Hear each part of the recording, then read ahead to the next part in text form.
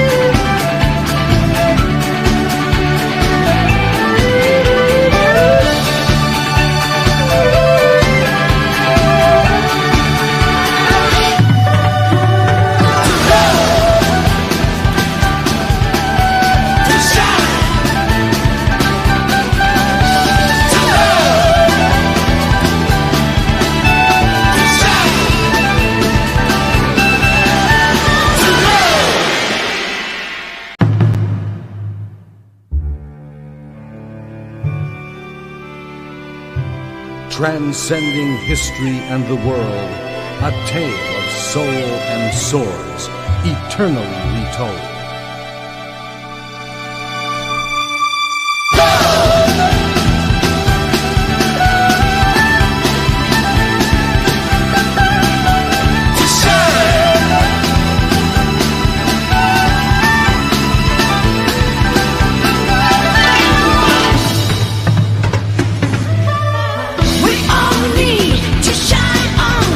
See how far we've come on a journey.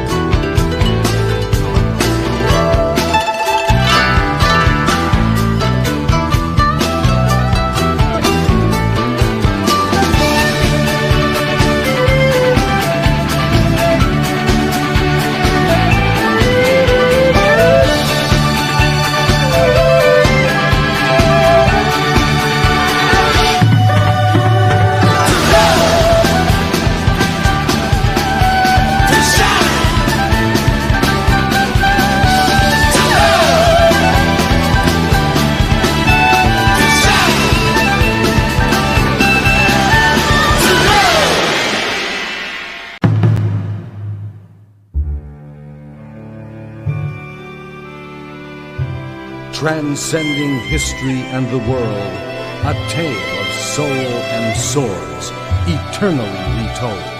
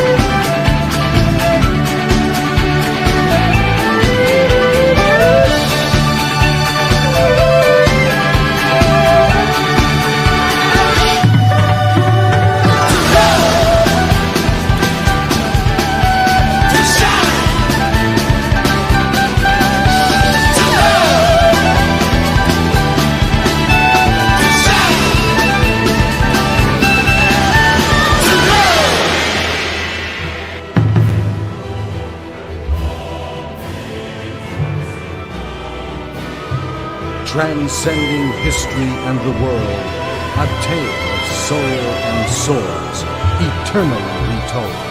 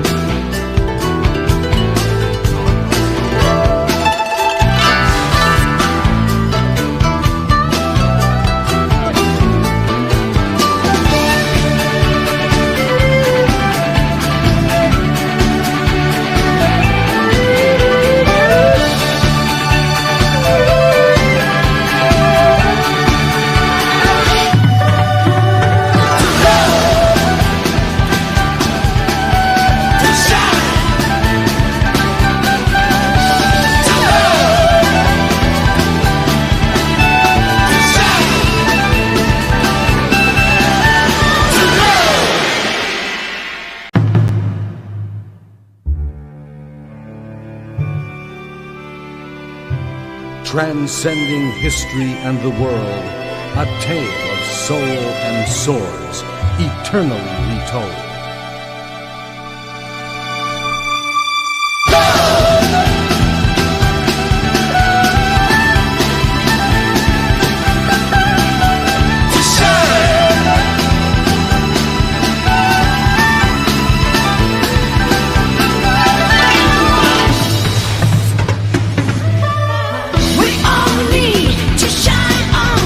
See how far we've come on a journey.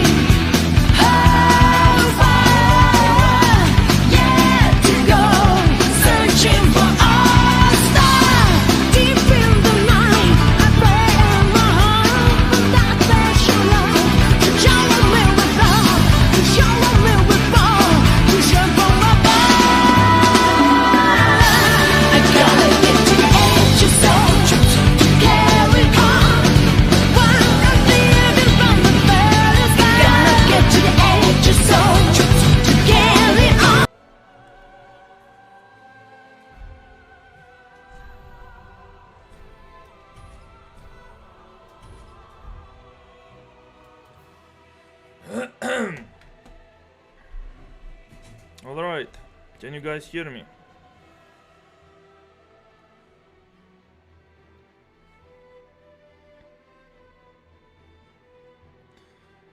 Holy fuck, dude.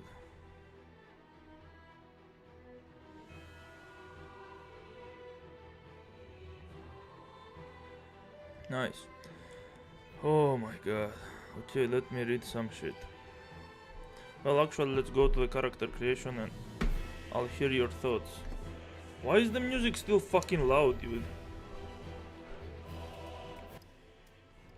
Fucking hell, this is fucking retarded.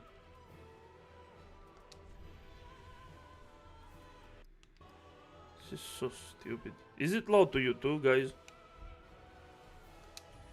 Because it was obnoxiously loud at first.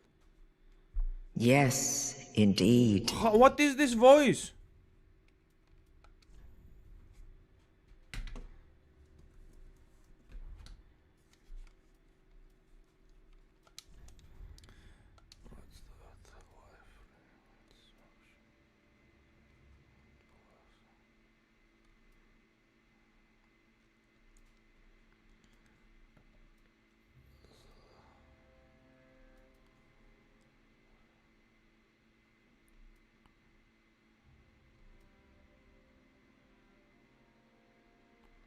The fuck are they? Are all garbage.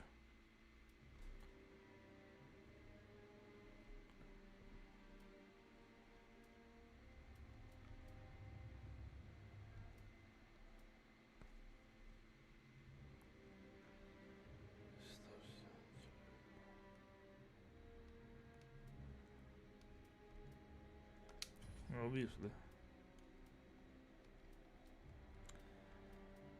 So we don't give a fuck about those. Let's go for the class. Oh my god. You guys tell me what class you prefer. I have one in mind. Woohoo! Hello, imagination. What? Lol, nice title. You want to see you see Dark Souls 3 seems to be nice way to trigger that. Is the intro of Soul Calibur? Yeah, Soul Edge, the first Soul Calibur. Hello, hello. Is it just me or I can hear Dark Souls 3 music? Yes, you can hear it because it was insanely loud. Brought up Sultan Sanctuary in a former poll. Is it good? It looks like actual Berserk, unlike Miyazaki's work. Synthetic Man got clapped by Torun Domain. That guy again. 6-7. Jodio Joestar. Filthy Rich. The fuck?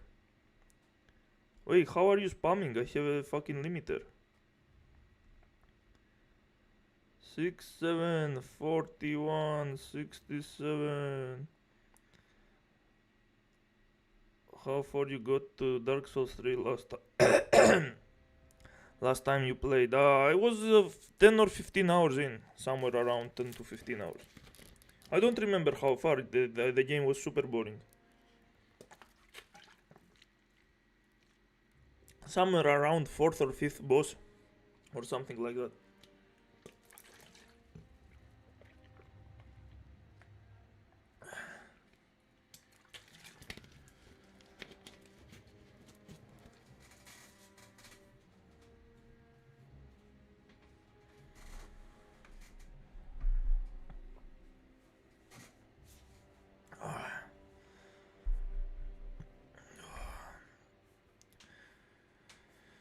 Dark Souls 3 host in general is amazing, so at least you'll enjoy that. Yeah, sure.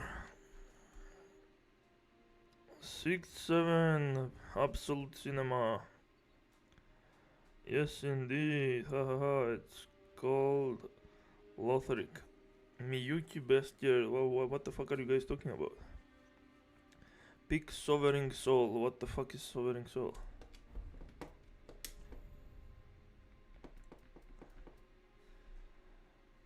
Used to acquire many souls. Oh, maybe, yeah, that's a better idea actually.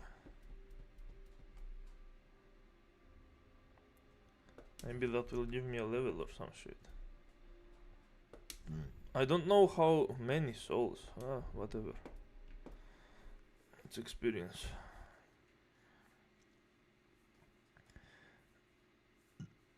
Sorcerer. Okay, I'm not going to cheese the game with cheap magic builds. Played in.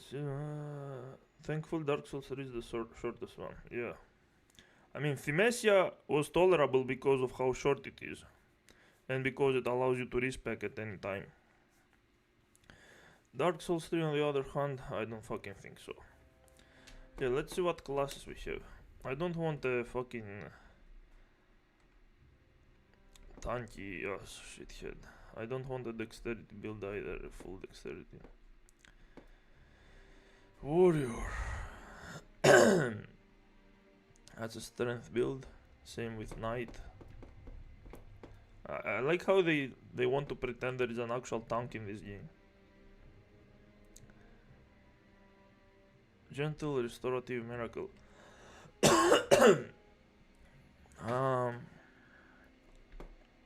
13 faith, huh? Maybe this guy has some faith. Some faith going on for him. Maybe it's not horrible.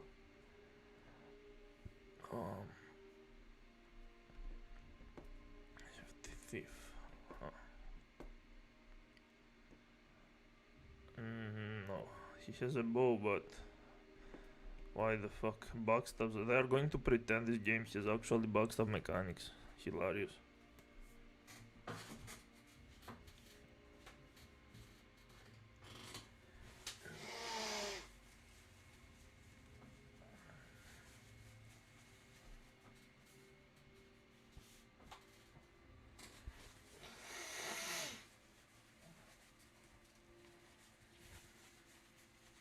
I heard Pyromancy is OP. Dark Souls 3 is the worst game to go for tank build on. Yeah. It's a total dodge roll simulator. Herald can use the Astoria straight sword as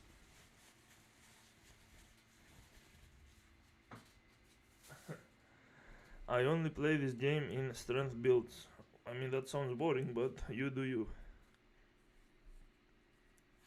He has backstab, but it's only used on humanoid types. Well, that's fucking stupid. And again, there is no indicator in Neo games. There is a very clear indicator about backstab, and it also does a lot of damage.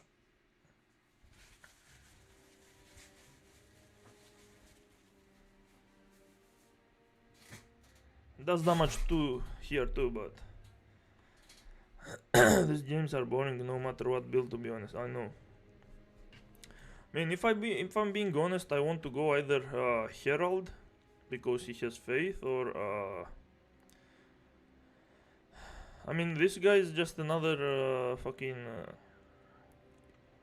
dexterity build. Like, these are all dexterity builds, pointless. Sorcerer is the broken guy, I'm pretty sure.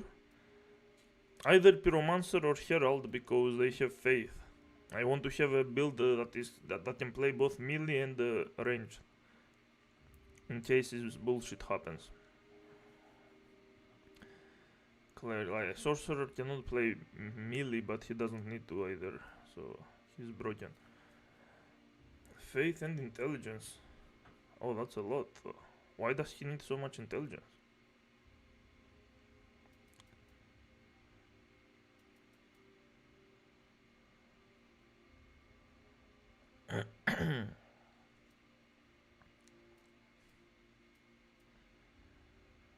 Miracles, faith 16.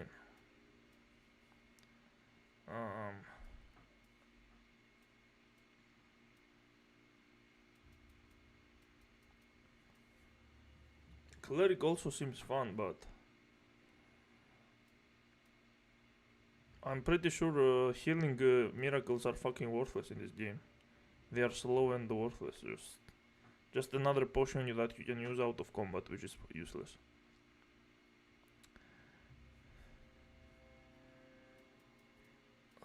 Deprived is a trash class. Probably Pyromancer because he has some.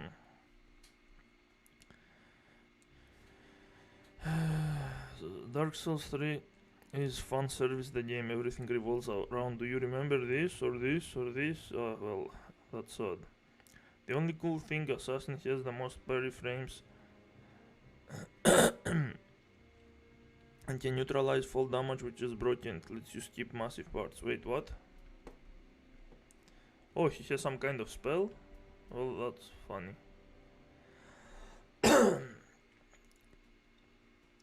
Guess Pyromancer would be good. Go for strength plus faith. Yeah, that's what I want to do. This guy has good strength and faith. I don't know why he has such high intelligence though. Do you need intelligence too to cast a faith spells? Because this is weird. So weird.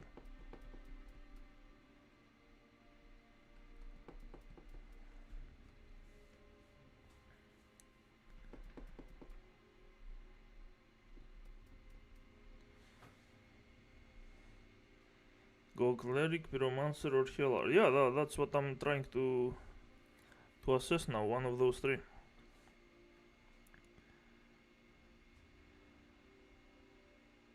He seems to have the most stats in the right places. Well, I mean, he has intelligence, so I don't know why he needs that. If faith spells require also intelligence, then the game is super retarded. Because what the fuck is the point of...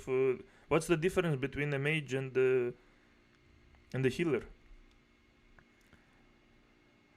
Solo, no, don't join the dark side of gaming. You were supposed to destroy the soul star, not join. Pyromancer has high int and faith because pyromancer scales with both. Why the fuck is that thing? That's so stupid. Make a poll about this if you are too confused. No, I'm not super confused. I mean, I'm pretty sure cleric is useless because his heals are worthless, so it's either herald or pyromancer. I mean, if intelligence also helps the faith spells, then that's fine, but I mean, that's stupid. Yes, optimal pyromancy built in Dark Souls 3 has 40 intelligence. Jesus, that's so stupid, dude. I'm gooning, I'm but to come. Pyromancer skills with both because there are some faith spells that give fire resistances. Okay, some faith spells. Doesn't scale for all the spells though, right? Anyway, I'll be back in a minute.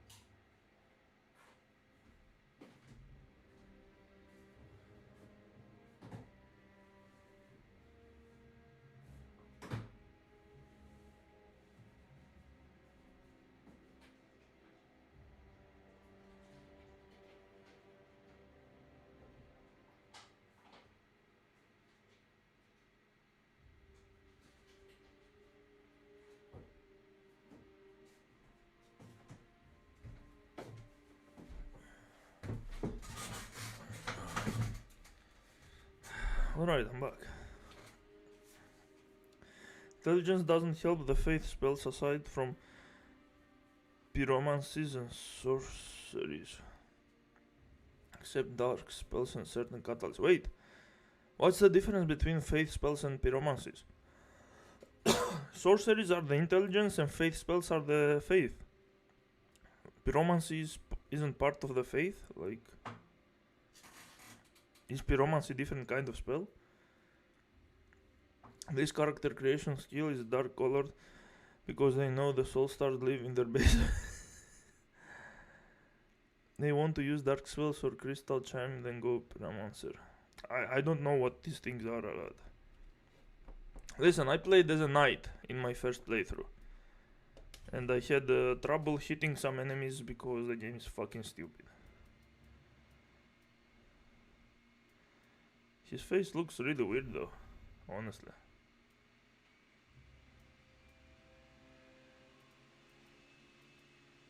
The fuck is this face?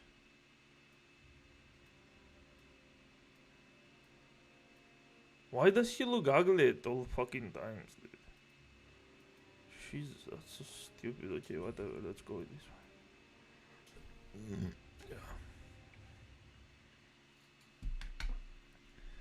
Pyromancy is a different kind of spell. I didn't even know that, honestly. I have only... I don't know, I didn't play mages in these games. I mean, I played intelligence once, sorcerer. In this and Dark Souls 1.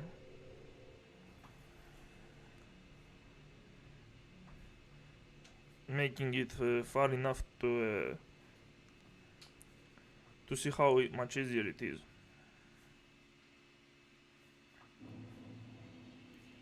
I don't know why. I only categorize the spells by intelligence and faith. I have no clue if pyromancy is an entire category that scales with both or whatever the fuck it does. Okay, first of all, why the fuck is this equipped? Used to acquire souls. No, I won't. Thank you. Okay, so do I roll? Do I fat roll? What do we do? I have a shield which is worthless, I think. Does the shield give me anything? I think the shield is useless, right? The shield doesn't give me stats, right? Well, I guess it's good to use against archers and shit, but there we go. Cannot change that. Oh, you can jump in this game. I remember now. Square uses the sheets. Triangle makes you dual wield. Okay. Okay. Yeah, we know. Strong attack. Target lock, I don't give a shit. The fuck? Roll. Dash. What?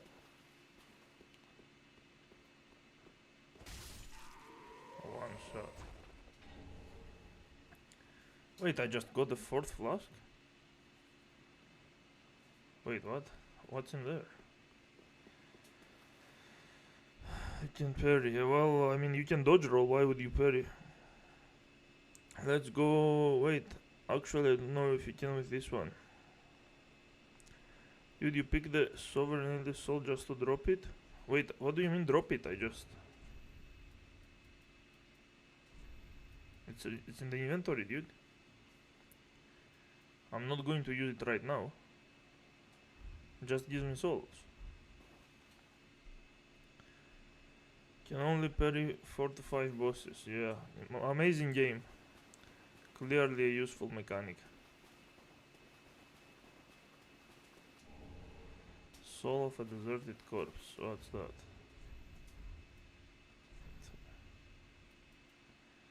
Used to acquire souls. What?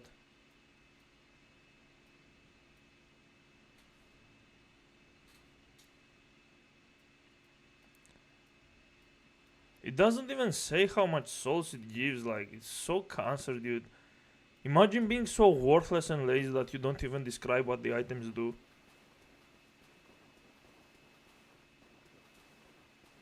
What a shitty game, dude. Imagine worshipping this slope.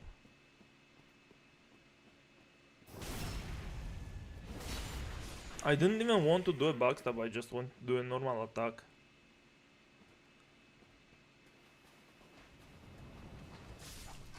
You bitch. Okay, how do we...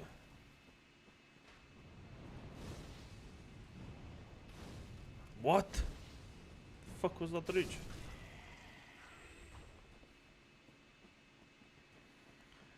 Whatever. Fuck off.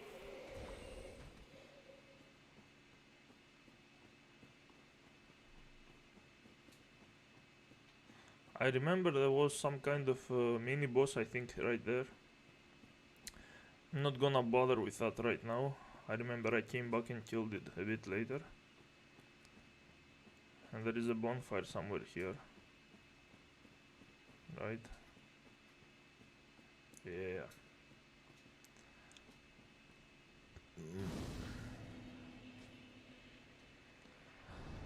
Uh-huh.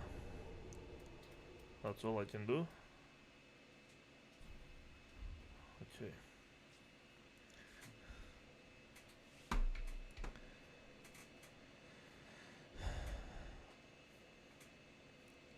Parry gives you a free riposte. Dodge roll you just avoid without dealing damage. This game is so shit, at least Dark Souls 1 had okay level design. Are you playing Dodge Roll Simulator? Just to suffer. From soft should add stamina for every limp.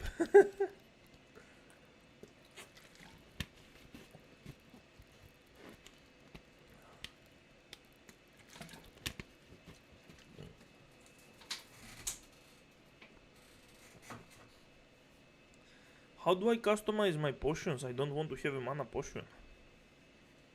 I only picked... I'm only going to use magic at places that is needed, like...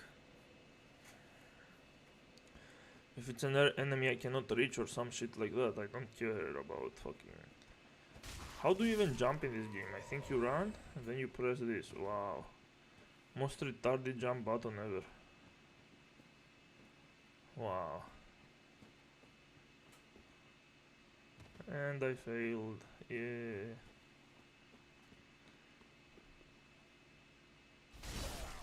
Yeah. Oh shit. See?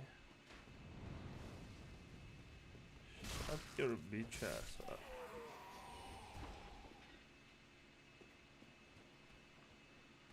I see something. Okay.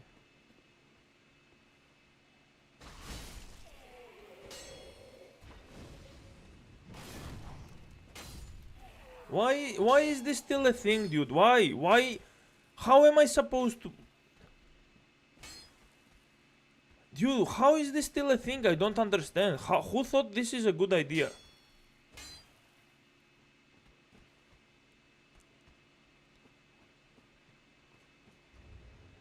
Oh my god. Like, you're placing the player in places that you can barely move and barely attack, and then you make this kind of mechanic. Look at that, he just 3-hit combo free.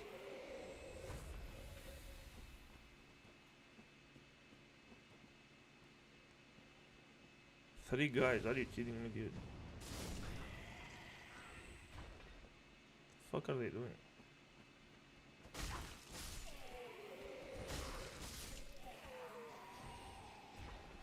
Fucking retards.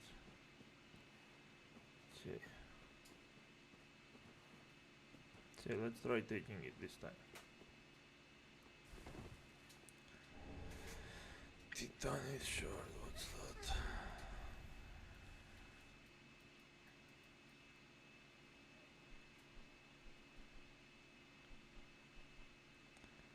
Okay. Yeah, whatever.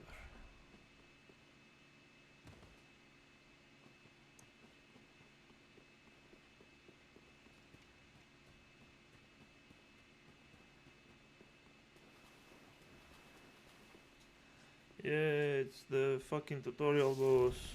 So good.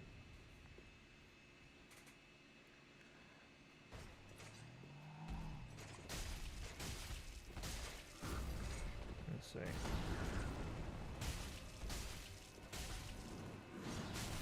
Uh-huh.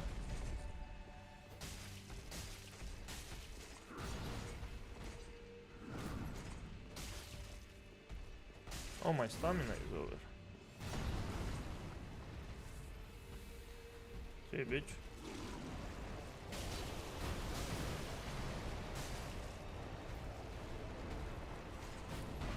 Look at how retarded the stamina system is, dude. I have to wait like...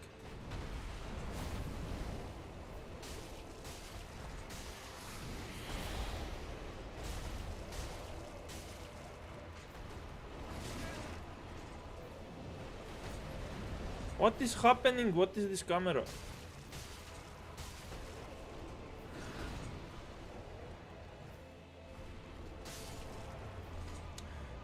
Big boss fight, yay! Amazing! Peak gameplay right there. Truly one of the most epic boss fights. Great camera, great gameplay, everything was great.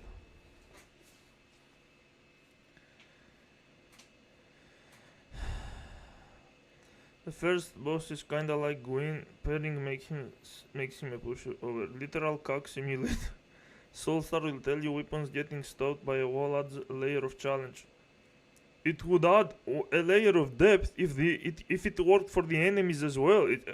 That's not challenge. This is so retarded.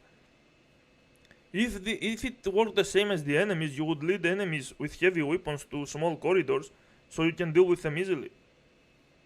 Like, if you have read the Berserk manga, Guts, the main character, actually uses those kinds of tactics.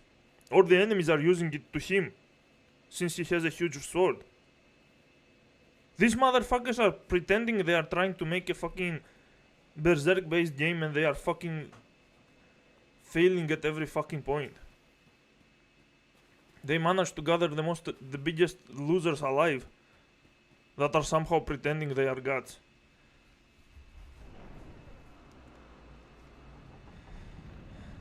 Bro, you don't understand, this game is so fucking realistic with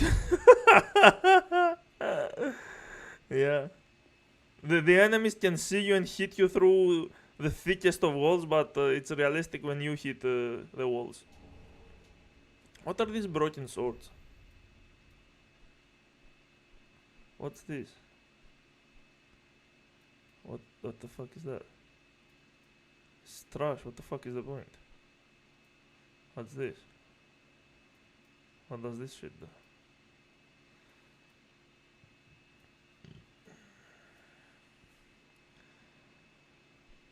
Something about cleric builds. Stupid shit. Whoa. As if Soulstar had any challenge in their low life. You can allocate your Estus at a firelink shrine. Well, you should be able to do it at the first bonfire, and you should be able to level up at bonfires too, so you won't have to waste time with the fucking loading screens of a cancerous game that already wastes your time at every point. The fuck is this guy doing? Whatever. I don't see any items, so I don't see a reason to engage. I remember there was some items here, but I don't see them now, which is weird. What? How did you survive? Fading soul.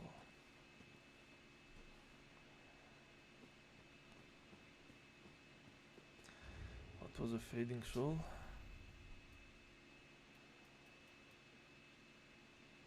Smidgen of souls? Yeah. Stupid shit. Oh. There's nothing here. Yeah, I remember there was something here or even this way. I don't remember what, but let's level up first because we have souls. It's waifu time. I can hit people here. That's so stupid, dude. Welcome to the bonfire, unkindled one. I am fire. I tend to the flame. The lords have left their throat to this end. I am Yay. ashen one. Sovereign. I am ashen. Very well. Then touch pagan now. Okay, obviously you're not fat rolling, so you'll probably just need some health.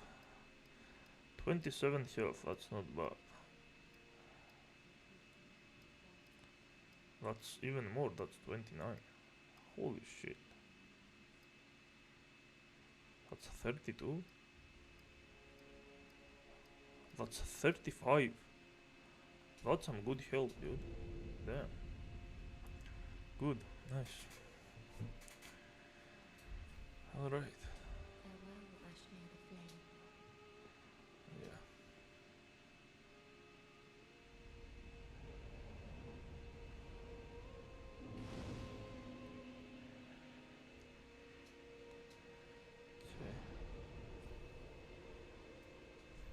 Okay.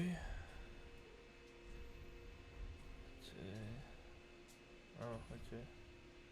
Wait, how do I make the Estus flasks? What? Oh my god. Well, you're not alone, gives me and it have us that we're talking. Don't you think? Useful stuff, yeah.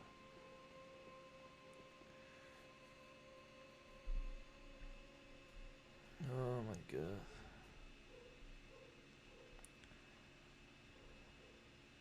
No, lock on down, are you pro or something? Can quit the game now. Whoa, so fun game. First try, you're so skilled, bro. I was stuck for 10. Oh my god. And you complain about the enemies hitting you through a 3 meter thick metal wall. You need to get good, and also when you complain that you can't hit enemies through a sheet of paper. Pop all the souls in the shrine and level up. I did that. What are you gonna upgrade first? Health, as always. Are dex weapons OP in this game? I remember the meta around this game was getting weapons with good R1 attacks like Castus sword or something. Well, I don't know. Time wasting leveling system, yep. Yo, what build are you doing? I'm going to do...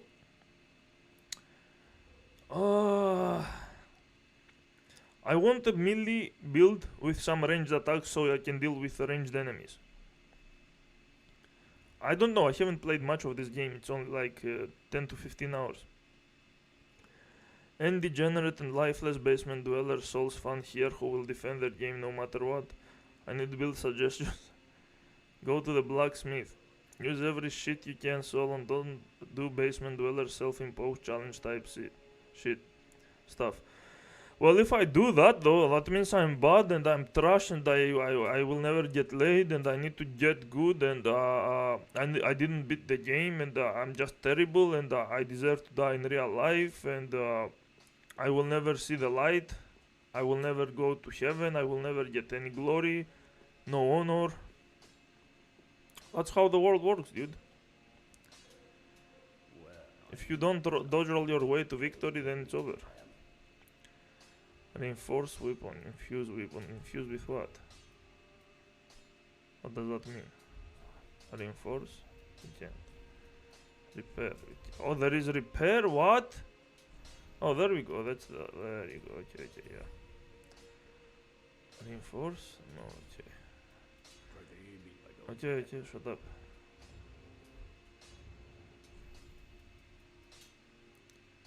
And now I need to sit so I can get my fourth shit. What's that? Boost pyromancies. Oh, we can have 4 rings. Oh, okay, that's interesting.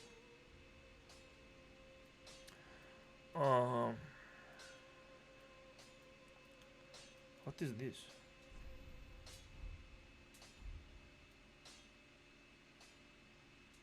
Okay, so I'll use my firebomb at some point, I guess. Even though I already have my fucking... This is a light roll, right guys? Or am I wrong? And it looks fast.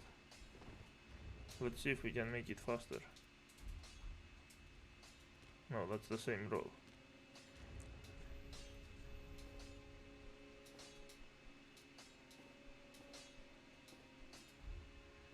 Okay.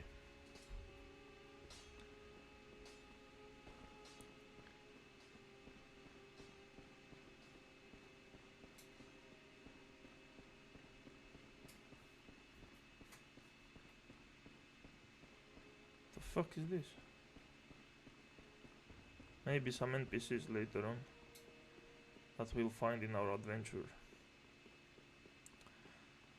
Okay, anyway. How do I... whatever, let's... Wait, whoa. No, let's... What's in here?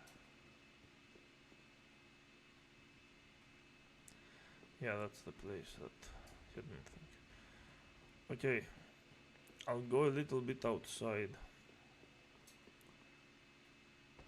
Where the fuck is this?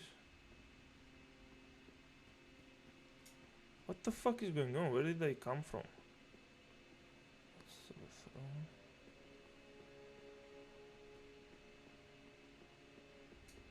There we go.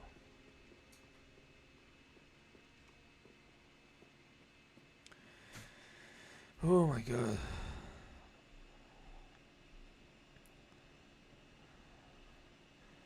Estus plus capacity blacksmith, Estus plus 1 bone shards. Yo. Hey Solo, nice to see you play Dark Souls 3. Yeah, it's really the best. No strength or faith, just abuse lightning damage. Are you enjoying yourself, Solon? Yeah, clearly. Faith build. Okay, Solon, so just go 30 faith and in for Pyro, Chaos build and GG Ilmao. 30 is a soft cap for some stupid reason. Really? Make your dad play Dark Souls 3 and if he doesn't like it, cut ties with him. You know what's funny? That if you make one of your parents that can barely play a video game, people are going to watch because they are desperate to look down on someone. They want to feel superior. That's why the idiot with that made his dad play got so many views. Deep down they were looking at him and they were like, oh my god, he's so bad, I'm so good, I'm superior, I'm better than someone in something in life, I don't need to kill myself. They are fucking subhuman, dude. Anything above 70% equipment load is fat rolling.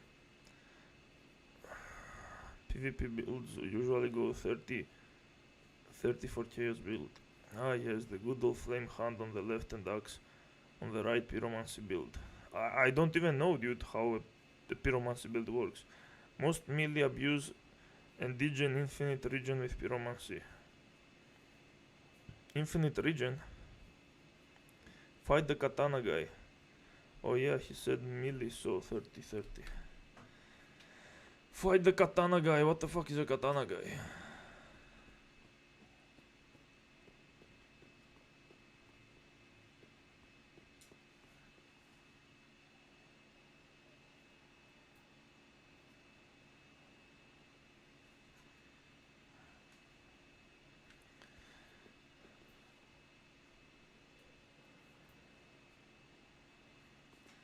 Right.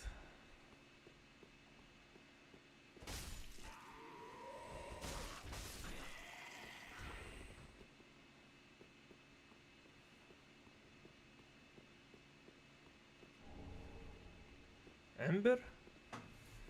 Wasn't Ember something like... Wait, why am I going here? I need to... This gets me back.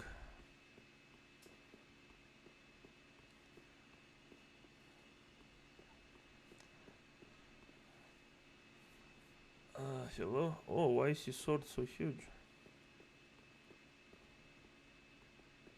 How do you do a kick? Yo! What? What was that heal?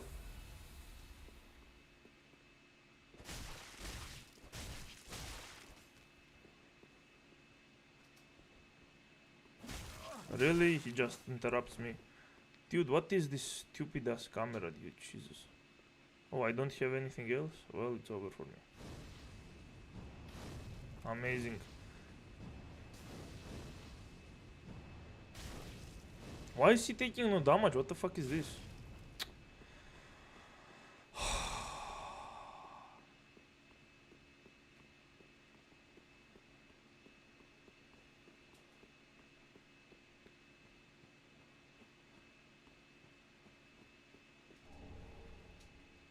Okay.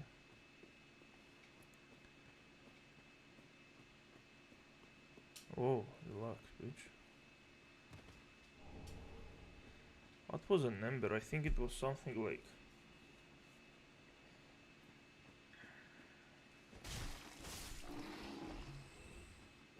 Only 10 souls. Amazing balancing.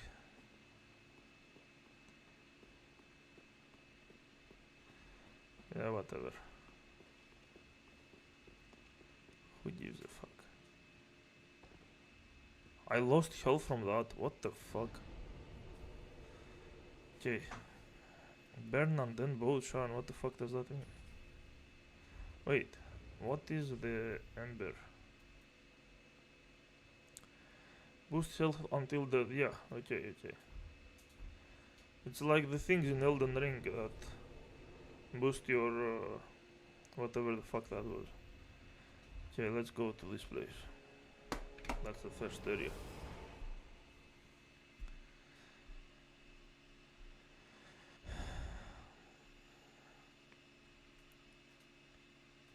Yeah, infinite regen equals exploiting a pyro catalyst to get free S2s. Common Digens start at level 125 PvP. I cannot do that. We're going to make a video on Crimson Desert. It's getting so hyped over nothing. People were watching the trailer and saying this is good. Yeah, because people are stupid. They see graphics. Legendary katana guy. Is Crimson Desert out now? I might want to watch someone play it because I cannot play it myself, and we can make observation about the design. Most likely we'll watch Maximilian dude because at least he's competent player, so we won't have to cringe.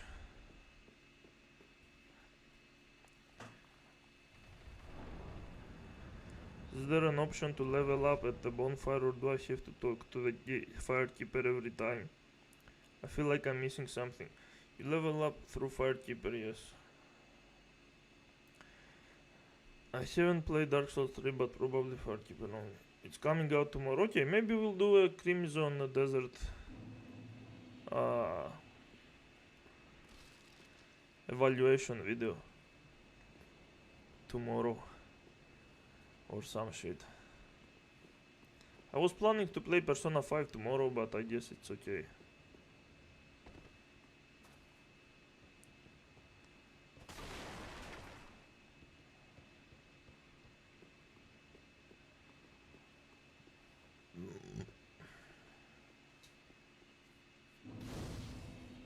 Okay.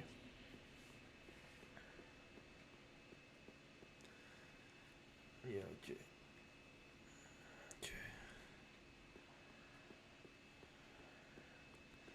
So there are two ways to go, which means this game is not some linear shit, right? No, wait, there is only one way. Or not. No, there are two ways to go. Very nice. There is this way, with a dragon, with a dead dragon. Such incredible artistic design. They put a dead dragon as if it means anything. There is this douchebag here. And I think you can't really go through this place, right? There is nothing. I think there is something up there. Don't really remember if I'm being honest. Okay, let's see how it works.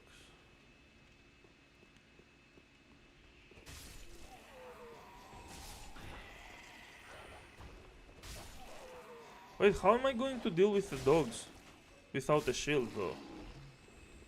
Right?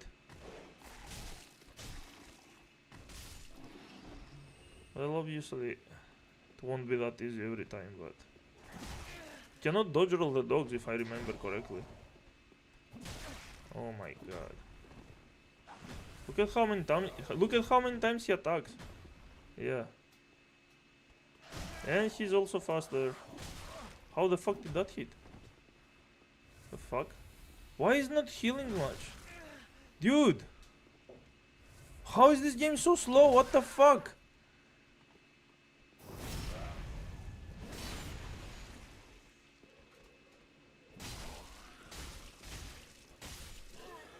You need 100 hours to finally do something. That's a second guy? Oh my god.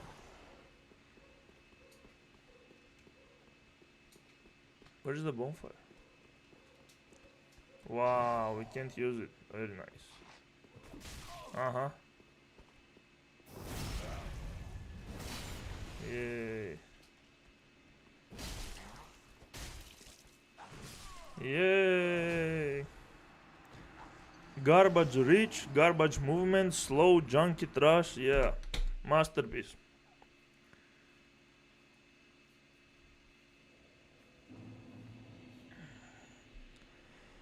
Ah, guys, it's a masterpiece. So, guys, since you all played our fair share of From Software titles, which knight protagonist armor looks the coolest or best? They all suck. Have sex with a firekeeper, okay. The default knight armor, so yeah. The other way leads to dead end pretty much. It's super linear, gets even worse later. Well, that's sad. Faram drip is unmatched in trailer and in game cause Dark Souls 3 final boss armor makes you look like a twink. Dark Souls 2 looks drippy as hell. Hollows with great axes are basically mini bosses.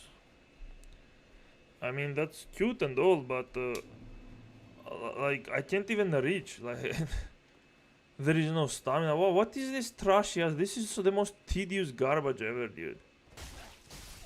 The fact that people play this and they think it's good. I need a shield, by the way.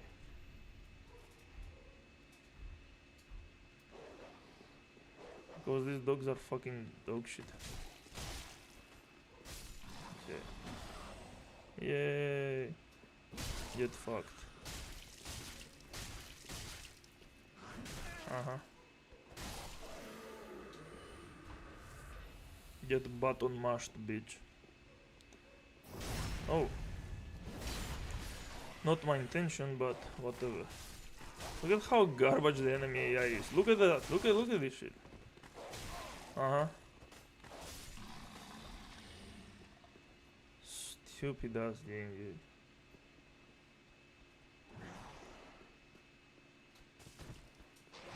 Yeah, okay.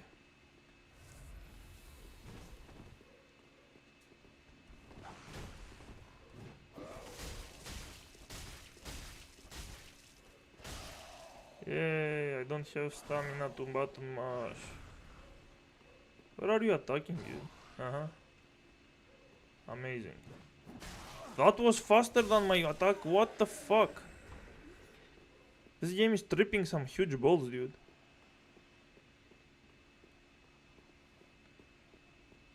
How am I so slow? I don't understand. Why are all of my attacks are slow?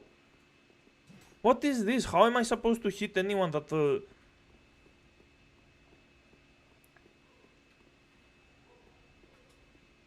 Look at those attacks, dude. Like, you get 100 the enemies get hundreds of chances to fucking stunlock you. Even the normal attack. Look at this wind up. So stupid, dude. Holy shit. Nope.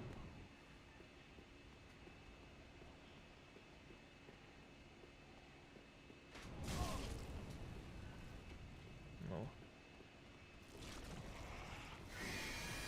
Oh. Well. You have fun there.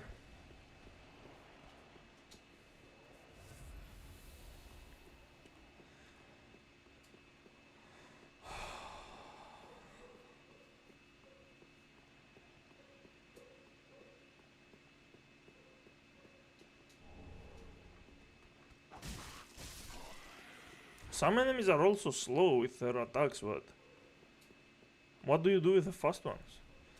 Okay, so this is going to be a shortcut later on, I suppose. Typical from soft design.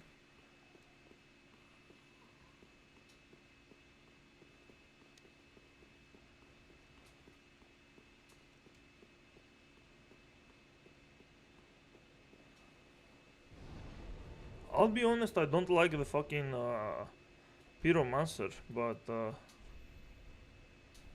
let me try a different character because this is so fucking stupid, dude. This is so retarded. Oh my god. You can, but it feels like dogs deal damage before they even touch you. Reminds me of Ryzen. Yeah, they do deal damage before they touch you. That's the point. You cannot dodge roll. Your dodge roll intervals don't come faster than the dog attacks. Yes. I remember that being a problem in every Souls game. The Capra Demon, for example, the dogs are the bigger problem, and let's get the life ring, dude. At least we can have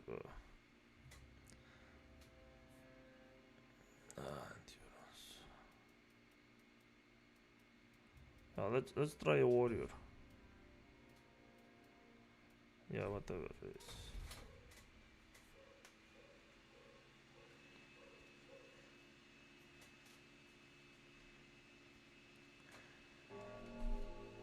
Demon Souls Flooded Armor is my favorite, the original one, not the remake for some reason. Just cheese the game, your health is lower now. Wait, why is my health lower? People call this junky game masterpiece, lol.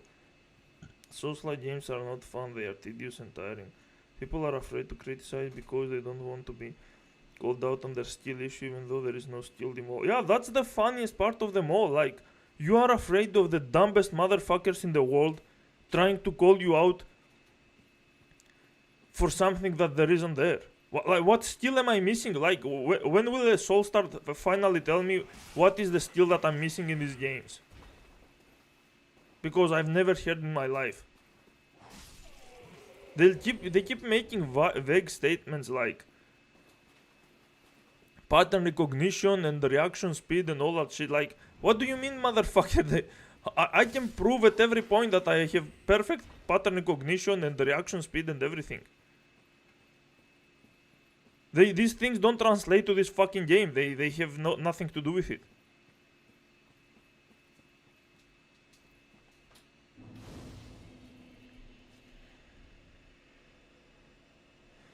That's why people suffer through it and call it peak after they get their endorphins. Screw substance, it's how the games are made. Screw, it's how the games made me feel at the end of the day. No, Solon's enemy don't have godlike iframe dodge roll, you are OP. Well, I am only OP if I actually memorize all the enemy attacks. Why did I get the mana fucking flask? What the fuck is that? I failed. Fuck off.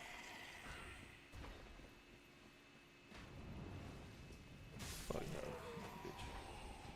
Does this guy attack faster? Nope, he's trash. Oh my god. No, you can't even do that.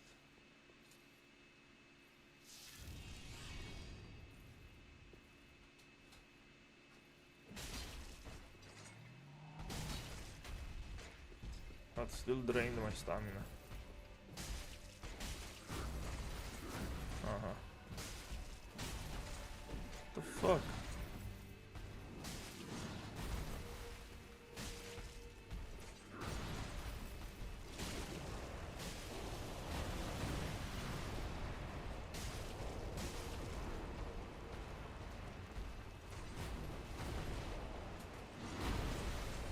Fuck are you jumping, you fucking retard?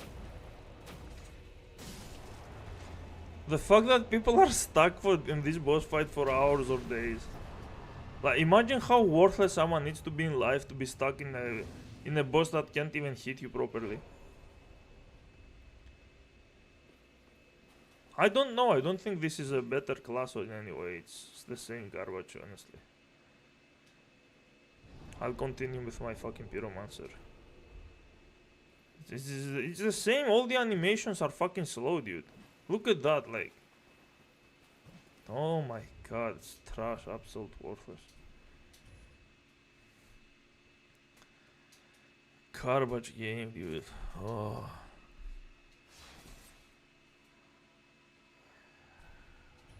Fuck off.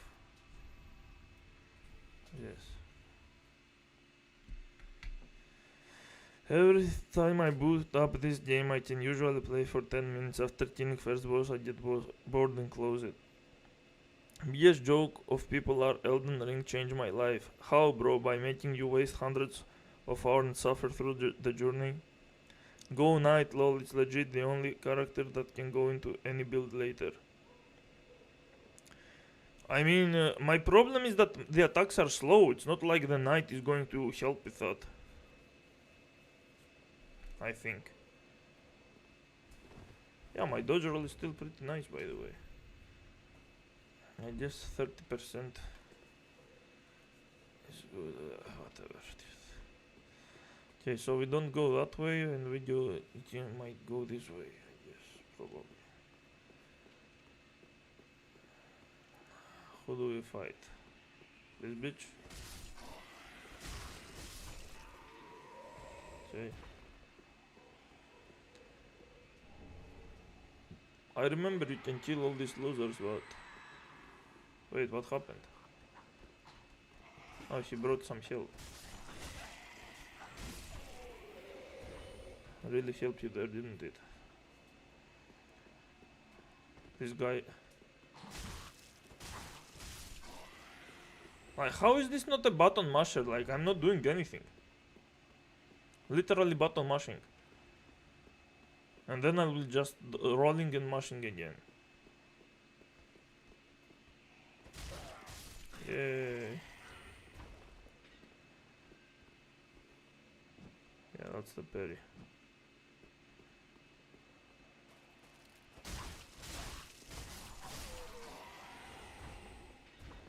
Fucking losers. Can I ride the dragon? No. Can I? Think I can. Do I do anything here?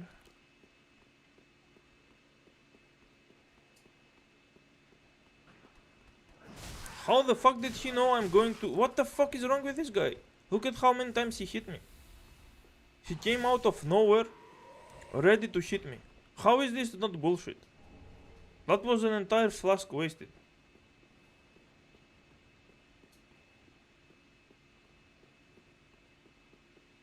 The game is fair and it's fully skill based. Every time you die it's because you are bad. Just need to improve the skills that I will never tell you what skills they are.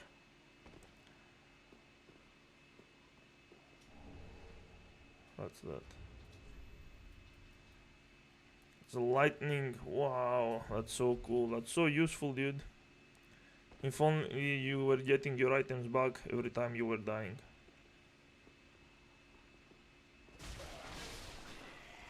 Okay.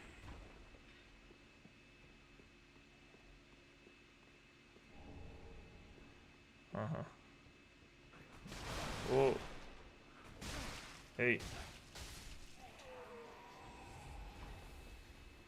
Where the fuck do we even go, dude? Whatever.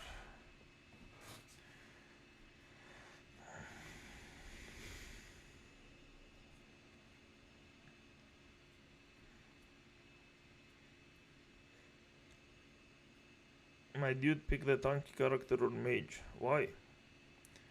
Get good. Stop blaming the game. Get good. This looks like a waste of time. Yeah, imagine playing it now 100 hours to finish it, and then replaying it with a different build, so you can dodge roll and attack with a different weapon. Peak masterpiece. There is only tolerance for the suffering. Take responsibility for your skill issue. Not every game should cater to your playstyle. Well, that's the problem. There are literally no playstyles here. How do I go down? Okay, there we go. Oh, what's here? No,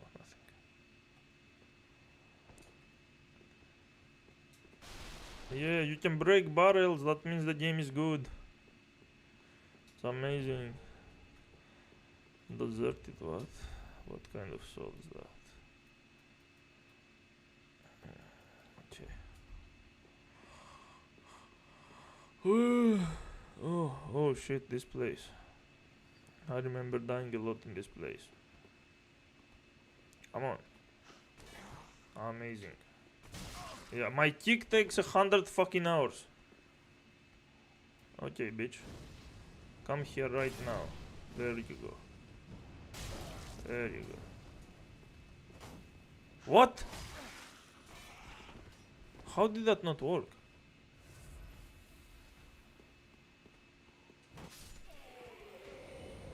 Did he just take 0 damage through his guard? Here comes the dragon. Yay!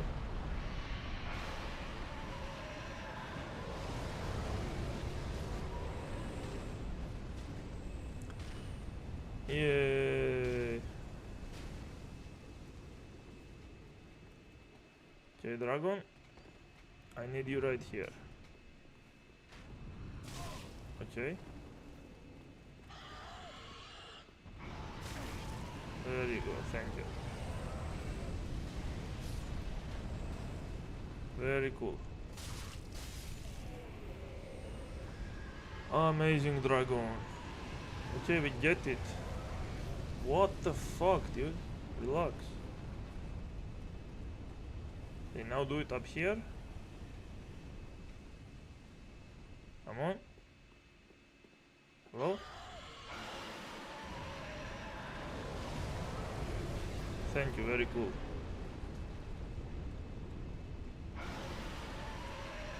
Nope.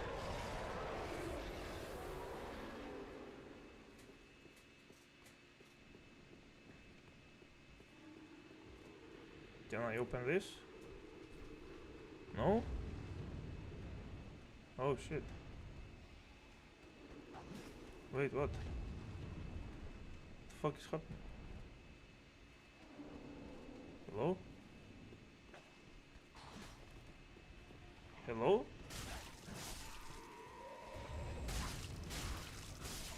Fuck.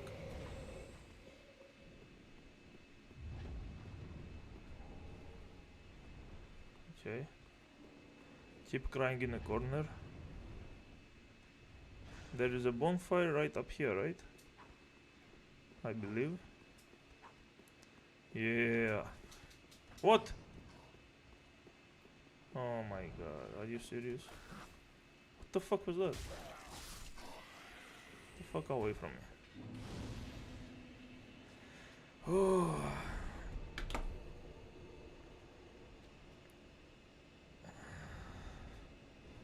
How skilled you are at drinking out of the toilet. Then jumping in this game is so trash.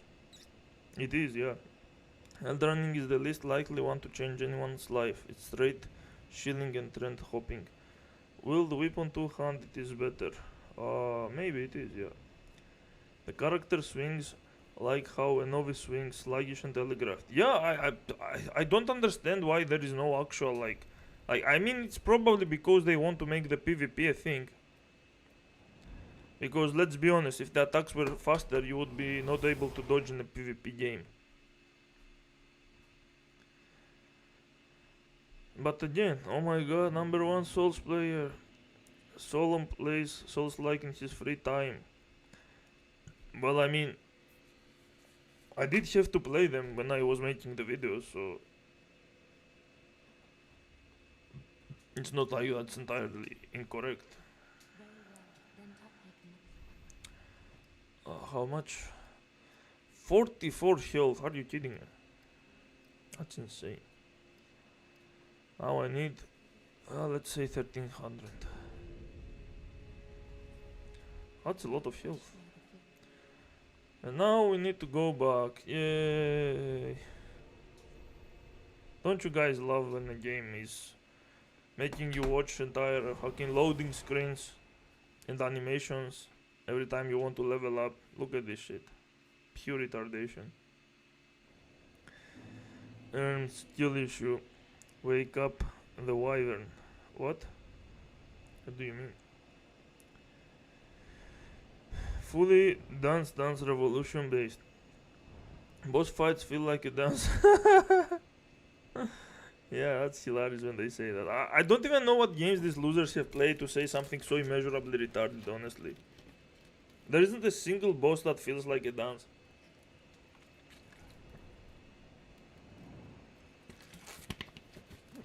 In a single Souls-like that I played.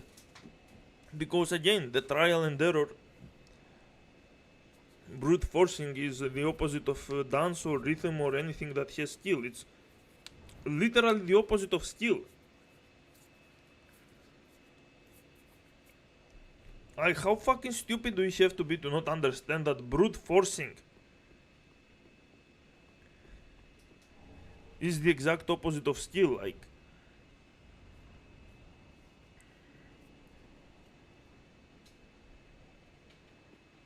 it's the example with a monkey on a computer that keeps typing until it gets it writes Shakespeare or some philosophical book or anything. That's literally the only way to do it without skill. This bitch is trying to attack me, isn't he? Fuck it. To be honest with you, even Lies of P is better, honestly. Like, they put these things on these places and they expect you to take them, but they always have some douchebag to attack you. How many firebombs can I have at the same time? 10? That's good. Okay. Lies of P has better graphics, has more combat options. I mean, it's still a Souls-like, but it's not this stupid. Yeah, okay. Now they just attack me like this. What? What the fuck? How do they have such fast ranged attacks? Look at that. Look at how terribly colored and how terrible the lighting is in this place. Everything looks the same color. You can't see holes. You can't see enemies. This is so trash. How is this good design? How is this good level design? The level design must complement the game visually. How do I even go down? Okay, this is how. There we go.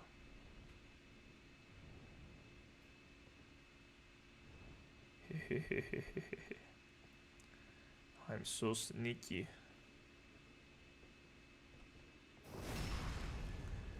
Get fucked. Boom.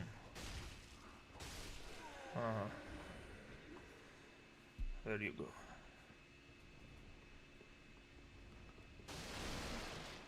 Like, I would rather play Lies of P and the fucking DLC. Not much of a bar, but... What the fuck is this guy doing? Okay, let's drink to make sure. Look at what the amount of health that the potion restores. This is so trash. What's a mail breaker?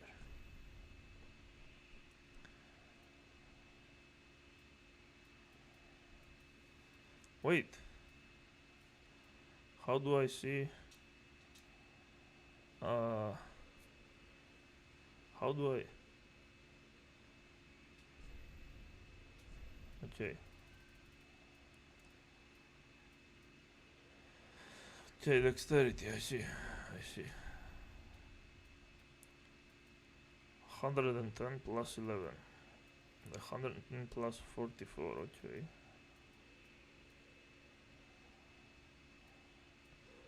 I need 1 dexterity to be able to equip this. See, and you don't even know if it's good. You don't even know if the weapon is good or anything, honestly. What the fuck is that? A longbow? We have a bow now? Unable to. What do you mean unable? Oh, this is actually faster. Okay. Maybe it's good.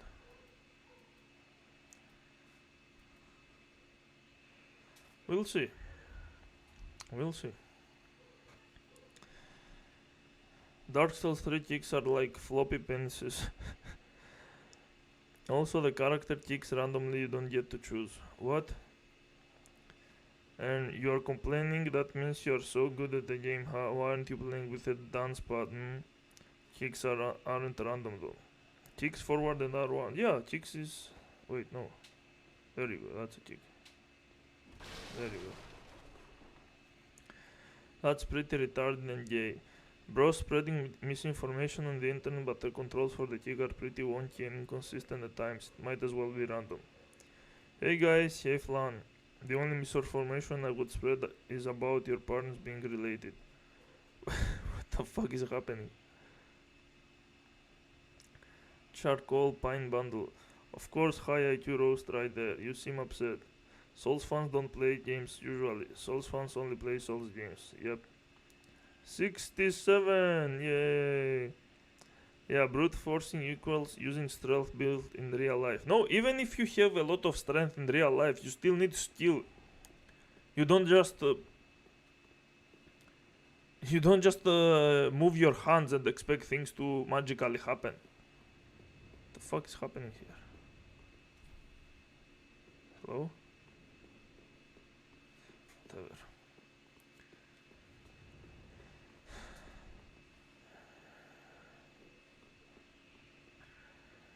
What? Oh my god. Oh, there we go. That's something. Throwing a knife. No. Okay.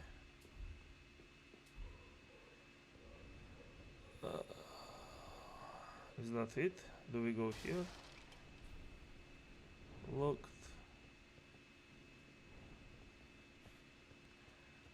Okay.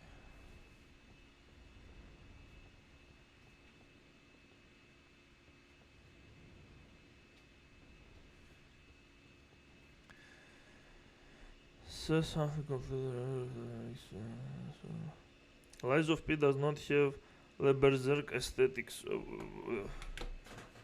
I mean, if the only thing that it has to do with fucking berserk is the aesthetics, then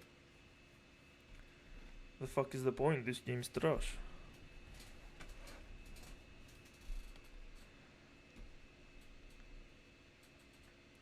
Lies of penguins.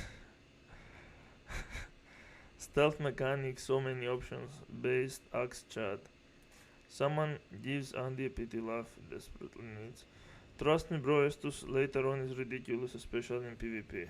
Well, so much for balancing.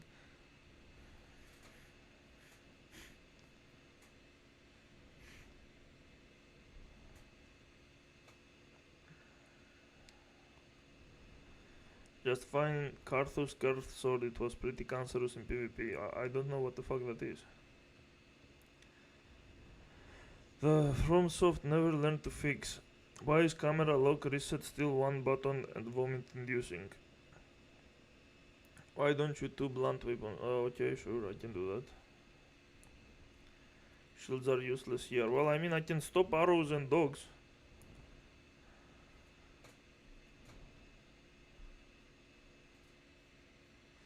Can legit block almost everything in the game with a strong magic shield. What does a magic shield do? What do we do here?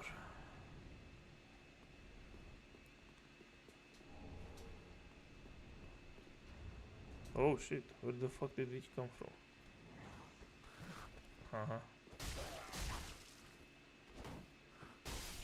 Oh, it's faster too, or not? No, it's the same.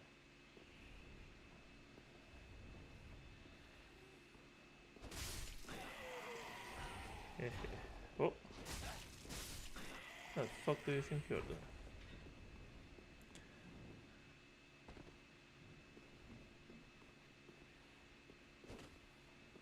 What the hell? Okay. More firebombs.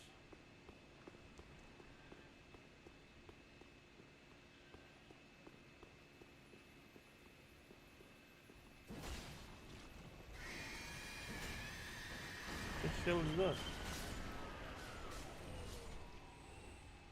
Okay.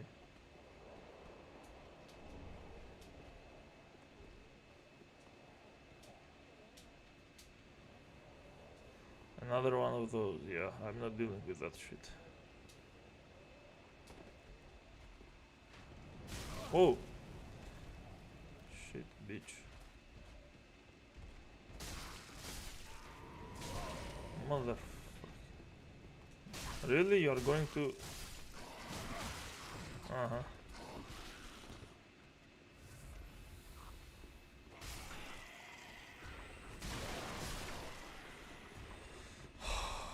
Firebomb. How many firebombs can you have? 16?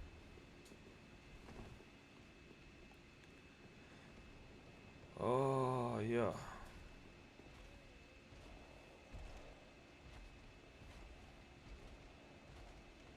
Hello? What's that noise? Oh yeah, that mini boss. I remember that. Black firebomb, what's the difference?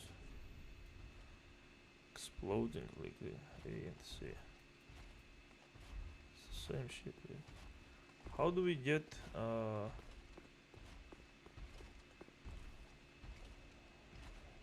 how the fuck?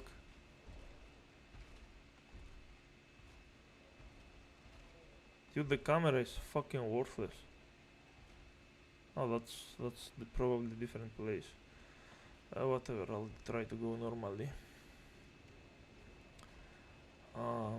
If I go down here, I think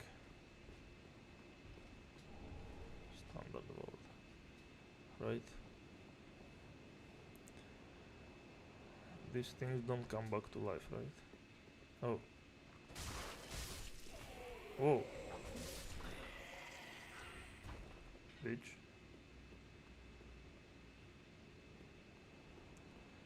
Nope. The fuck away from me.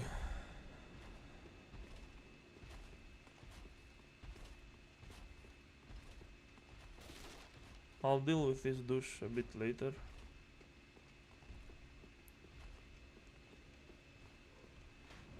Nope. This is the shortcut, right? Yeah, I think. Or is it?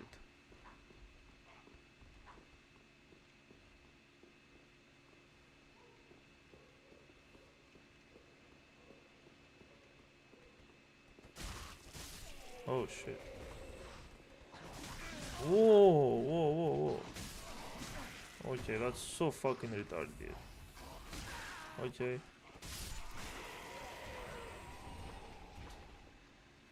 Oh my god. Okay, we have souls for the level. Is there anything here? No.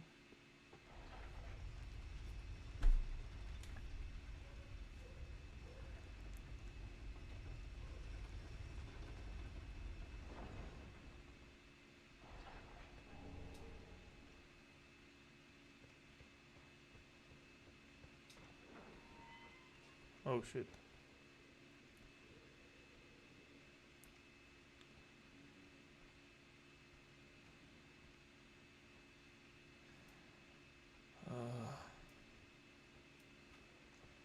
Whatever.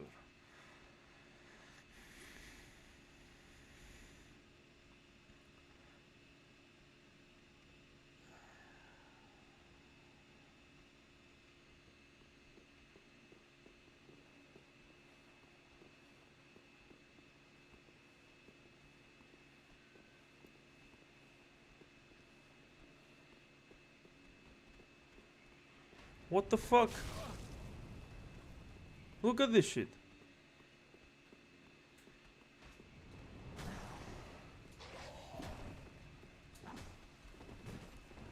Perfectly designed as Miyazaki intended. Okay, I hope you all go fuck yourselves. Let's take a level. Let's read some chat. Yeah, but the current shield is useless. You should only use the good one. So there are good shields. It's a spell, but if you're looking for a distal shield, you can get a night shield.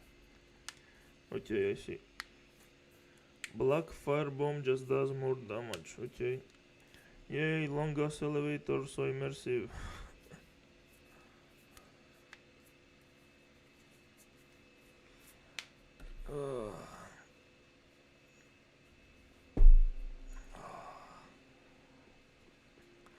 Okay, I think I should start.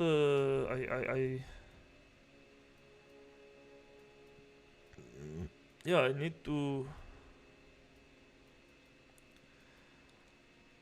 level up some dexterity so I can use this one because it's stronger, right? What is the durability, by the way? 60 out of 60. Okay, good. 50 out of 50. 55. Okay, good. Nice. Welcome her speak. Very well Up. identified. Dexterity.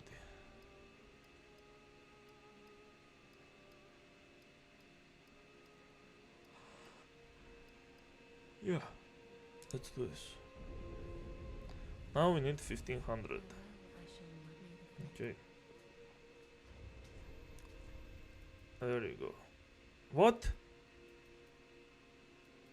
The fuck is that?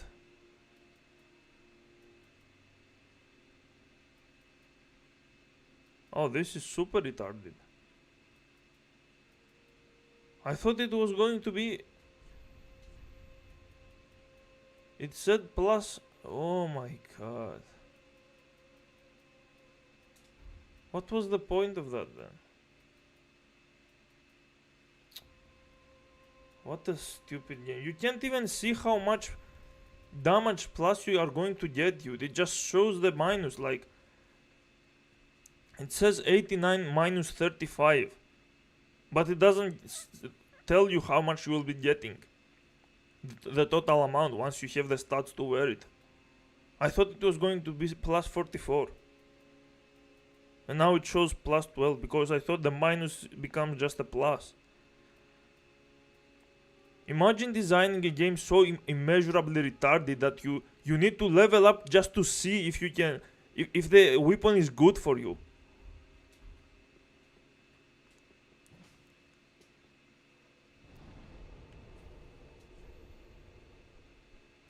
Holy shit, these losers are insane, dude.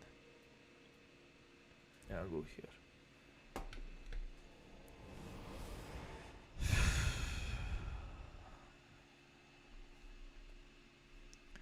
I think you can just run to the boss, bro. I mean, probably. Still remember Prince Lothric elevator, turns out it was useless. 1 plus 2 plus 3 is overkill. Level health first. I mean, I just wanted to equip a weapon, dude. I thought it was going to be stronger than what I have, but it's literally the same. And I just wasted the fucking level on dexterity for no reason. I mean, I'm sure I'll get a good weapon later that might need dexterity, but this was fucking stupid. Like, the game doesn't even show you what the weapon is going to give you. People are saying you can equip the weapon even with a low stats to see how fast it is, but what the fuck is the point of that? If you literally can't see what the weapon gives you. Yo. Stupid dog. Fuck off. Yay, now we have to wait.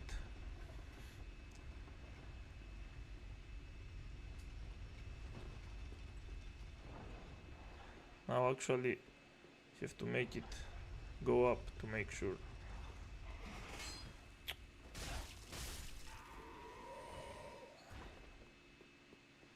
Yeah, here comes the gang of bastards.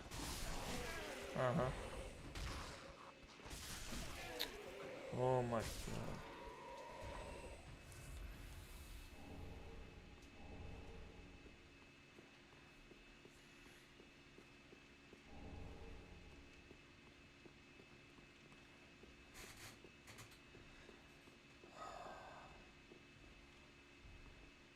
Wait, what? Oh, it's the place. Okay.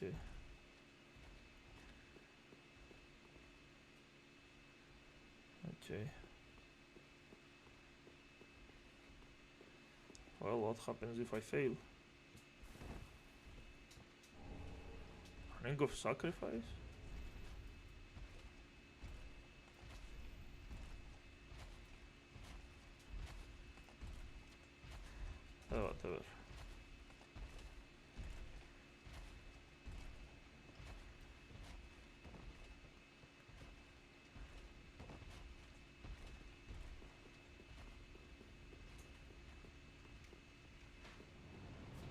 Oh shit, I forgot.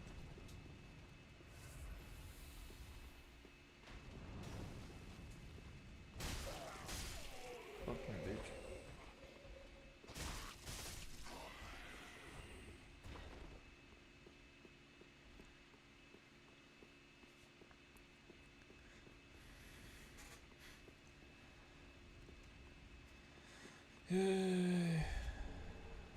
How many of those do we have? Not bad.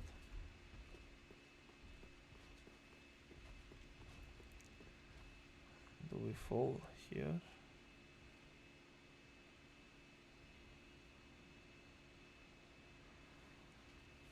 I think that's the boss place, right? Yeah, that has to be. So we need to explore properly before that.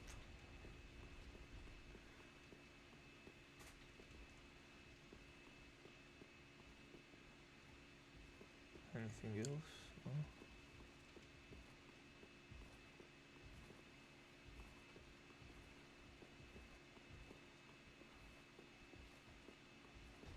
Oh.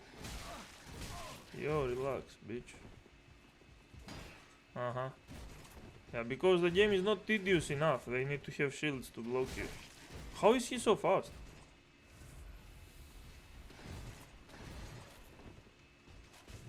Look at this stupid shit. Look at this shit, dude. How do you make a game more tedious than it already is, dude?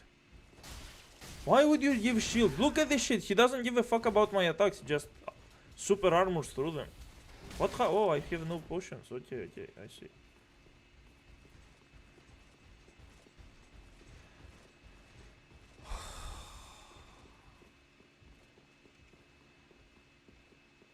Oh my god. Yeah. 11 out of 10 skill-based combat for basement dwellers. And we wait until this shit comes down. And finally came, and then we step on it, and then we wait until it goes back up. Because it's a masterpiece. Yeah. And then we die to some bullshit.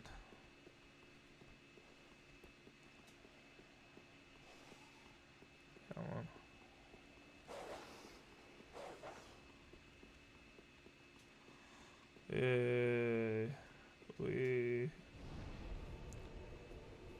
I mean, I should probably go to the other place, honestly. Maybe there are things there.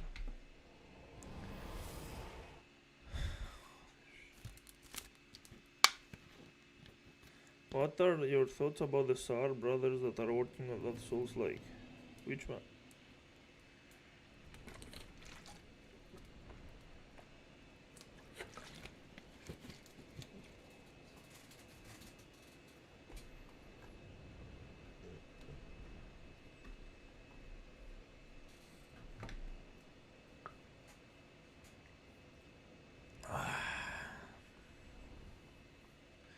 Wait, where the fuck am I? Oh yeah, here. No, no. This way. Garbage level design. Well, it's the coloring palette that is garbage, but still. Yeah. Where do we go here?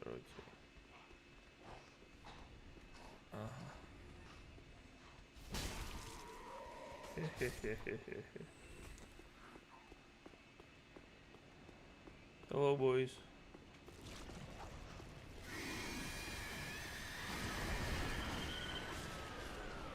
Yeah, I'm not dealing with this. Yo, relax.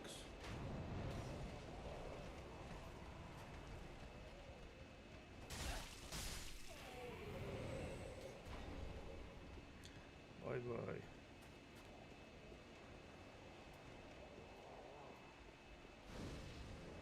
Get fucked.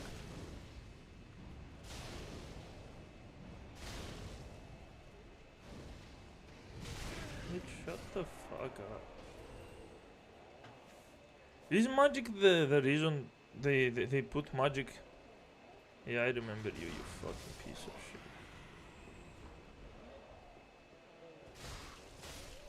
Is magic good against shields, or how do you deal with someone that blocks all the time?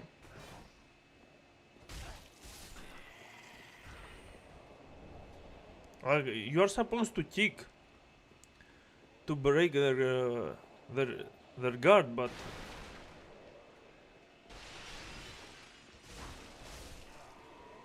your kick is so slow that it doesn't even work. Like, the fuck is that? Estus recovery within it. What the fuck does that mean? Huh?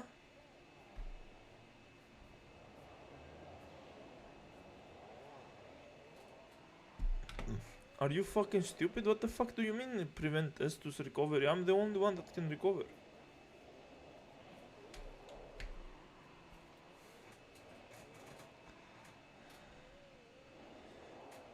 Oh, you can return to the fucking without losing your stuff. So if you're about to level up, so if I have 1500 souls, well, I mean, this area is not tough, so I can return manually as well. Holy shit, so trash.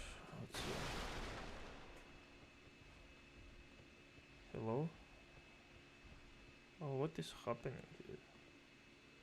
There was some bullshit here, wasn't it? Yeah.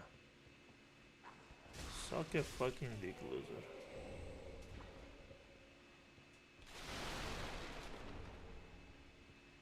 Yeah.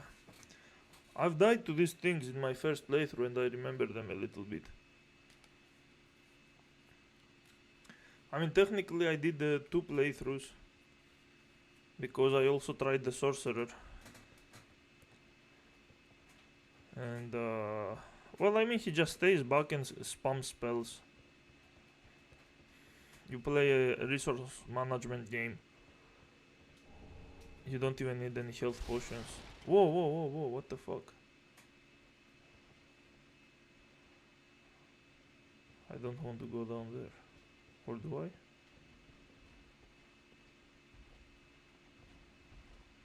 What the hell?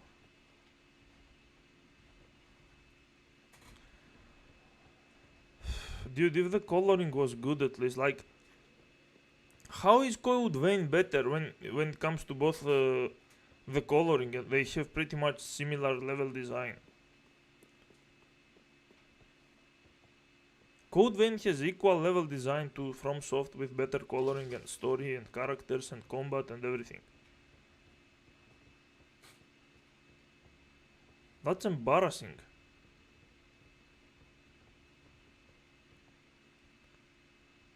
To FromSoft. Where the fuck are we? What is going on?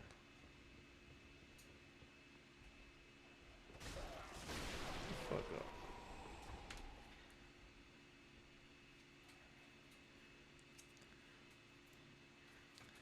You always hit the chest first, right? Oh, we got a new shield, wow. Well, it's better. That's for sure. Am I going to start fat rolling though? That's the real question. Oh my god, my dodge roll is just worse. Or not. Yeah, it is. I think it actually is.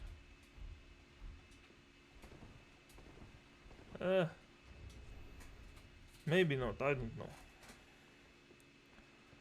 You can hardly tell in this stupid ass game.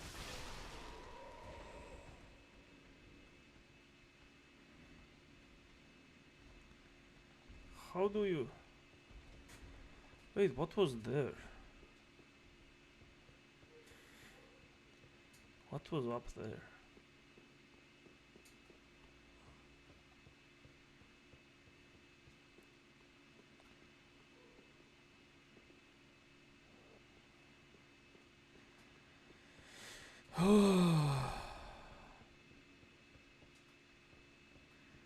So what's here?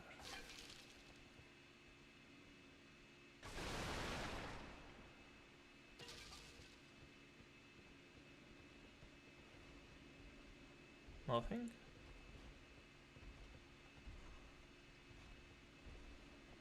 Dude, just fucking break this thing. Okay. Fuck is happening? Oh, they are ready to fight me? Well, that's really cute, but how do I isolate them? If I fight three of these things with a dog, that's going to be fucked up. Hello? Is he alone? Well, there is a dog here. I would not call this thing alone. Okay, let's fight this dog. Shut the fuck up. Oh my god, it's over. Yay. What the hit? Hit the stupid dog, you stupid son of a bitch. Okay, come up here, you freak. What the fuck? Come up here! You stupid dumb bitch. Get fucked.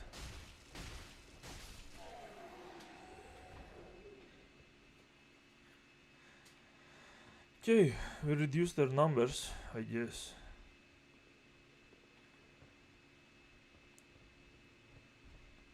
What's here?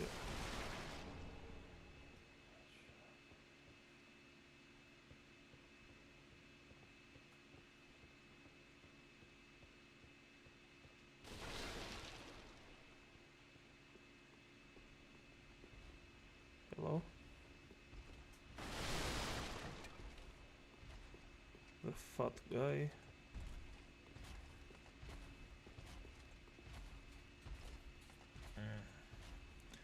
Need to gather the items down there too.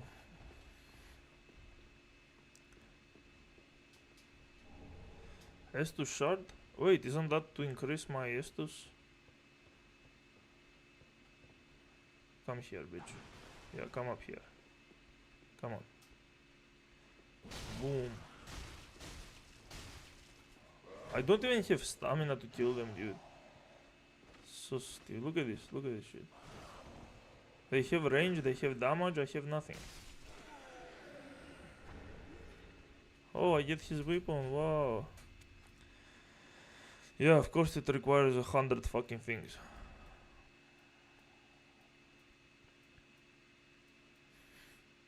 And a fuck ton of weight. Yeah, you need 50 levels to wear his stupid weapon. Or maybe you don't. Oh no, you do. You absolutely do.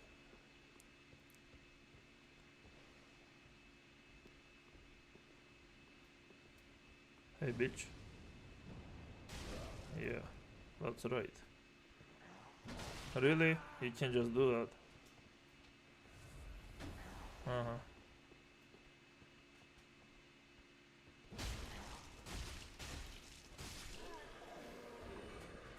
Fucker.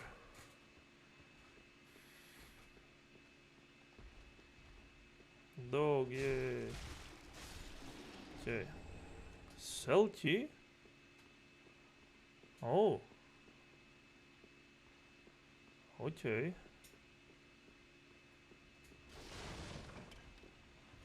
Okay.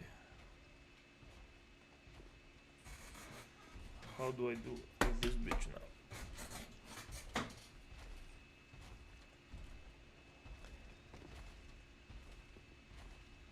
Really?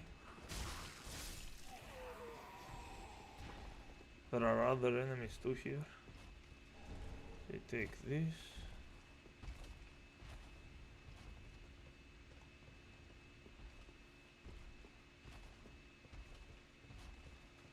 Take this, okay.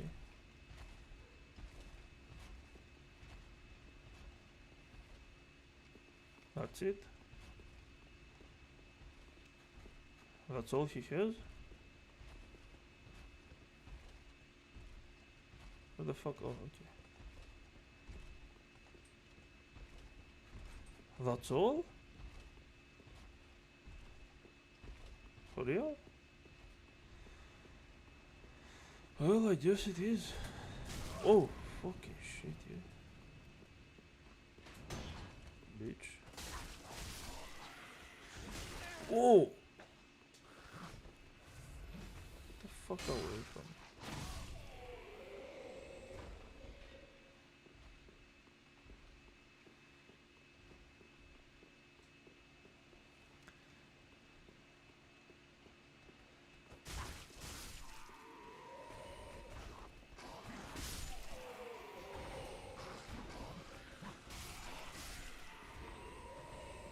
Fucking bitches. Fire bombs, huh? Okay.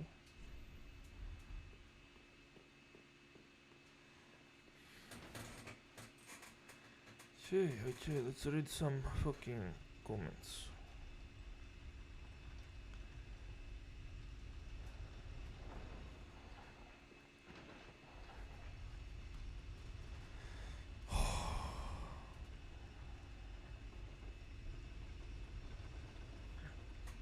Oh shit, you made a lot of comments.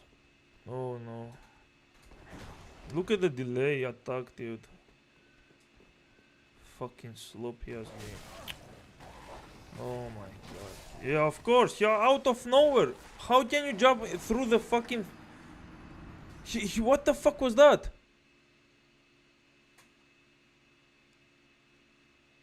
That doesn't make any sense. You literally cannot go through that.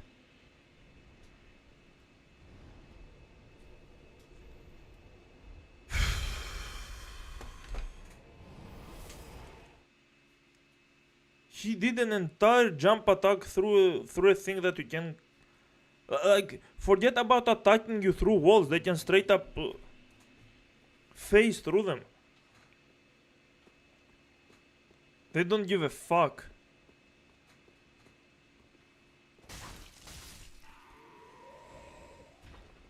Where are my souls?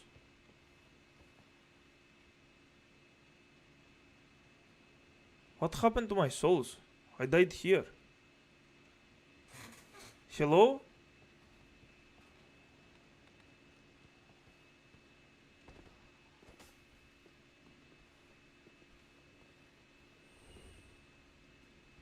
Hello?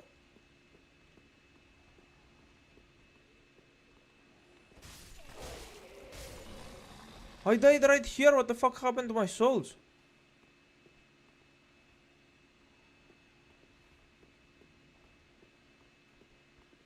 Why the fuck are my souls there?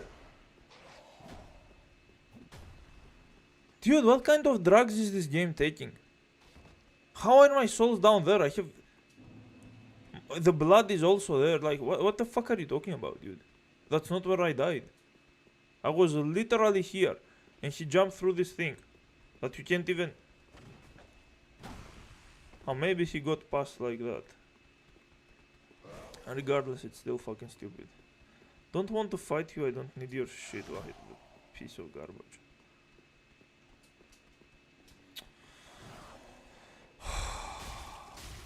Yeah, it's two of them. Of course that hits.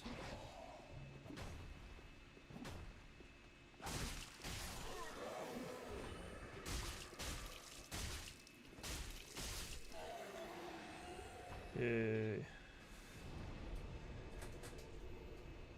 Okay, let's read some comments. Was it Unleash the Avatar? Yes, Unleash the Avatar looks junky as hell from what I have seen. Hello, Arab guy. The Lothric Knights are like brushing your teeth with a chainsaw. Mace. Unleash the Avatar Indian Souls like check the trailer later. Is that 30 FPS or is it just a stream? I have no clue. I'm pretty sure my stream is 60 FPS. I've set it to be. I have literally set it to be 60 FPS and I can prove it. Circle around and backstab. I mean, I can do that if I'm fighting one versus one a slow enemy. Welcome, Heartspeak. Very well, then touch me. Yes, touch me. 46 health, that's pretty good. That's pretty fucking good. Now I need 1700, okay. Farewell, I've made it. Okay. Wait, whoa. I got some Estus shit, right? Increases usages. You mean the amount? Who are you?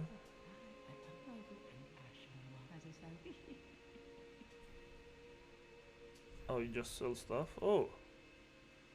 Okay, maybe that's good. What's the torch about? Maybe we'll need a torch at some point, maybe. I don't fucking know. Okay, whatever, give me one of those.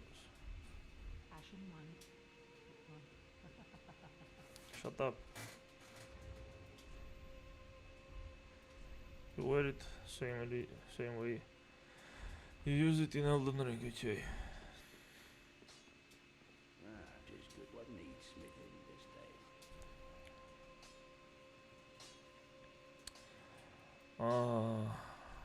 No.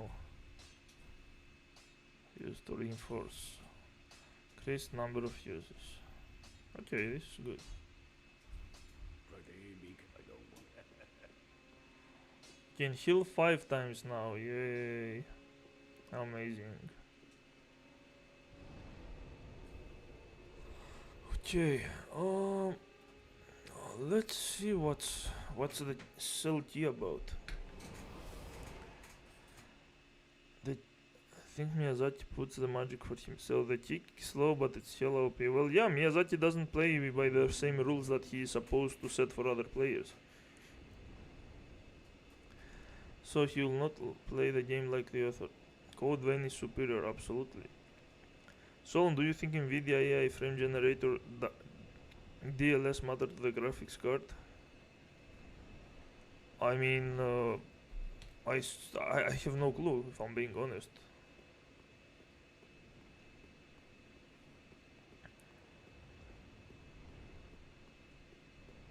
How do we get down? There we go. Give me a second to drink some water. Very lifeless atmosphere. I know that's the intention, but it's not very interesting to look at. Yep.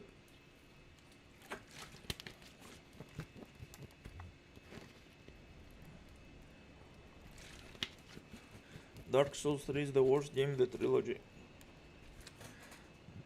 Brainless roll spam with no stamina management.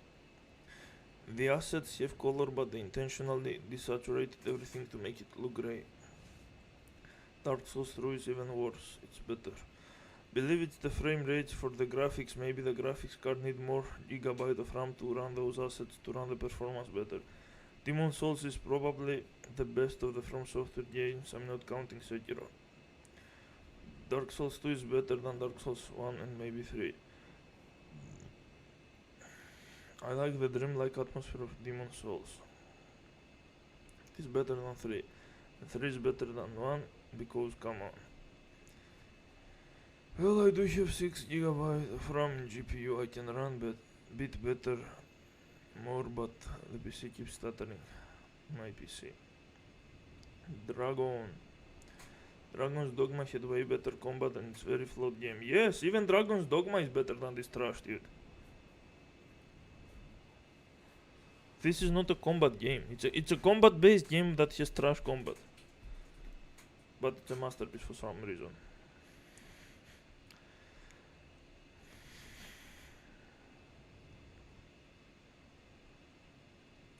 Sounds like you're having fun with finding hidden items at the very least. Yeah, the exploration is the only thing I actually enjoy. Yo, how many comments you have done? Cortisol spike, blood pressure rising.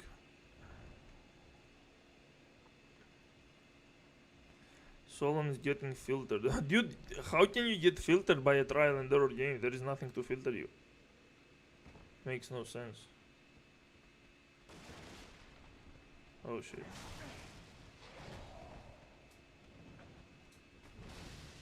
There you go.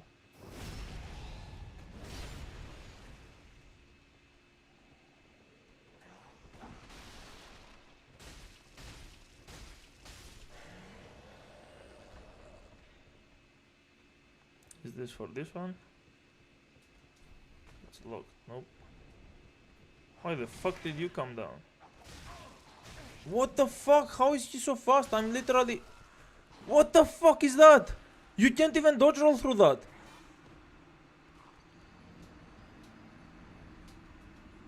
Oh my god, this is pure retardation. Another enemy that wants you to use a shield.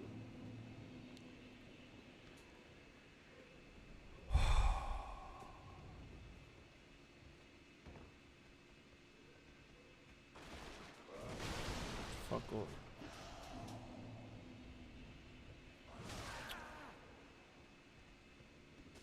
Oh my god, dude.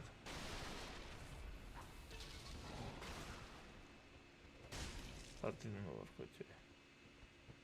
Fuck off. Perfect backstab, yeah. Clear the properly. Everything works properly, yay.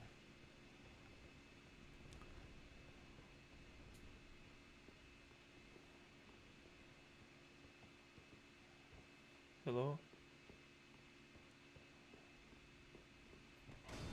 Uh-huh.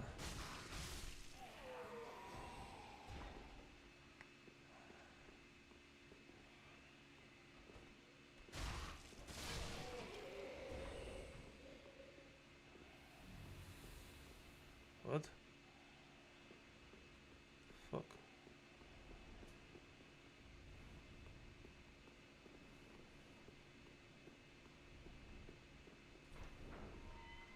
Wow. You know Taylor. Uh-huh. You're from... You must be remarkable. Below the high wall is not the home of any law. An old woman, please. I'm not asking for charity. In fact, I'll be sure to repay... I may be a petty thief, but I've more wits than... What do you say then? Sure, Very whatever. well. I give you... Ruined.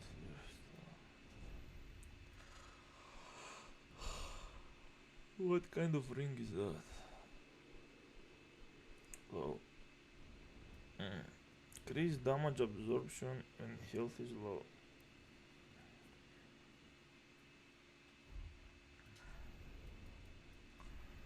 Okay, why would I not wear this?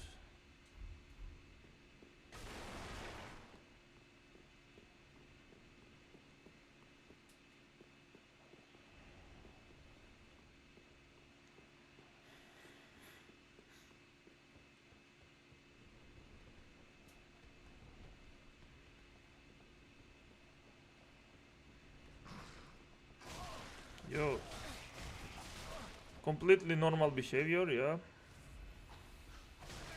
Look at this shit, dude. This is so retarded. Go fuck yourself, dude. Uh-huh. Yeah, yeah, okay. Keep hitting. Uh-huh. Yeah, okay. This is all completely normal, dude. The enemies hit like fucking machine guns, and you hit like a fucking catapult. She still... Look at that! You cannot even trade hits. They are faster and they have more impact. Like, the game doesn't even give you actual options unless you want to use cheese. You either use your magic from afar to completely... to skip the combat, or you play this retarded shit that you... It's not even a dodge roll simulator. The game just decides whether the enemies are going to kill you or not.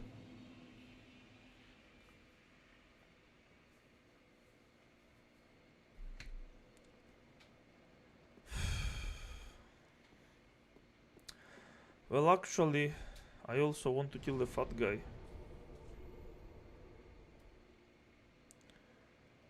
Well, I guess I could do it from here too, but... Can I actually? Let's see.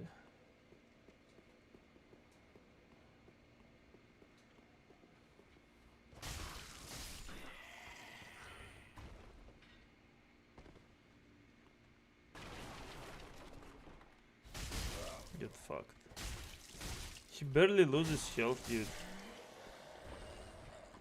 And only gives 80 souls. Yay.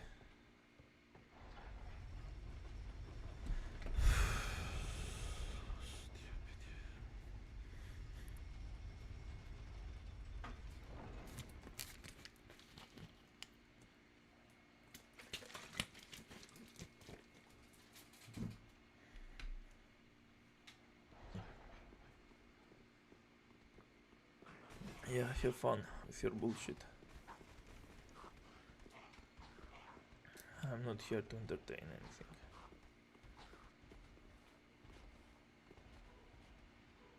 He followed me here, holy shit. And of course he managed to damage me. Okay.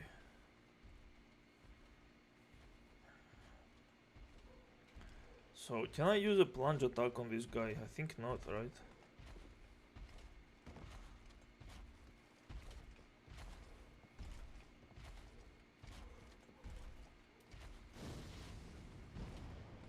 Fuck was that?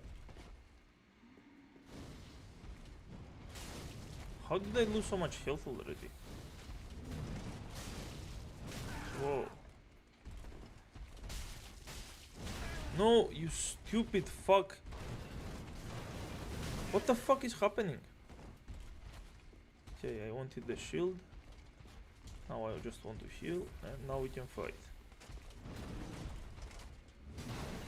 Okay.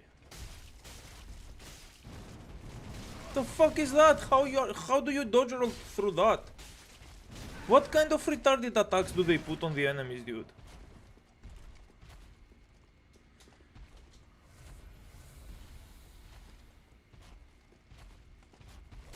Motherfucker thinks he's Millennia.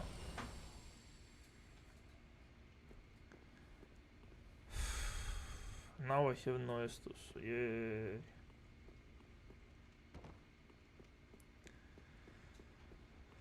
Yay. Now we need to kill this fucker again. Deal with these losers. Doing one shot. What the fuck is happening? Yeah.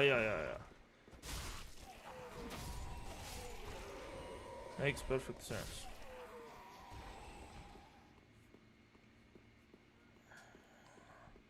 Completely normal attacks.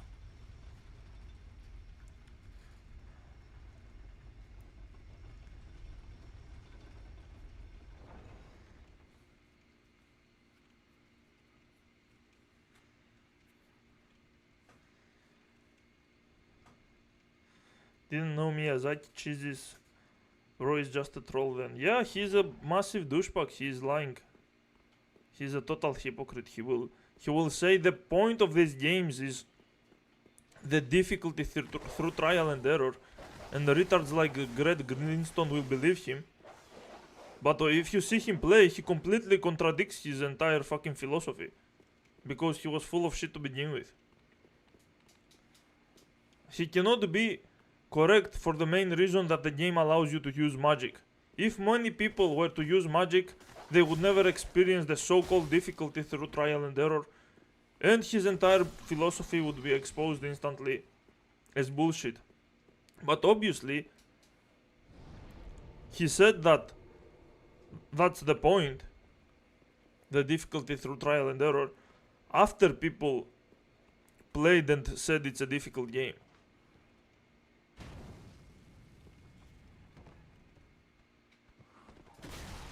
Wow, look at the damage he did, dude. Completely out of nowhere.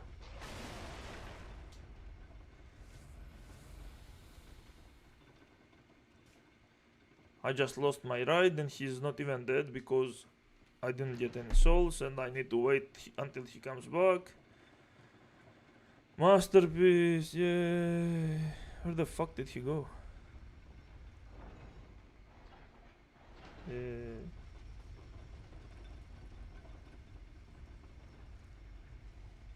Hello?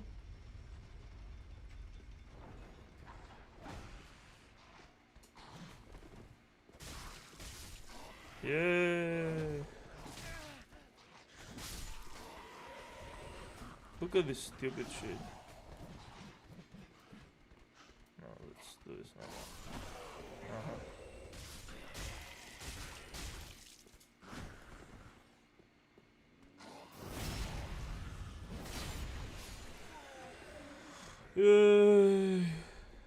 So happy, endorphins, woo, best feeling ever. Nothing retarded about it.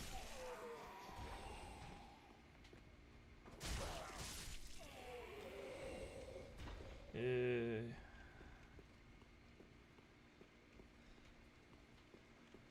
Amazing game. Hello? No, I don't fuck with these guys. Well, too late. Well, I suppose I can try to get this. Oh no, I just aggroed the third one. Okay, give me this. Okay, run faster, bitch. Why the fuck did this guy come here?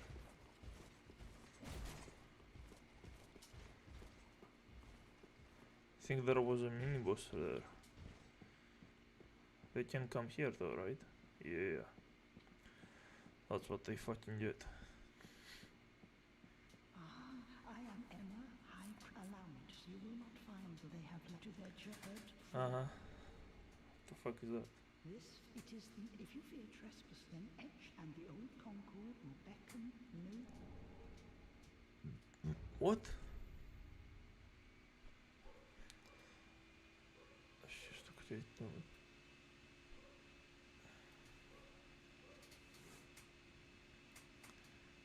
What? Outside the main castle gate. Aren't I supposed to give her some kind of ring? Or not?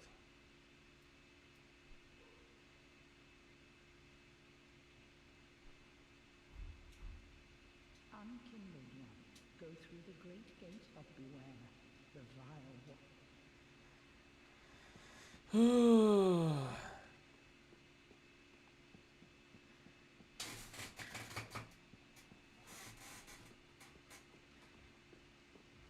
Okay, sure, let's try killing the mini boss.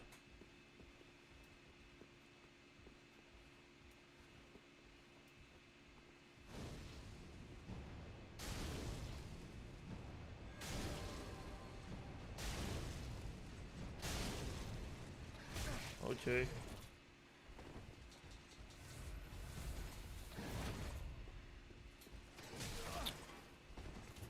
Okay, bitch. No! Motherfucker. Okay, now we do it. Nope, still didn't work. What the fuck is this damage, dude? He takes no damage, by the way.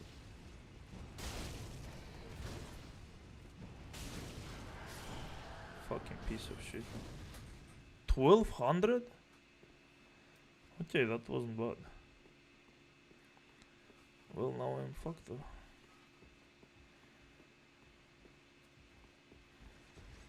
Nope.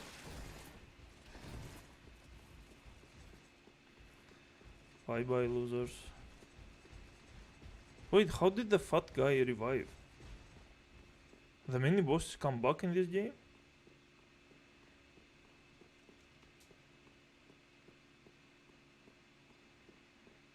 Whatever.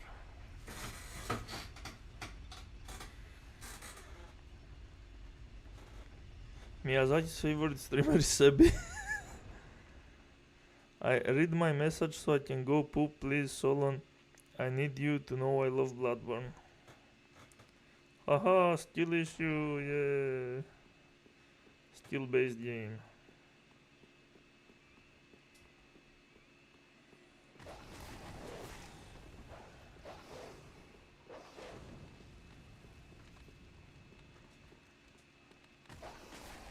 Kill me right now.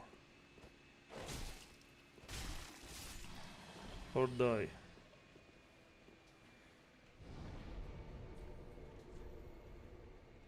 Oh, let's take a level. Oh yes, the intuitive quest lines. That was a major skill issue. Gauntlets of a Lowly Knight. Kid good. Well, enjoy Dark R13. the last in the trilogy of R1 Souls. The intuitive quest lines. Hopefully a ring that enhances your skill level IRL because just tied to the ladder guy. The ladder guy?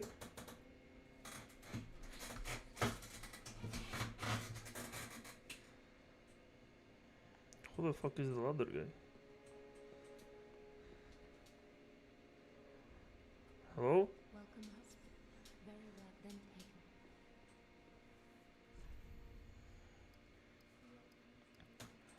Holy shit, that's 43, right?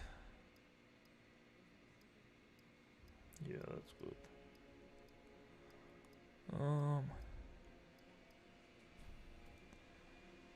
Now I need 1,000 souls. Farewell, I shall Well, maybe I will get them through something like this. How much does this shit give?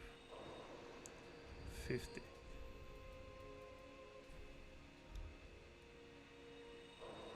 $200, wow. And this one? 400. So use 2.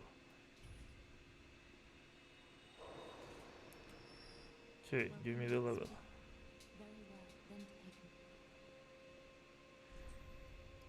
take him. Yeah. And we get 42, which is good. Yeah. Okay. Farewell, I shall Yes, yes, I get it.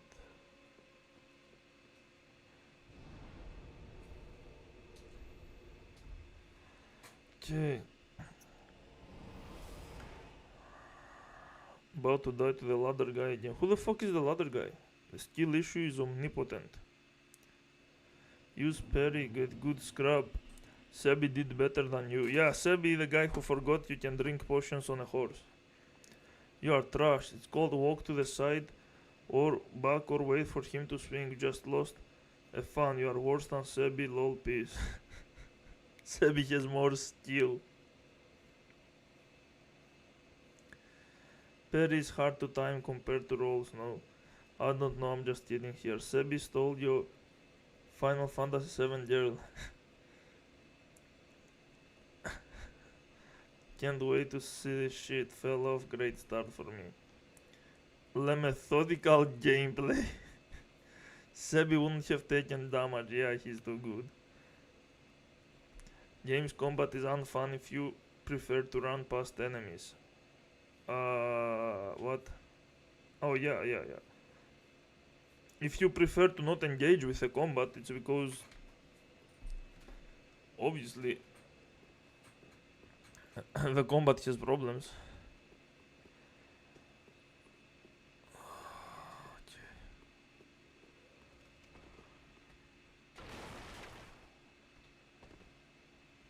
Okay. Bye bye.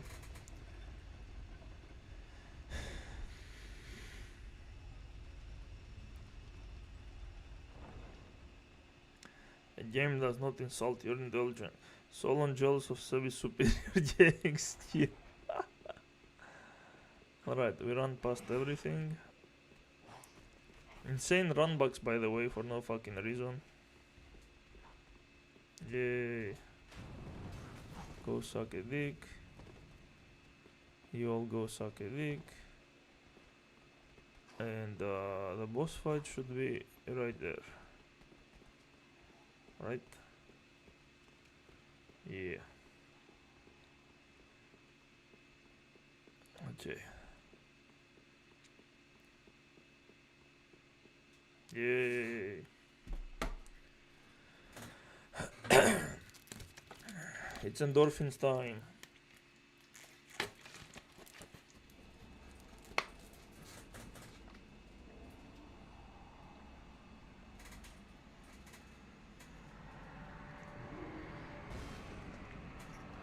This guy gave me a lot of trouble. I did manage to kill him once and then went straight for boss.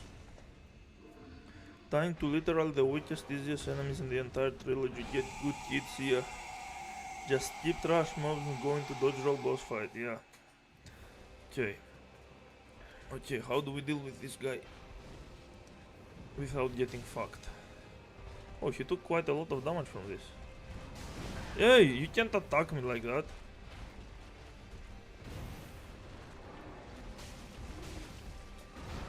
Look at this stupid attack, how fast it is. What the fuck is happening?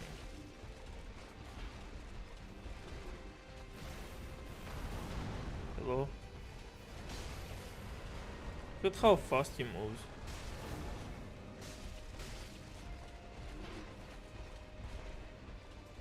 You fucking bastard. Okay. What the fuck was that? I can't see anything, you fucking shitty game. Look at the range of that attack, dude. The very moment I try to use something... What the fuck is happening?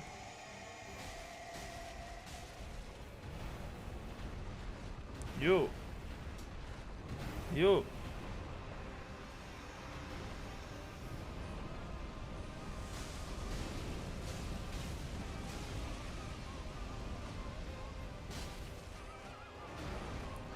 Go suck a dick, loser. Okay. Okay. What the fuck was that? I don't see what's happening. Why does the camera not zoom out? Why does he keep attacking? Super retarded game.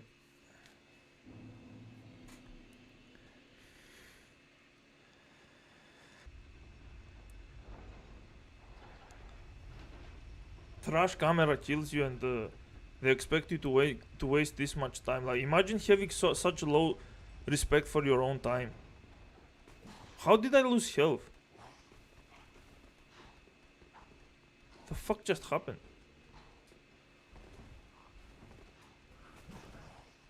There you go. Move, you bitch.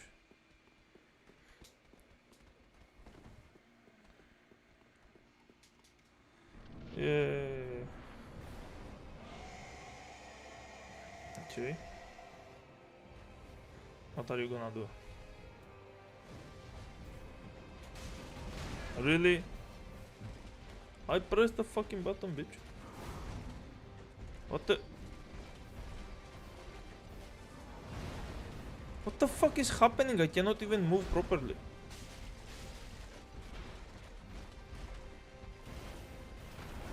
Delayed attack, very nice.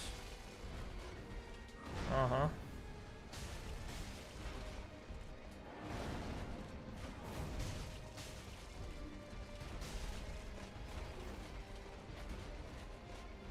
the fuck is he doing? Wow, he can reach that far. Instantly, oh yeah, okay. What the fuck is this? Look at the range of that shit. Come here, you fucking loser. Still not coming? Okay, get another fireball to your face. What the fuck is he doing? What the fuck was that? Yo!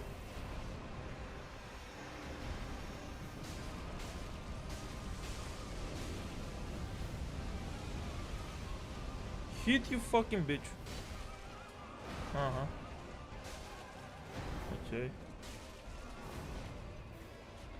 Roll, poke. Roll, poke. How did that hit? What the fuck is he doing? Are you good, bro? What the fuck? I can't see. What the shit? Oh my god. Pure retardation. This is retardation in its purest form.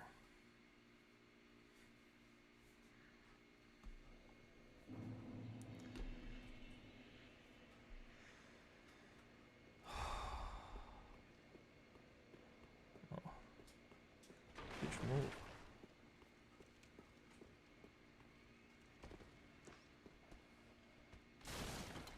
So now I have to wait until this fucker goes up. Because he's going to start hunting me in the fucking elevator. Look at how slow he is, dude. Look at this shit. Fucking grandpa trying to walk. Fucking game for subhumans who have zero value in their time. And he still saw me, because why the fuck would he not? And I still have to... Oh my god. Look at how did he jump so far? There are 100 things in his way. Yay. Get the fuck away from me. He just died. Completely retarded AI. See, if this game had any actual fucking moves that allows any skill expression or any freedom for the player, people would immediately see that this is the most retarded AI that has been designed in a video game. They deliberately cripple the player as much as subhumanly possible to pretend like they know what they are doing.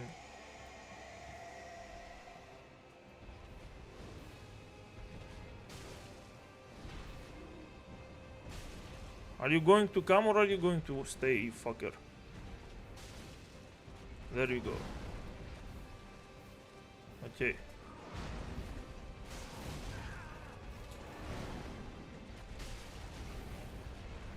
Okay. Come and fight me, you fucking loser. Why are you running away?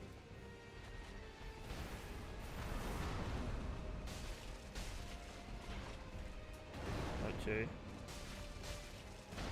What is he doing?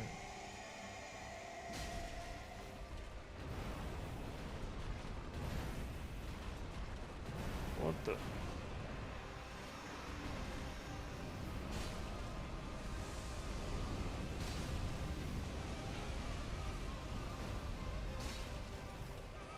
No, you fucking dumbass move.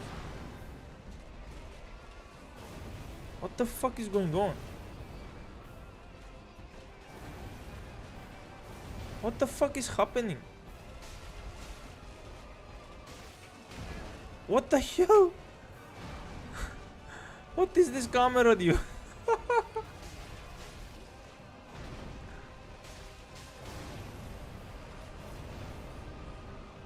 Are you done? Okay. Okay, relax.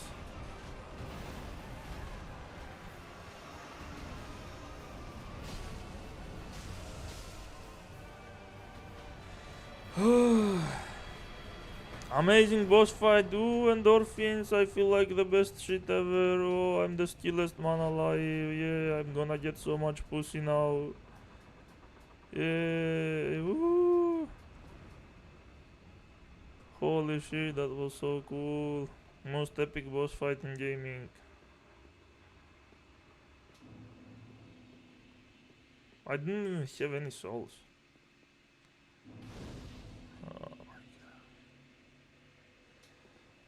Okay, we are ending it here for now.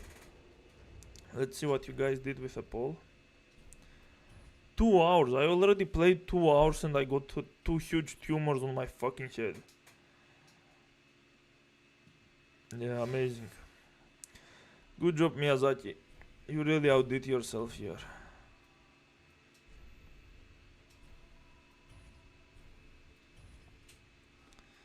Okay.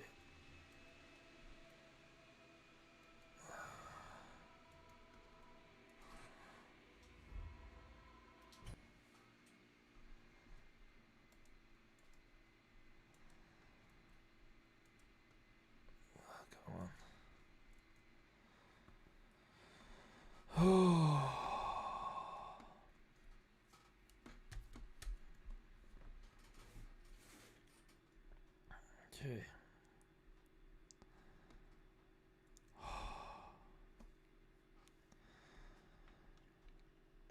Pure skill gaming. You have different enemy replacement than I did. Why is that? Because I chose different starting characters. 13, 37 souls. Lit. Yeah, go all the way down the stairs. Yeah, insane, use bone. This isn't even fair. Your character swings at like 0.5 speed while bouncing off walls while the enemies get to do whatever the hell they want at any speed. Endorphins, dopamine, oxytocin, cortisol and blood pressure down. Solon getting confused after reading a comment that was posted half an hour ago. Yeah, I think I need to stop doing that. Miyazaki likes pee. You what a brain to that brain build. The boss aesthetic is pretty corny. Input read on healing, Lumao. Yeah, probably that is actually a fact. No dodge, no moveset, just tanking jits and using every cheese available. Oh, this face. Miyazaki likes girls with minis. Broken hitboxes, trash game, still issue, now get good. What an amazing, not terrible camera. Camera is also enemy. Camera is the biggest enemy, not even joking. Getting salty at this game is understandable, but it's also expected. Yeah, which is why it's trash. There's a difference between being salty and being sane. Yes, dying in the same game is the first or 100th time should feel the exact same way. This game tried too hard to be edgy and came off as goofy. Use weapon in 2 hearts to deal more damage. Sure. Imagine if you could fight Guinevere like this in Dark Souls 1. Like the teen boy in his emo face. Miyazaki's been in that for a long time. This game is so epic and cool. Hahaha. You are playing much better than me though. That's a skill issue. Great bow used by the Dragon Slayers, but he could strong attack. You can stun him with a charge attack in the head. He does when he does that frost breath ring. How am I supposed to know that?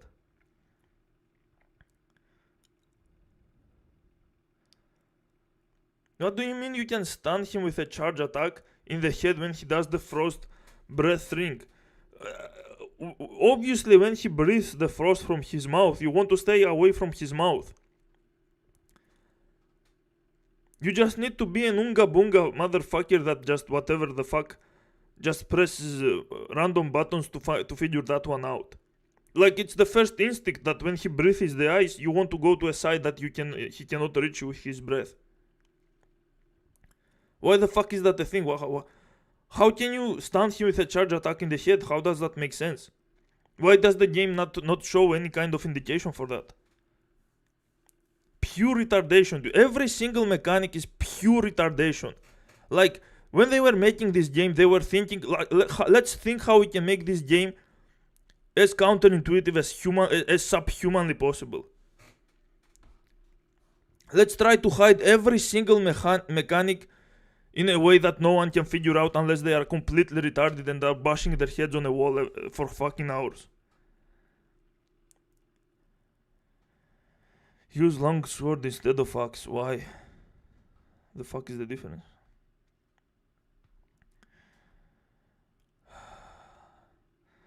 This game makes me laugh. The boss attacks look so dumb. No, dude, this is epic, dude. This is how epic boss fights should always be.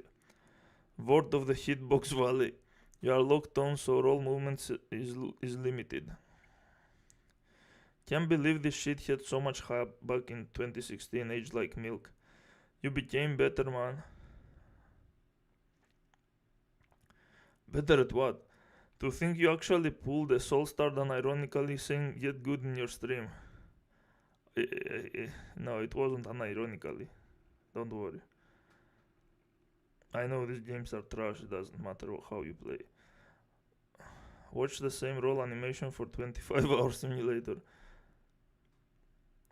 I love Guinevere's. I don't know what the fuck that is. Because he opens his mouth, meaning he takes more damage to the jaw. Yeah, it makes perfect sense. This game is full of sense, dude.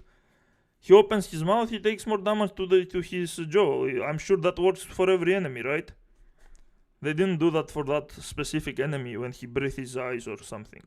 I'm sure if you hit him normally in the face, he's still going to be stunned. I'm sure of it. Nothing retarded about this game. Yeah. Okay, let's see what you guys voted for. Are you guys fucking stupid?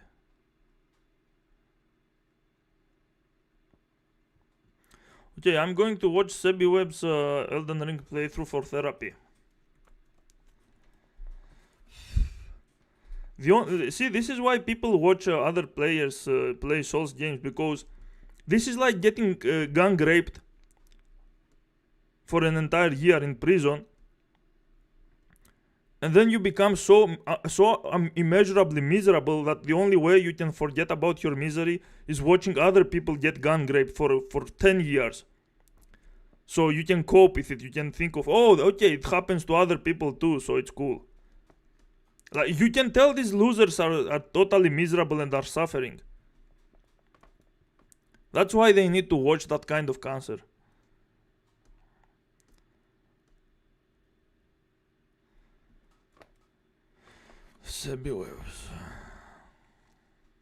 Now we are going to laugh at this fucking retard. Even though the point of me watching his videos was the research originally. But he's so stupid, it's actually funny though. What is the Elden Ring? There you go. See, we haven't even watched the entirety of his first video, dude. Oh my god. Give me a moment though. Watch him play Chrono Cross. Why? I don't think the game is hard. It's not going to challenge him. You go from a fucking stupid ass game to a fucking stupid ass man. Well, that's what you deserve for voting this shit. I'm not going to play that shit anymore. I might try some other games that I downloaded, but I'm done with Dark Souls 3. The game is completely worthless.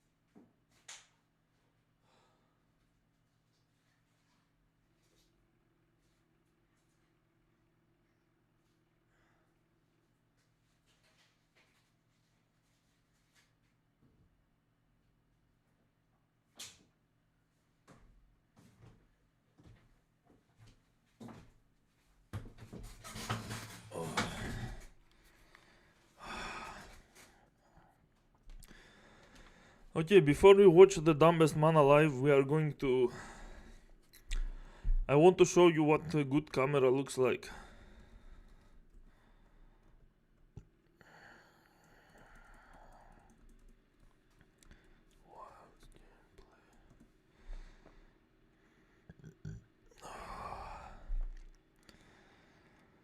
The black dragon fight in Chrono Cross is hard, and the cockroach or whatever it was. No Persona 5 Royale. I mean, we can do that. It's not like we can't. 50 votes. Who the fuck voted? How do people come here just to vote and troll me? These votes don't even count. Are you fucking kidding me? Where are my fucking 50 viewers? How did 50 people vote and I only have 10 viewers? I bet they are all fucking soulstars, the subhumans. They came here and they were like, I'm going to make him the worst game ever. And they will never know that I hate actually this game, and I only say it's good because I want everyone to suffer. And he's going to suffer so much, and he is going to be so mad and so sad, and I will be watching him and masturbating all night. It's going to be so funny. Fucking subhumans.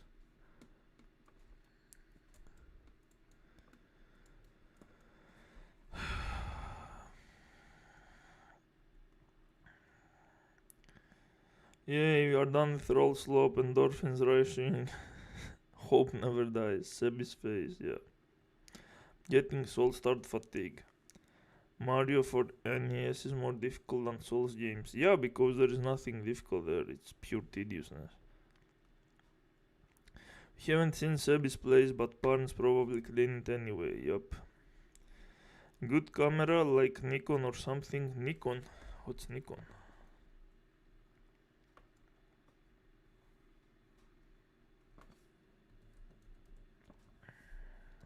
What's that? Oh my god, dude, a good camera when you are fighting enemies in a video game, dude. Sebi's fans are trolling you. Someone used bots or what? I have no clue, dude. These motherfuckers are retarded. How did I get 50 votes? Like, if you are voting and most of the votes are about Dark Souls 3, aren't you supposed to stay here and watch it since I'm playing it? They just voted and left. What the fuck is this?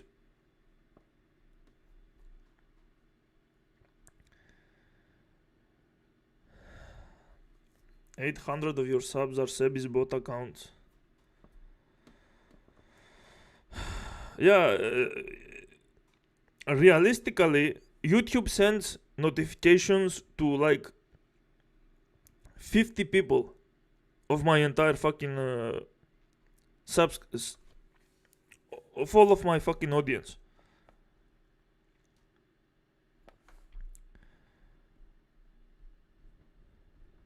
And some of them just don't care about many videos. The rest of it, they are dead or something. I don't know. They were maybe 90-year-old guys and they finally died. My entire audience was just grandpas.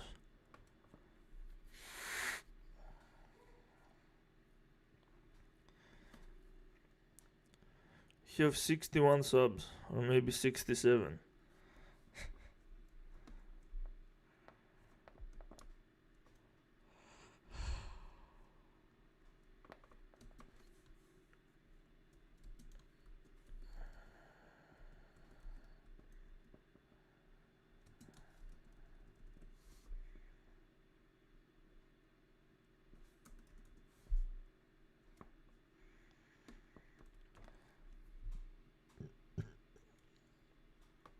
Okay.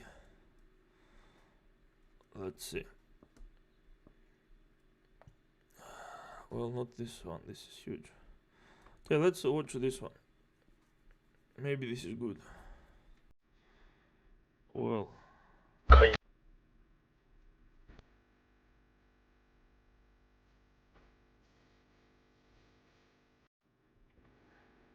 So the problem with Monster Hunter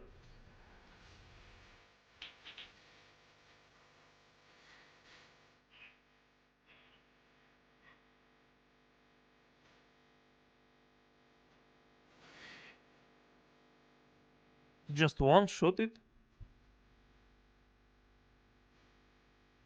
This is so fucking stupid, dude.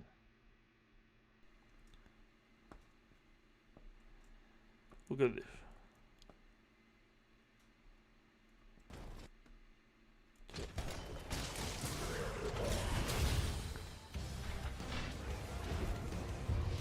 It's just playing Attack on Titan music.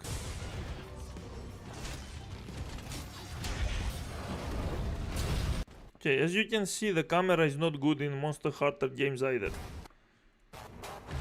The gameplay is definitely better, but the camera is still bad.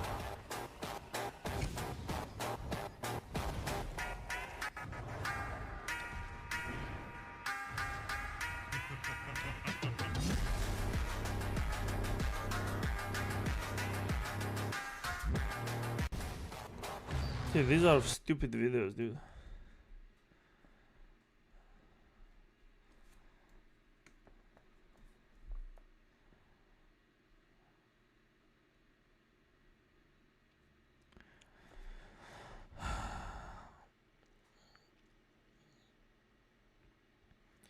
I want a remake of Mario 64 when the title screen where you play with Mario's face. With Mario's face is Sebi's instead. Hello, it's me, Sebi.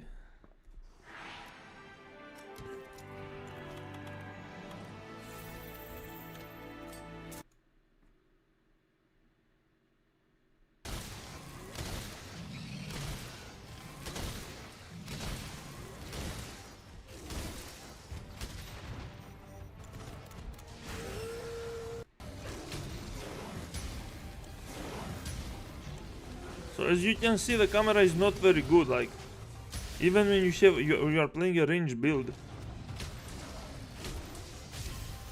Like, do you see the game has similar camera to Dark Souls?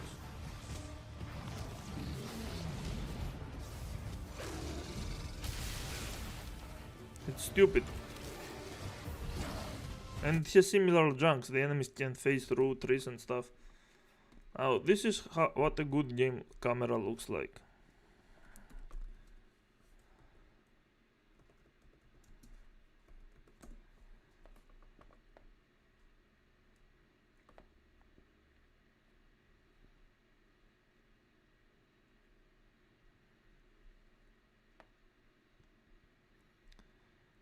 Show me a boss fight like this.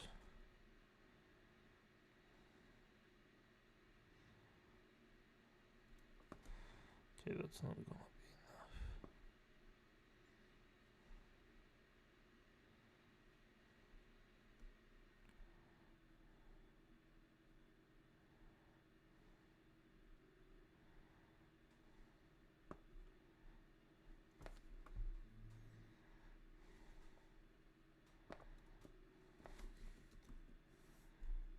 In boss. Okay.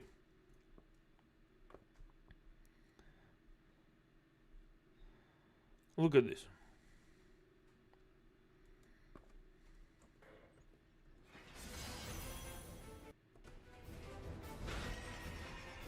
The Fury Cane. Can we see better? No.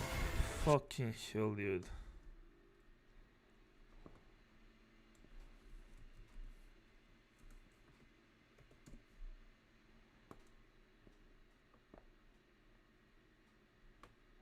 Come on.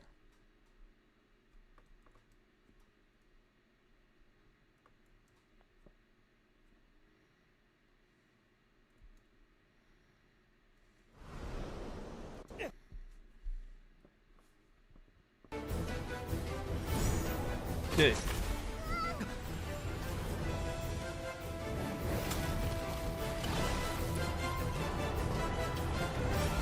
It's this thing. This game is similar to Monster Hunter, except it's better in every way.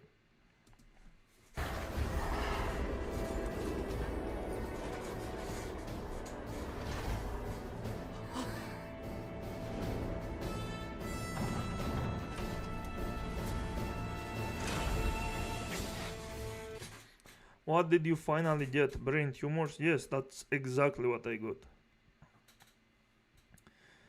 Have you seen Monster Hunter Generations Ultimate? They have crazy anime stuff like Adept Charge Blade. I haven't. Cancer Gen Alpha Troll Face Funk Edits. Can we watch Asmongold? Watch him do what? I mean, we can do that.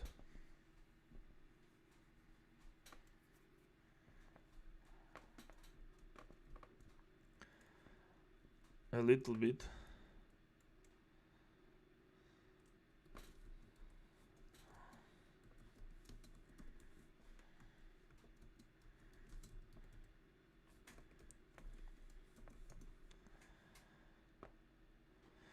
The video that I showed you all.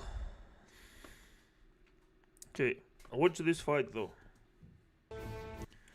Had a feeling. No, get more FOV in Monster Hunter. You don't need. The game does the automatic camera changes. Had a feeling it would be Grand Blue, but yeah, it's not perfect. Yeah, Monster Hunter are not bad. I think they are kind of mediocre game. They are okay. Let's witness good camera. Ooh. Is Grand Blue worth playing then? Solon stamp of success? Yes. I miss Dark Souls. No, I mean you can rewatch the stream. Asmongold Elden Ring playthrough. No, that's so fucking dog shit, dude. The guy sucks absolute balls. She's pretty much another Sebi Webs. What the fuck is happening? Hurricane can hear me. Something blocking our connection? Okay, this is the normal fight. With the helmet. We've dealt with rampaging primals before. We'll just have to do it again. Right. We'll chip away at its defenses. The graphics are better than this. It's just his video quality is bad. Valyria is able to absorb its power. You have the health bar, you have the mode bar, you have the weakness to fire, you have the buffs, you have the level of the enemy. Same stuff about your team.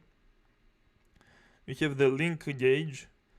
You can see everything properly here. Your potions, your attacks, your jump, dodge skills, damage numbers.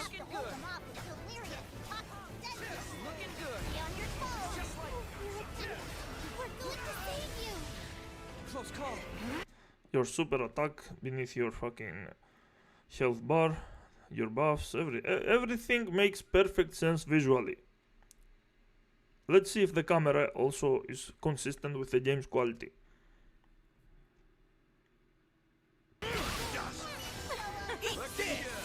We beat wind primals before.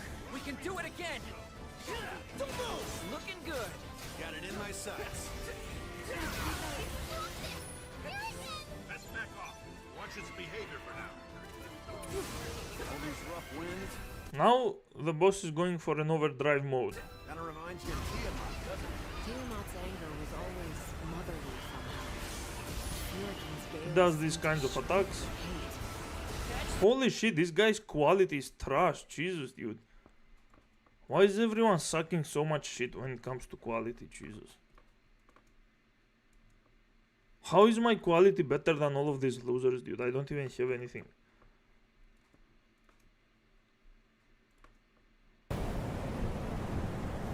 Fucking losers.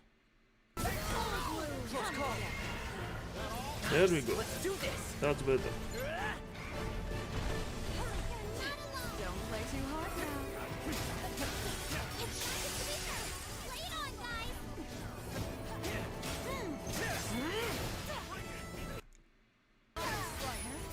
Just like that. On my mark. We'll never hit. Look at that.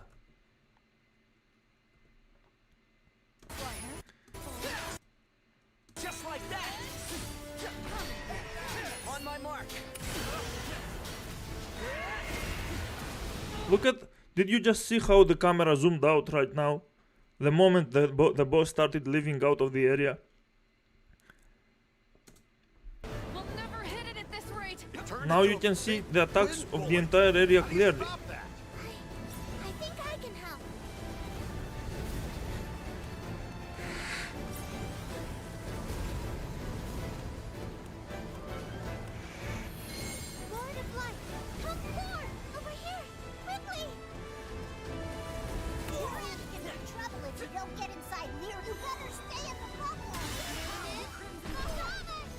And the camera zooms in again when the boss has been neutralized.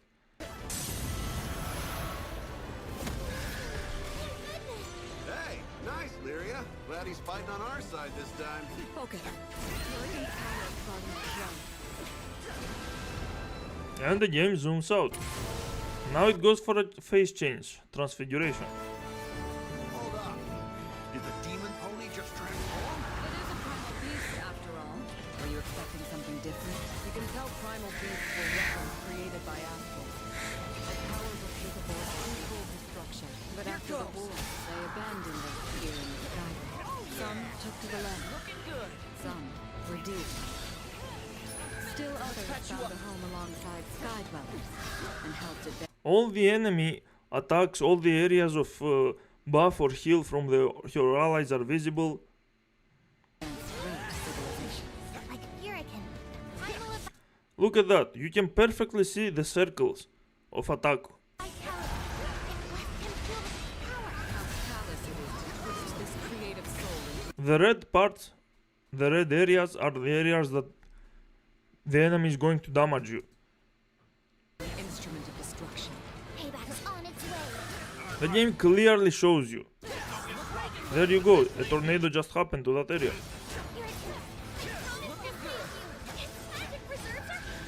Again, the video quality is horrible. I promise you the graphics of the game are actually super good. Something about Hurricane's power seems unnatural. What do you mean? I'm not sure, but something isn't right.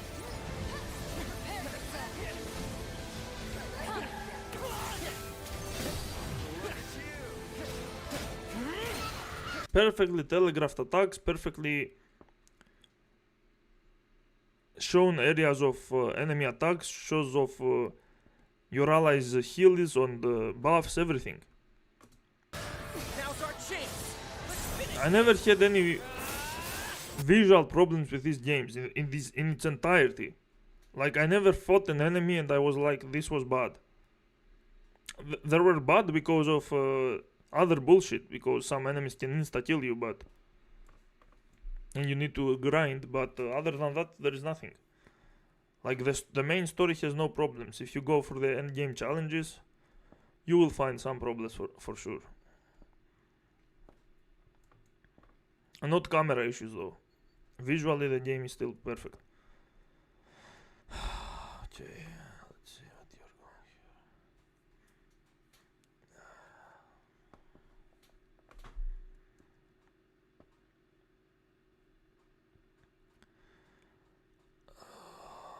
That's an open area though. The Monster Hunter example you showed was in a cramped space. I mean, even in open areas it has similar problems though. It's not like the camera zooms out perfectly in open areas. This game is really good, yeah.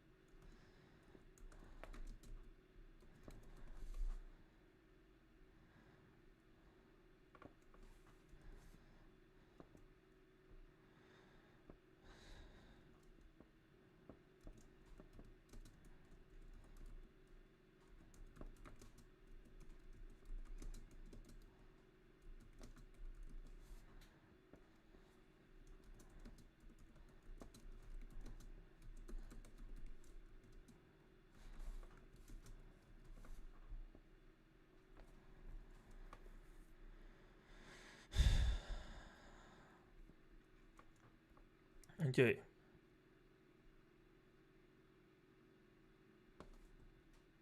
You do some Neo. I wasn't really gonna play it a whole lot today, but I can log on and show you guys how much I've progressed. I've progressed like maybe like fucking. Now you might be wondering, why is that? Why have I made no progress?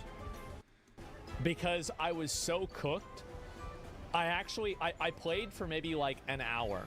So the reason is like I was just tired, and then like I kept getting hit by attacks. I think that the best thing that Team Ninja could do for themselves is to update the graphics of their games. Ooh. Should I try and kill him? I'm gonna do it.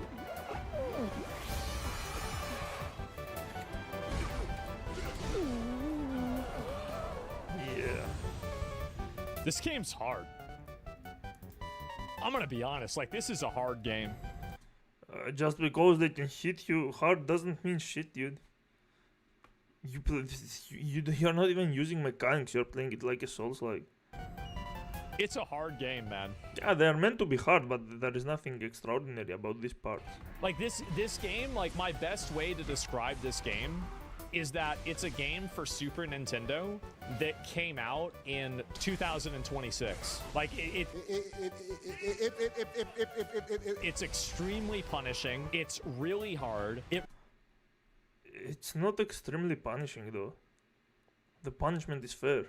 Requires a lot of recursive gameplay. It's not forgiving at all. Like, yeah, it's not meant to be forgiving because it's punishing you harshly for your mistakes, not for bullshit.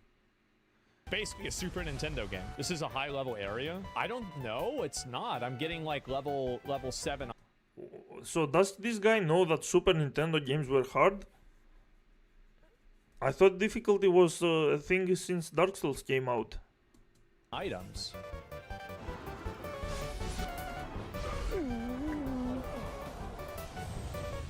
Jesus, man.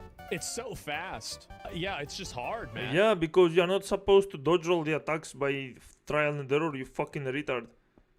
You need to use positioning and all of your skills and spells and this is ninjutsu. This is how hard the game is at a base level. I know it sounds crazy, but like that's where it's at. It's a really hard game. Yeah, like the problem for me is that it's crazy for me to see the way that other people play, because like they can focus and lock in, and like they're just way better than I am. Like, whereas for me, like I watch myself play, and it's like watching. Yeah, he plays the games as a Souls-like when it's not a fucking Souls-like. Like a retarded person play the game.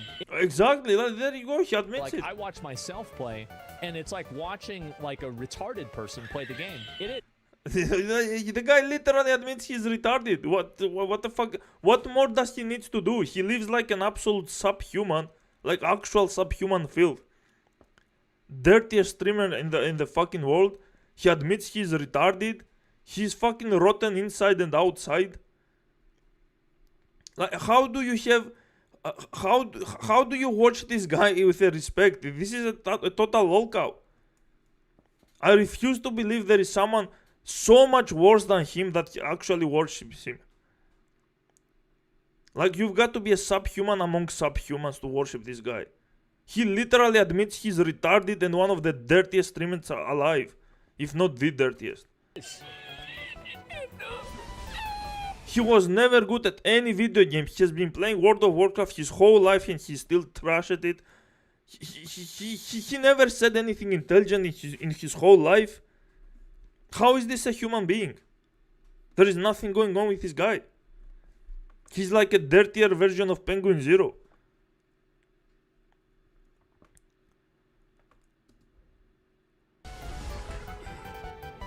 Uh-oh.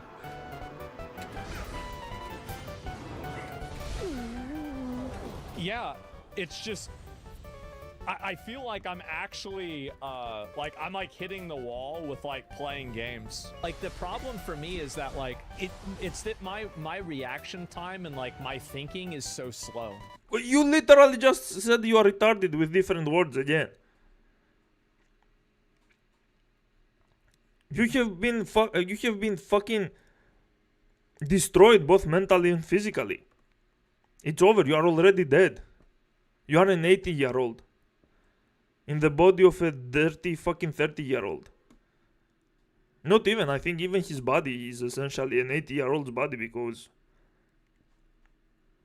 like if he had the reaction speed, then yeah, at least you would say his body is fucking young. But no, he's dead. He's pretty much dead. He's like Sebi Webs. Like I'm such a slow thinker. Again, slow thinker, slow player, slow acting, slow everything. That like it's almost impossible for me to play a game like this because like by the time that I come to a conclusion of like what to do, I'm already dead. Like I actually just can't think fast at all. He literally admits he can think fast. Like, how are people watching this guy seriously? Like, this guy was already a fucking normie when he was born. Through his terrible life choices, he became a subhuman. He's no longer even a normie. It's over for him. The guy degenerated in front of everyone. Made sure to record it for everyone to see. And people were still like, oh yeah, that's the kind of guy I want to not even listen to him. Like straight up take everything he says for granted. Like as if he has something interesting or smart to say.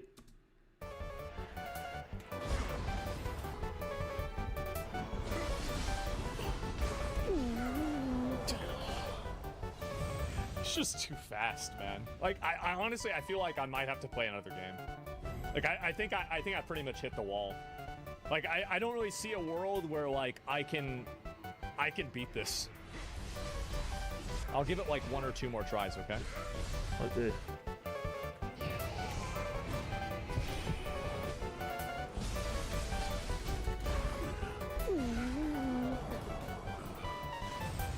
Yeah. He's not even paying attention to his stamina, to what these things are beneath the ground. That's not how you're supposed to play the game, dude. This is just... He's literally playing it like a Souls-like. Just roll and attack. Yeah, I just cannot... I'm too slow, man. Yeah. I'm gonna be honest. I feel like I am too slow. You are slow as fuck, boy. I just can't think fast enough. Yeah, you can think or act fast enough, so it's over. That's the thing, is like there's all these extra things. Like I'm just not there anymore, man. You were never there. What do you mean anymore? You were never a fast player or a fast thinker, dude. Like I actually like this is the same reason. It's one of the reasons why I quit playing WoW. It's like WoW doesn't even require you to be that fast. Any game that requires you to like focus and react quickly, I can't do it anymore. It sounds kind of sad, but like I am just. You were always sad, you don't worry. Totally out. It's sad? Yeah, it is. It is. Oh my god. We don't even need to watch the whole thing, dude. The guy's already dead. Like, people want to kill him, I hear, but why would you want to kill a guy that pretty much admits he's dead?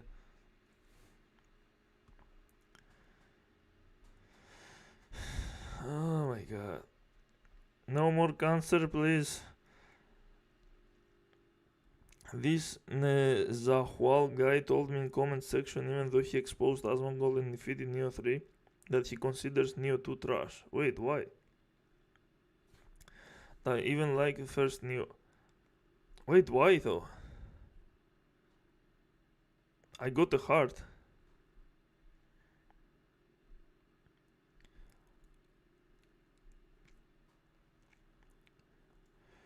They even like the first game. Bro ran into the boss like a caveman and said the game is hard. Yeah, the guy isn't even trying. Like, I don't even think this is such a hard game or anything.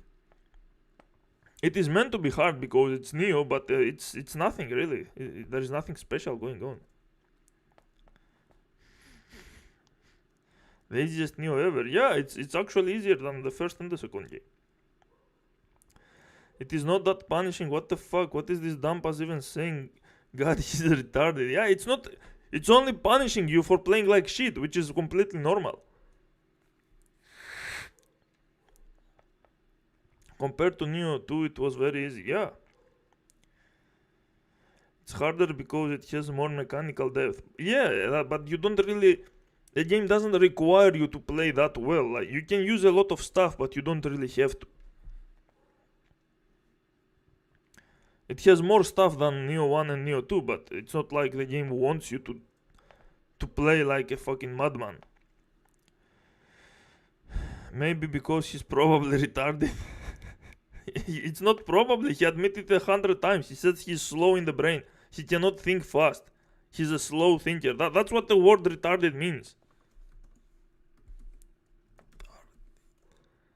Retarded definition. Less advanced in mental, physical, or social development than is usual for one's age. Exactly. It fits him perfectly. There you go. Slow mental, emotional, or physical development. It fits him in every way. It is now recognized as a pejorative, insulting term. Who the fuck asked you?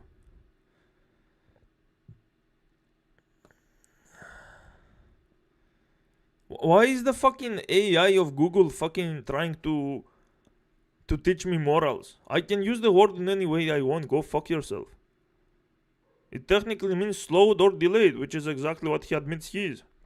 In a general sense, exactly. A retarded rate of growth. But using it to describe people is offensive. Oh no, it's offensive! Oh my god, you can tell people to go meet cancer and kill themselves, but this is the offensive one. How dare you say that? You can tell someone you fuck their entire family, but calling them retarded is going to offend them. Did you guys know that? Thanks Google for letting us know how to be morally correct.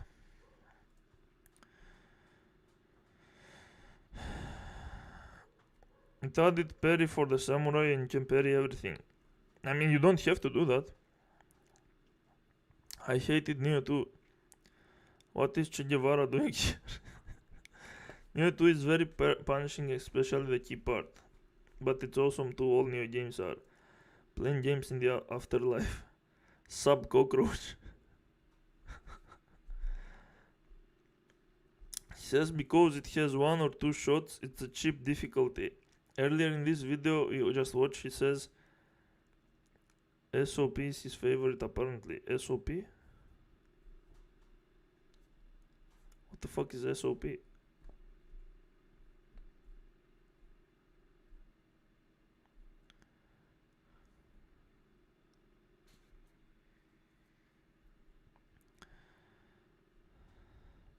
Oh, Stranger of Paradise. Yeah, okay.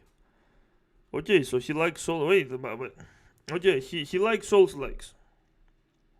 Yeah, I get it.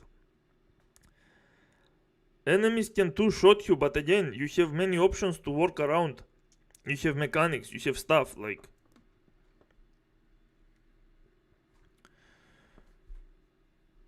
You think they just watch Asmongold because they know it's sad to watch him. Yeah, they want some drama in their life, and...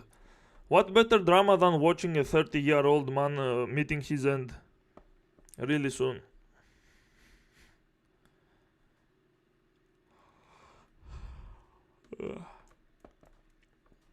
Okay, let's watch this retard now. My favorite. Fuck it. Let's try this one. The Dragon Claw Shield. He's still trying to fit to beat Renala, dude. Maybe that's the way to go. Yeah, that's the way to go. Come on, put more music. Alright. He did.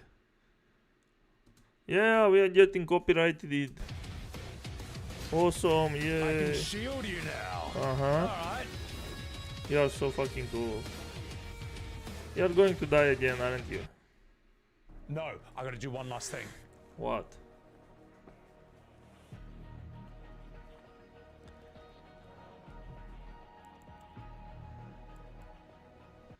Okay, dude.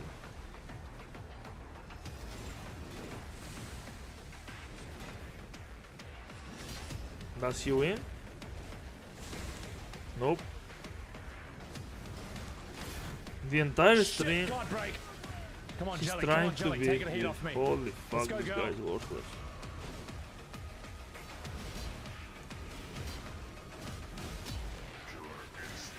This is his winning one, okay.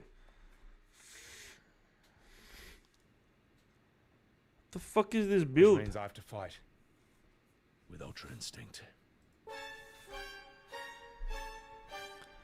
How stupid are you, dude? Jesus.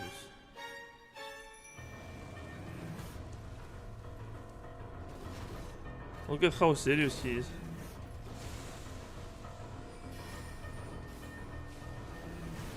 Wait, what did he drink?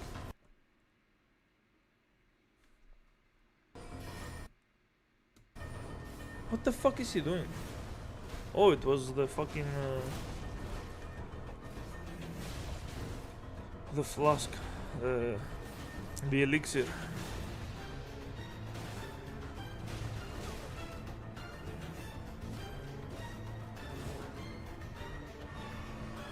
He's just cheesing here. Like, how is the summon dishonorable but using this build is not?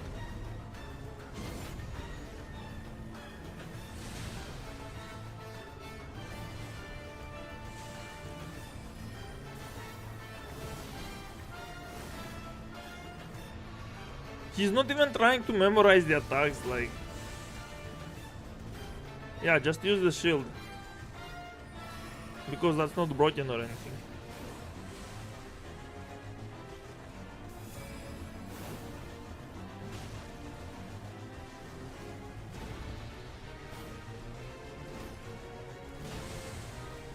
Uh-huh.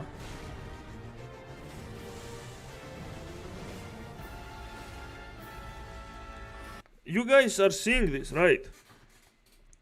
He hasn't memorized a single fucking attack. He's just blocking everything. Okay? Soul Stars are fucking retarded. They think memorizing enemy attacks is the skill. And you feel good because you finally acquired the skill and got good or whatever retarded shit they think. This guy is not memorizing anything. So even by the retarded Soul Star logic, he's not getting good.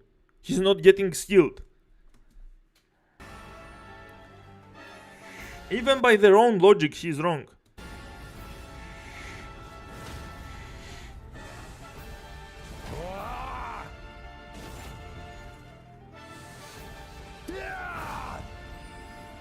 And he keeps mashing the same bullshit broken Ash of War. He just blocked everything with his shield. He doesn't give a fuck about memorizing. Keeps blocking. Keeps blocking. Blocks again, blocks again. Oh my god, it doesn't stop. Come on, come on, come on. Oh, what is that? What is that? What is that? It's the first time he sees this. Oh my god. He doesn't even know what the fuck that is, and he blocked it all again. He blocked everything.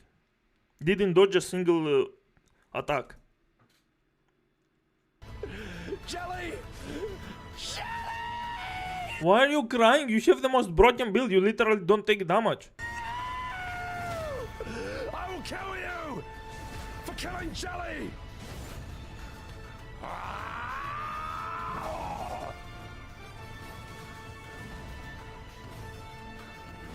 Block, block, block, and drink.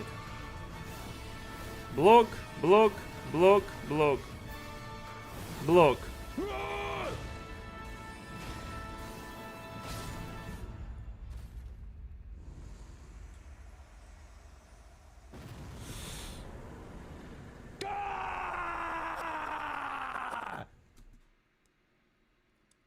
He still felt the endorphins. Nothing to do with skill. Nothing to do with actual skill. Nothing to do with the definition of the Soul Star skill. He still felt the exact same endorphins because he was getting butt raped for like, how much was it? Like an entire hour. And now he got back to his abuser and he becomes the fucking retard that he always was. He starts screaming. Yeah, amazing victory. Bravo, bravo Sebi Webs. We really showed that boss. Who's the real broken build here? Who's the real boss?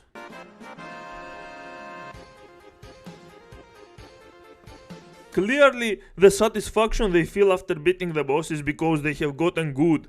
It's because they accomplished something, right? Nothing to do with conditioning. The raped becomes the rapist. Exactly. Exactly. That's precisely what happened. He was getting constantly butt raped, and now he used the most rapey build ever, and he raped the boss. And now he gets to act like he's some kind of skilled, cool guy. Clearly the most skilled fandom and not the most mentally deranged fucking subhumans. Real human beings.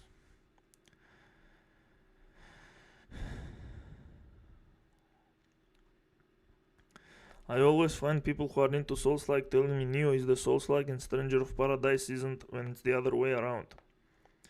That's correct. I mean, Neo 1 does play a little bit like Souls-like, but still, Stranger of Paradise is a total Souls-like, but if you are playing on easy difficulties, it doesn't feel like a Souls-like, it feels like a button masher because you can become so broken and literally mash your way through everything.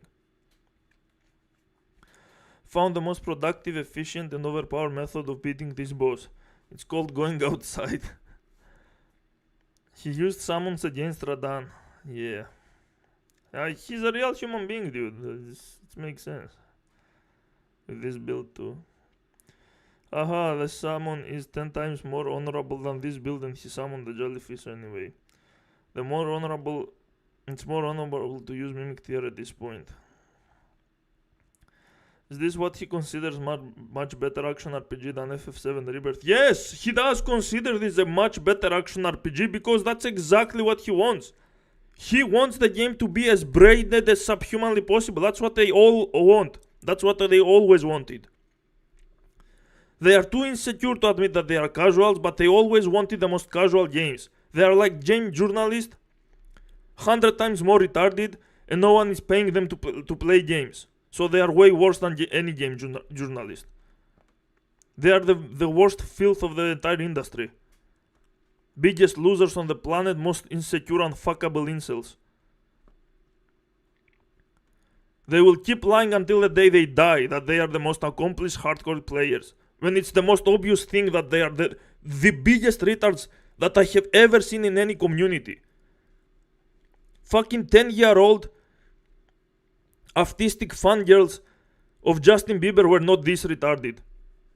Because at least they didn't want to change other music genres with his retarded pop garbage.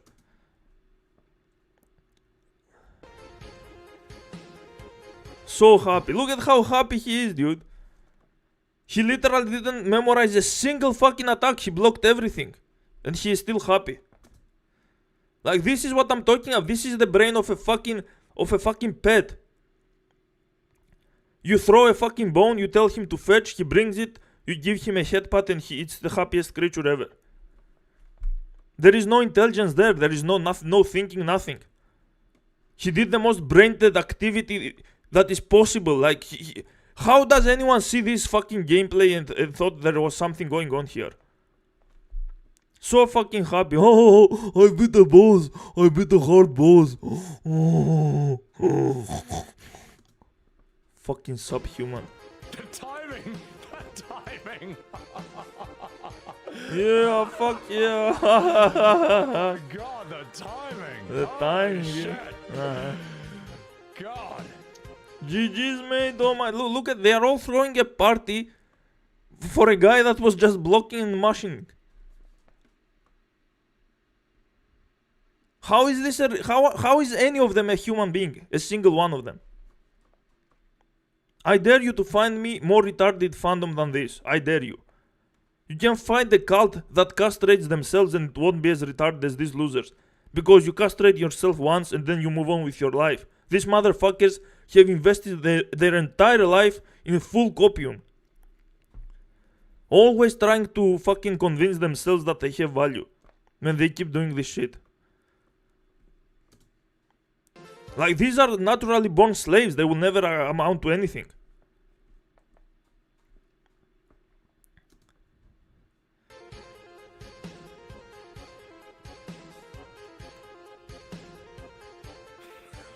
Clip it and ship it. Clip what, motherfucker? There was nothing happening.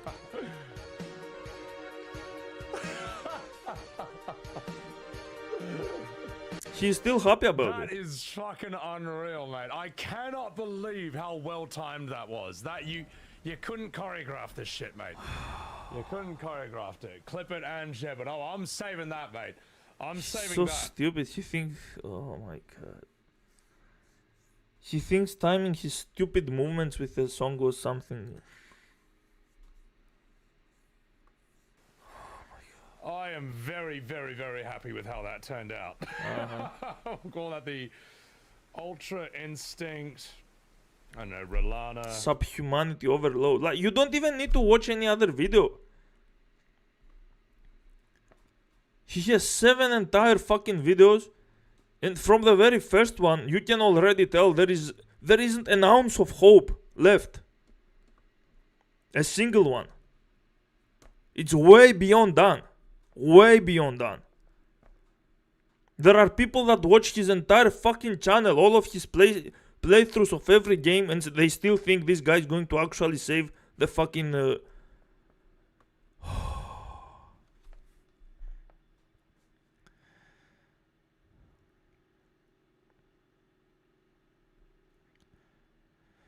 was just the initial pain. He may as well rate Babsy 3D 10 out of 10 and play that instead, but Elden Ring has the reputation of being hard, which is what produces the endorphins in such creatures. Yes, it doesn't just produce the endorphins, it produces the validation. If you are doing the most retarded activity in the planet, and there are millions of people that telling you, yeah, this is the hardest shit ever, you are going to feel good about it if you are retarded and incapable of actually thinking what you are doing. You just listen to them and you feel good. And you keep stroking each other like fucking subhumans. Yeah, what we are doing is totally cool, dude. We are totally the most hardcore one and everyone is jealous of us, dude. Totally, dude. They are so mad that we are the greatest.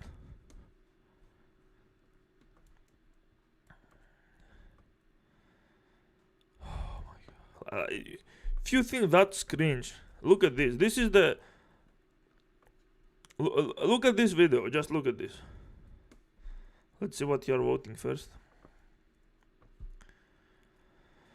You guys want me to continue Dark Souls 3, huh? You really think you are going to get what you want? You are not going to get what you want. It's over. I'm going to make you cringe so fucking hard right now, dude. It's over. Do you remember the old days? Orion 85. 31,000 views. His most popular video is this one. Final Fantasy VII Rebirth critique, he says, but he's just another whiny bitch that failed to understand the combat. He's just another idiot that doesn't understand the game and he decides to make whiny videos. But this video takes the cake. When it was dangerous business to challenge the Final Fantasy VII Remake, each time someone published a video, it was like slipping on the One Ring and drawing the Eye of Sauron, because the toxic remake fans would soon appear. I don't mean people who disagreed with us. I mean the ones hell-bent on silencing any spaces where people could freely criticize the remake games. You cannot silence people that criticize the game. That's not a thing. Just like Soulstars cannot silence me. If you become insecure after seeing their comments and deleting your videos, that's on you, you fucking loser. No one is able to silence you. No one is going to find you and shut your mouth. They'd arrive with their insults, obsessed, grifter, and of course their... Yeah, I wonder why. ...abusive comments. Rather than ignoring a video that clearly wasn't meant for them, It was meant for them, you dumb motherfucker. If you name your fucking video critique, then you are implying that you are going to mention the good and the bad. They might want to hear the good and the bad. If your video is stupid, you will get called out for it. What's so hard to understand here? Upload became a bat signal for the deranged, with Remake's loud and faithful fanbase and its own personal band of Nazgul hunting down anyone critical. It was so easy for creators like me and like-minded fans to get washed away in the noise. Most people critical of Remake, although united in their opinions, weren't united under a cause. They had no product to deify, and there was nothing like the pro-Remake fans had, a figurehead in Maximilian Dude, who... The pro-remake fans don't have a figurehead. Maximilian Dude is respected because he understands the story. He has read every piece of information about in every single Final Fantasy VII game that has existed. He has watched every theory. He makes his own theories. It's not like people agree with him, just that they hear him because he actually makes the best theories. Who they felt represented most of their feelings, and whose backstory of inspiring Square Enix and receiving the word of God from developers before returning to the fandom was a... I mean, that's really hilarious coming from Soulstars that are actually worshipping Miyazaki, the guy that constantly contradicts himself. akin to Moses coming down from the mountain with the stone tablets. And with content creators of that status, with such a wave of enthusiastic remake support online, it almost gave the impression to the untrained eye that the only people critical of the game sat in a tiny minority, a bunch of 6 or 7 old nerds who couldn't handle new things. Hilarious of you to say that. But the truth was, remake fans had theory crafting for what might be, while everyone else had the cold hard reality of the here and now, and sticking around to chat about a game they didn't enjoy seemed like a waste of time. Right, so you played a game with great combat and you thought it was a waste of time, but when you play Souls-like, that's not a waste of time. Yeah, makes perfect sense. Many moved on to other games and other social circles. They had their love of Final Fantasy VII reawakened by the news of a remake, played the game in 2020, and then shuffled away, confused, never to play Rebirth. Yeah, these people do exist. Okay, so?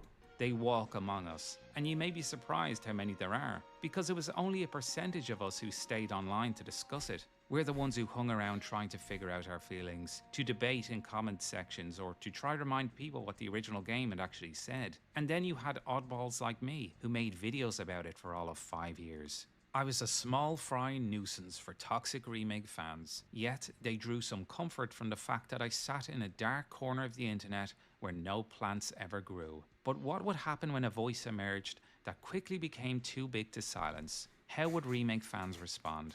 Well, more on that soon, because I need to remind you that, since the very beginning, toxic remake fans had a particular strategy for OG purists like us. They'd tell us to stop being negative, stop complaining, which was a bizarre thing to say to people who had a vested interest in Final Fantasy, who obviously cared enough to speak out. We're fans of the OG. We have formative memories involving the PS1 classic. Just because we had criticisms of how Square Enix chose to remake it, and we didn't want to sugarcoat how we felt, we had to stop talking? Well, what if I got enjoyment out of talking about the issues? What if, through sharing my opinions, I met lots of interesting people I never would have met, like-minded OG fans and even remake fans who shared what they were enjoying about the new games? What if people commented on my videos sharing how good it felt to have someone discuss their feelings openly and now felt like they had a place they could share their own?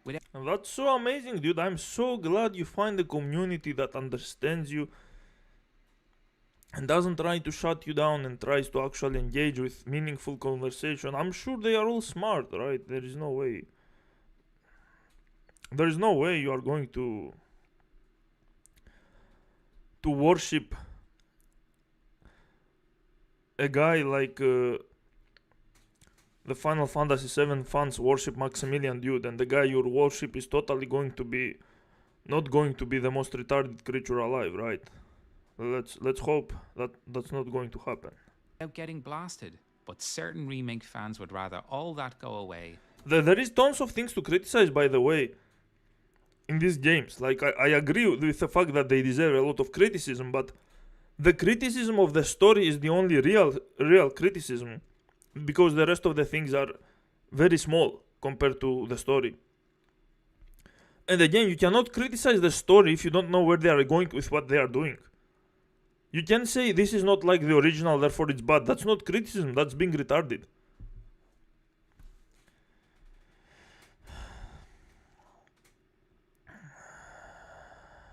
Among Us reference. Just to control the discussion. Well, they don't control it as much as they want. Exactly, they don't. No one controls the discussion, motherfucker. You have your own channel, you say your own things.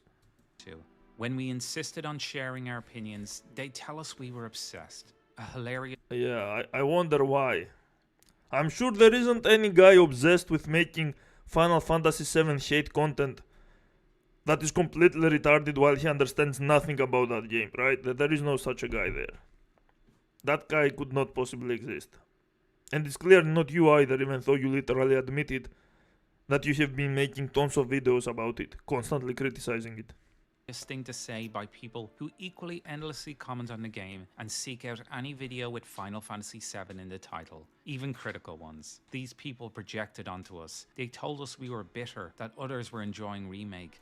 You are fucking bitter, motherfucker. If you retards are implying that...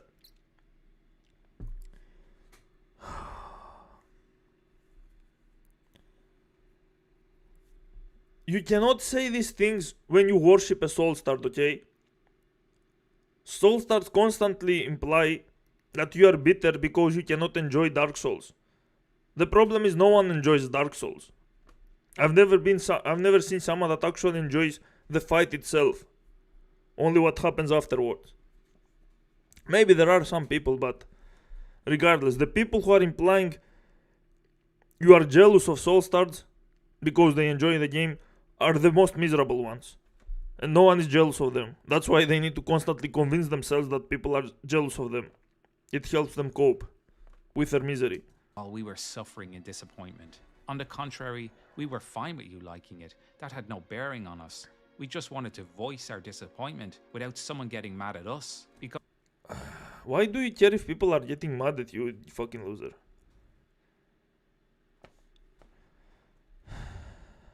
And by the way, everything he says right now that he wanted to just respectfully disagree and all that stuff, I'm sure that's going to be very consistent with what's going to happen. The next part of his video.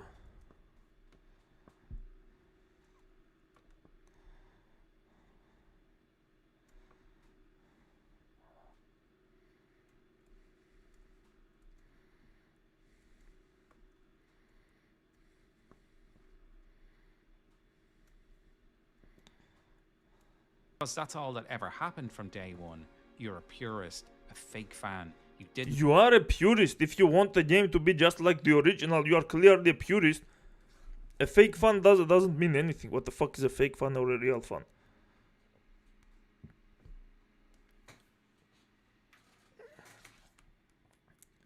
If you are constantly pretending that the game is bad because it's not like the original, you're clearly a fucking purist, motherfucker. What do you mean? Understand it. When all along the most rational response to a fan trying to process a mind-boggling meta remake of the game they loved would be, yeah, I get why you'd feel that way, or even, no, I can't agree with that. Instead, well, you know what we got, and you know where we were told to go, to Max Dude, the arbiter of fate, who, remake fans assured us, had single-handedly connected all the dots, and now held the keys to our remake re-education. They were telling you to go to Maximilian, dude, because his theories actually make sense. He makes the best theories. He gathers all the theories that exist in every video, and he tries to make sense out of them. He's like the Vati Vidya of the fucking Final Fantasy VII. Oh, we remember those. Actually, he's way better than Vati Vidya because Vati is fucking trash. Days. If we rejected the hype, they told us to leave the community, and if we want to talk about remake, do it someplace else, because our criticisms were ruining their enjoyment.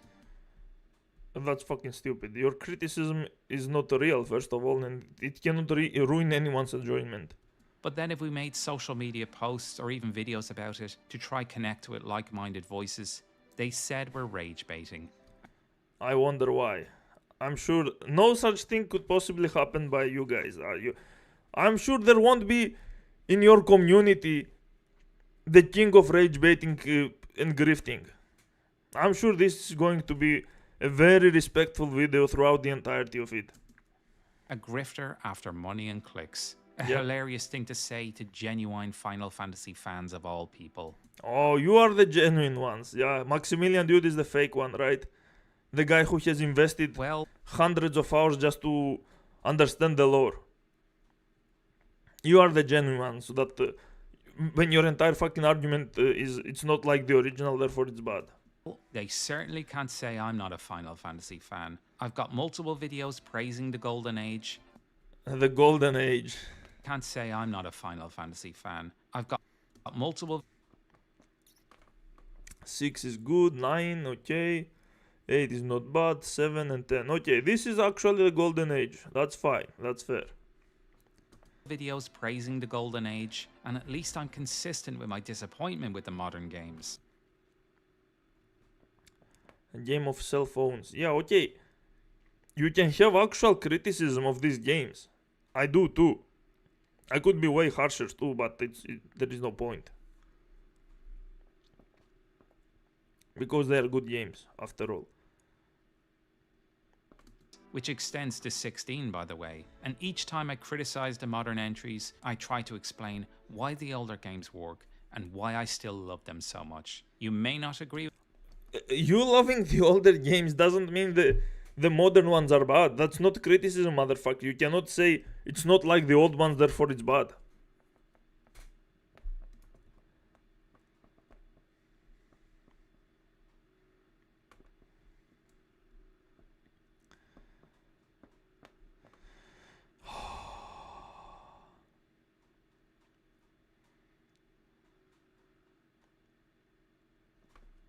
My opinions, but I think it's clear to anyone approaching in good faith that I'm being honest. Yet, you can be honest and still be stupid because your criticism is invalid. That's not comparing the old games and expecting the new ones to be just like the old games is not fucking criticism. What do you not understand, dude? Even if you honestly love the old games and you want the new games to be like the old ones, that's cool. But that doesn't mean if they don't do it like that, they are bad.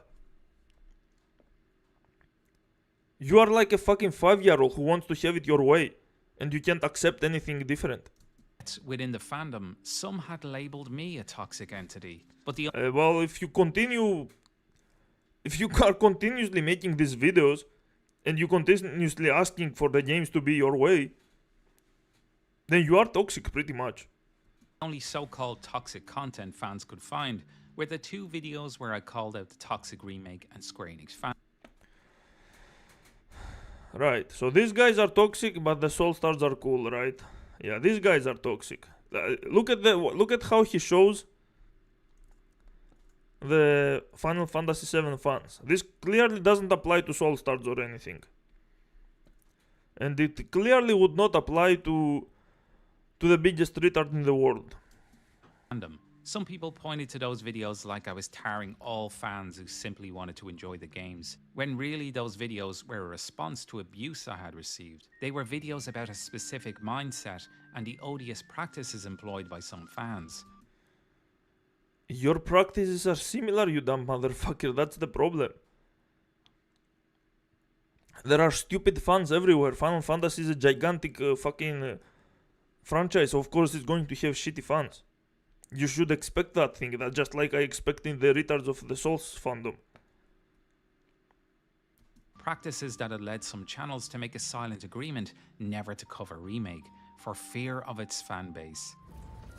Who the fuck told you to fear the fan base of remake? What are they gonna do to you? So, in short, yeah, if you wanted to identify into those videos, be my guest. So anyway, there was a little old me making videos, to the point where, yeah, people called me obsessed and a grifter. You are. Look at how many videos he makes about Final Fantasy, dude. Look at this. Look at his channel. Making videos, to the point where, yeah, people called me obsessed and a grifter. You are telling me you are obsessed. You clearly love the old games, and you clearly want to invest all of your time into expressing how much you love them and how much you hate the new games. You are clearly fully invested in that. I had a couple videos that seemed to reach further than my normal, but all in all, I was a small-time, inconvenient nuisance. Oh, that's so sad. They managed to just treat you like a pushover. That's so sad. If only you were a bigger channel. Why am I saying all this? Merely to demonstrate the disorganized quiet that appeared to be the anti-remake fans, a scattered bunch of content and opinions hidden in corners, not not at all representative of what was actually a largely held opinion, even if that large opinion existed offline or in non-Final Fantasy circles. That's so sad, dude. All along I wondered what would happen when someone big enough appeared who was critical of the remake games. Someone who knew how to YouTube. Someone who could go beyond niche parts of the fandom. Holy shit, someone must be really fucking awesome to actually critique these games, right? It's not like Maximilian dude also critiques these games, both the negatives or the positives or anything. Someone is going to emerge, someone so fucking smart, so awesome, so amazing is going to emerge and save the entire fucking fandom, dude, the entire franchise, the entire genre even. Someone is so fucking, it's the chosen one, it's the birth of a god. And reach mainstream audiences too. Someone with a growing voice who wasn't afraid to make it louder. Holy shit, someone so brave, dude. Someone so intelligent, so... Holy shit, dude. This is going to be the greatest guy ever, dude. Let's see who that guy is. Not just in one video out of 100, but I mean someone who would consistently talk about the issues of remake and rebirth. Holy shit. And in 2025, that voice finally emerged with a creator called Sebi Webs. If you watch remake this is the someone. This is your actual savior.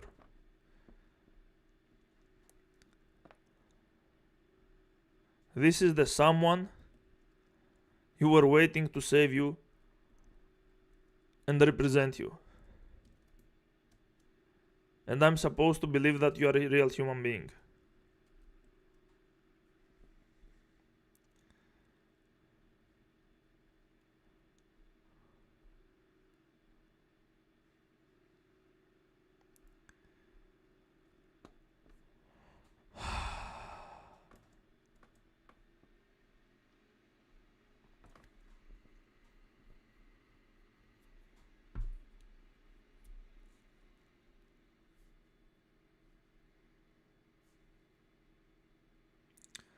Sebi Web saved Final Fantasy, everyone.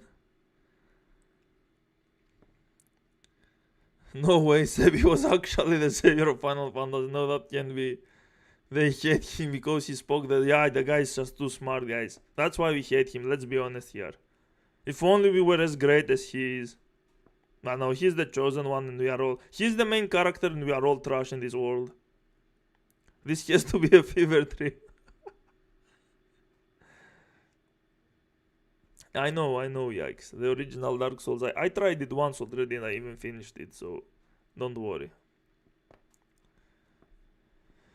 Let's see how he saved. Okay, maybe I'm judging him too soon, okay? Maybe he actually did save it. We just need to understand how. Content and you somehow haven't seen his videos yet. He's a streamer who's grown off the back of his Expedition 33 videos. Yeah, the guy grew his entire channel by shilling as hard as... He was literally the biggest shill of Expedition 33 on the entire planet. Literally, he was spamming like a motherfucker. Shorts, live stream, he was making Twitter posts constantly about how great it is.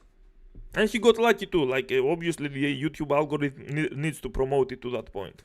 Look at his face. The face of a savior. And then his latest criticisms of remake and rebirth. Oh no!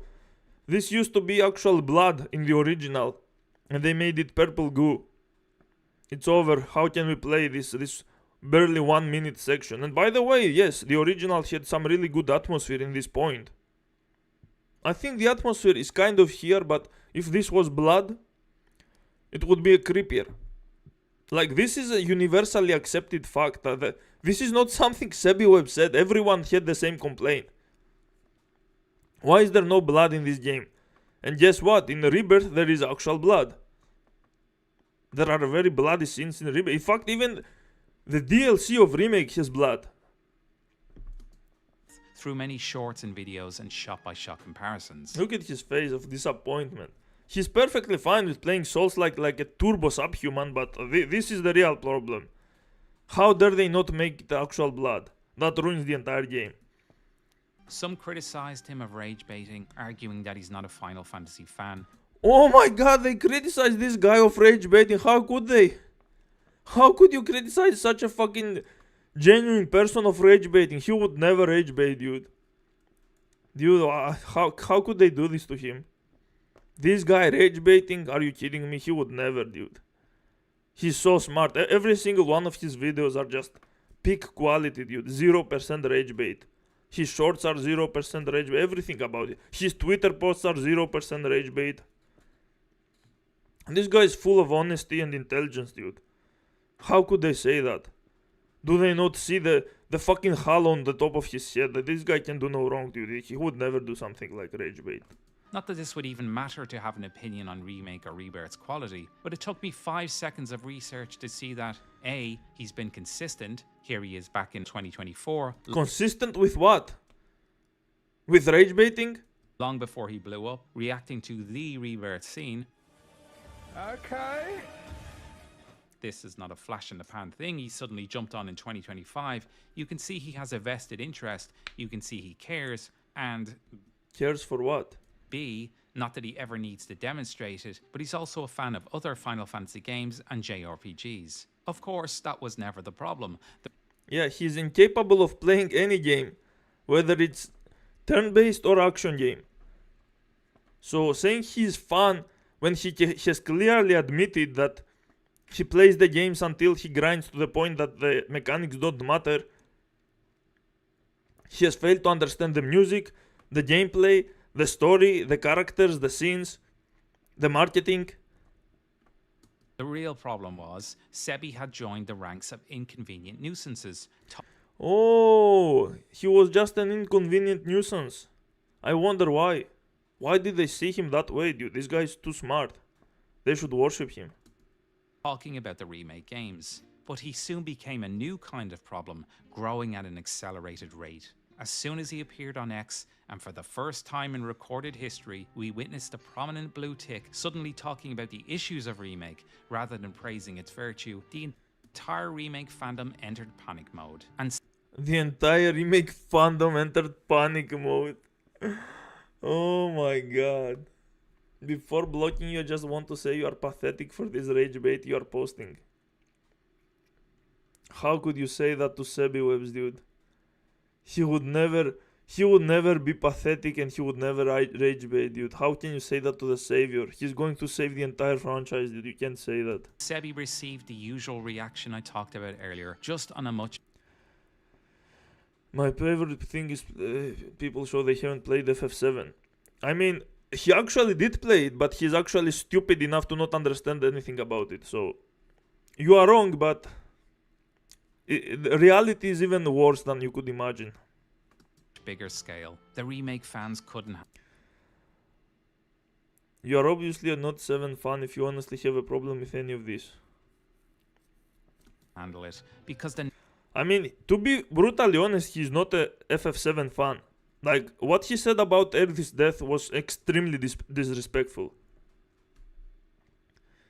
Comparing Sophie's death to Ellie's death is one of the most retarded things you can possibly do.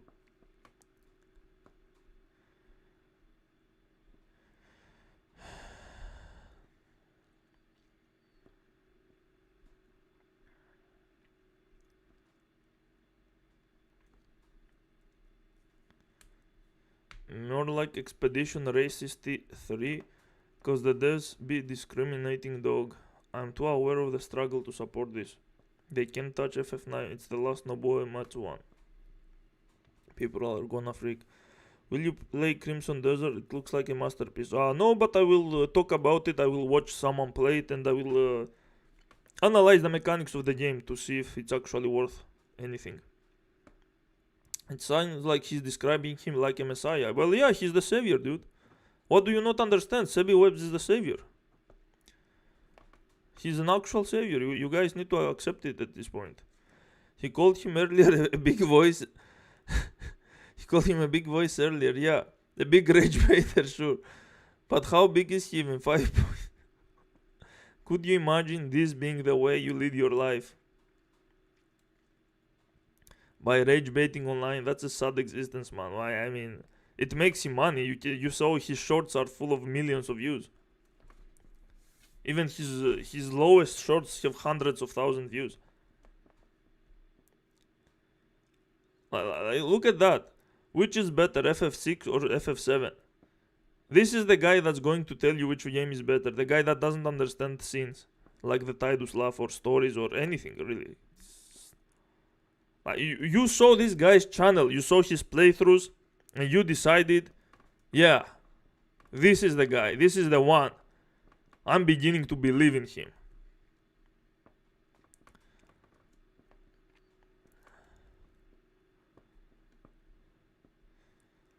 Yeah.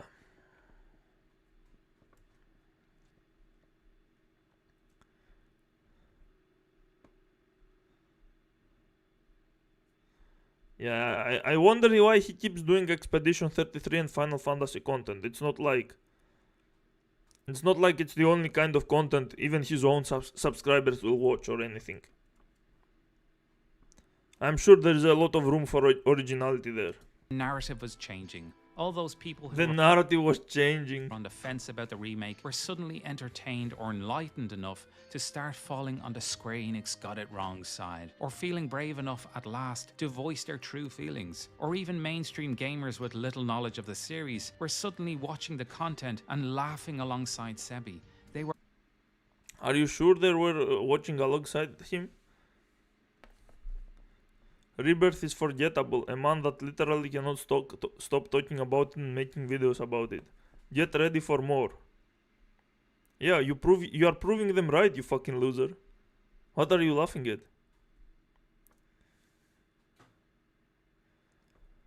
Your 0.1% echo chamber would agree, but otherwise no one takes you seriously, don't worry about it.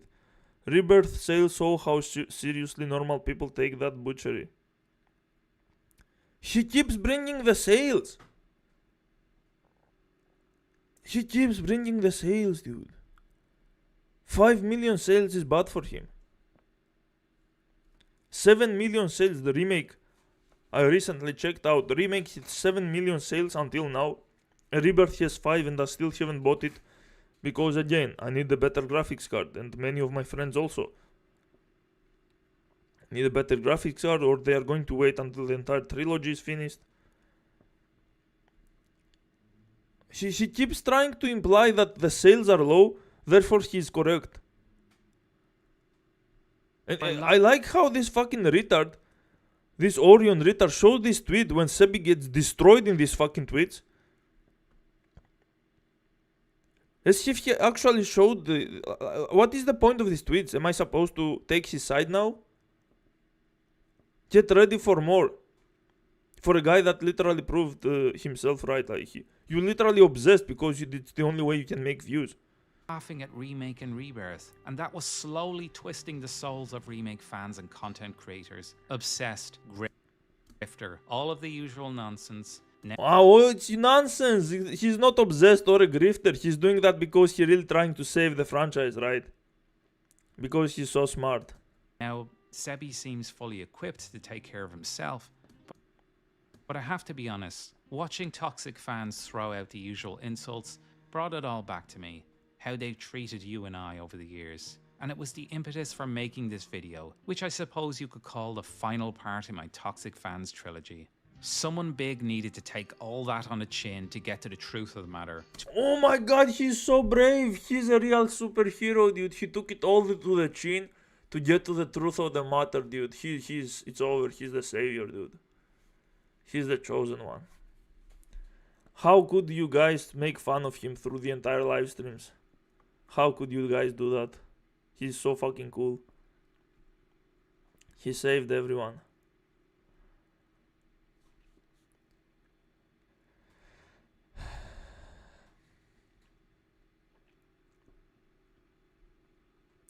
Believe in Sebi.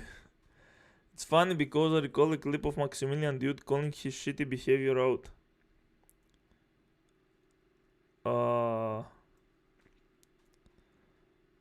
He's so big. Whose behavior did he call out? Maximilian dude called out Sebi Webs?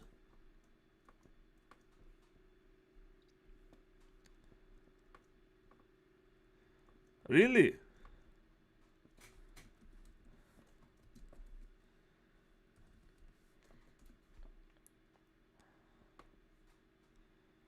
Why do we get this fucking retard, dude? All the time. Maybe it was on Twitter? Streamer drama. Maybe it's inside this video?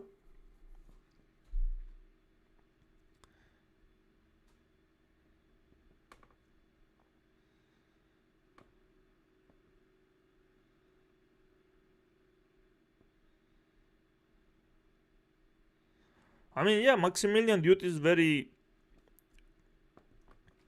He's trying to be very polite and respectful even when with people like Webs, but he doesn't want any drama. Like, he's trying to do his best to avoid any drama possible.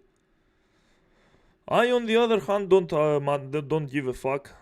I will gladly genocide the entire Soulstart fandom, and I will gladly genocide trash like him from every part of the fucking earth. This kind of trash does not deserve to play video games or breathe oxygen. If your entire fucking life is about annihilating as much discourse as possible and trying to manipulate and shift to destroy a genre, you clearly deserve to die, straight up. There is no hope. Like, your life must be insanely miserable. Like, you can tell when I made how to make objectively great Souls like that, I fully understand what these games are about and how to make a game where everyone is satisfied and not this fucking cancer.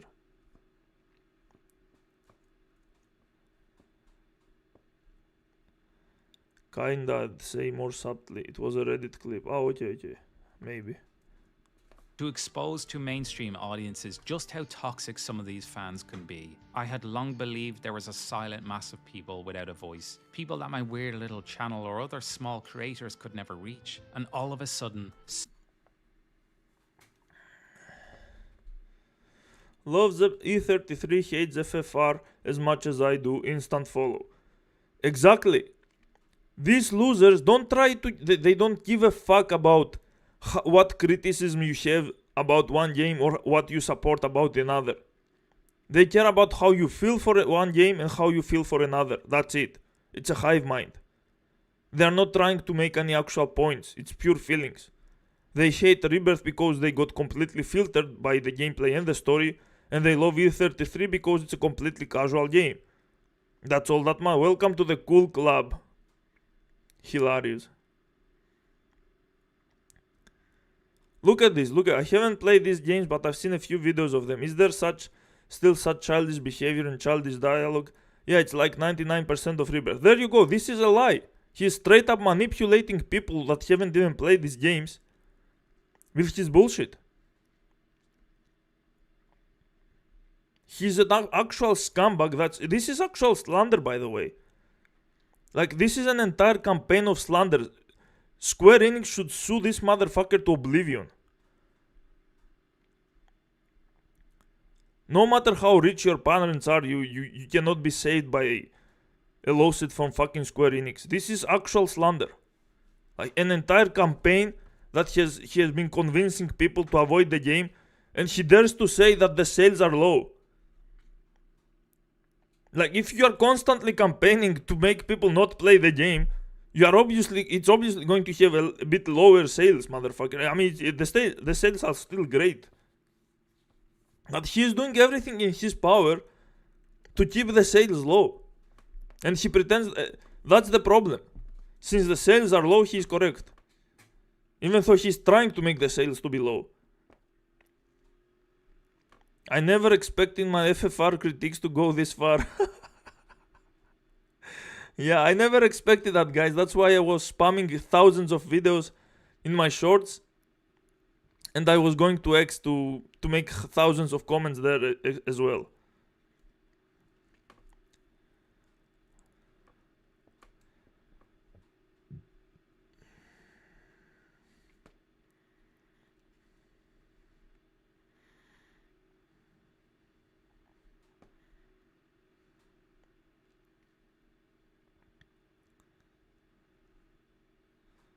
I'm so grateful for you and Sebi.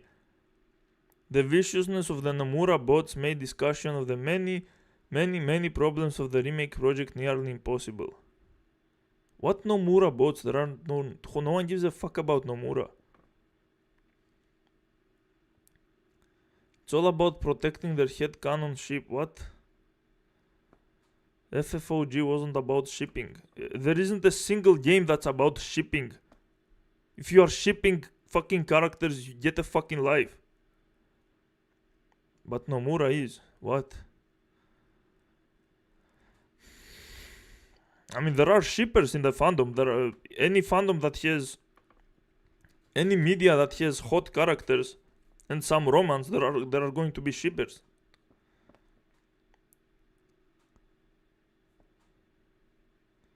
What the fuck are you talking about? What an insane comment. Zero understanding of anything. Most fandoms are full of crazy folks. Yes, the bigger fandom is, the more retards there are. That's an issue of every fandom.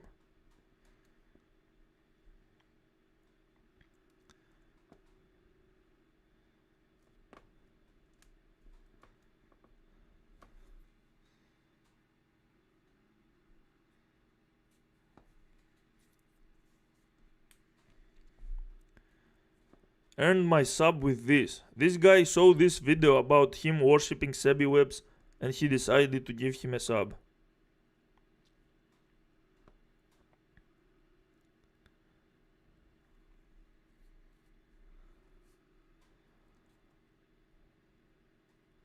Remake Rebirth don't have 1/5 of the soul the original FF7 has.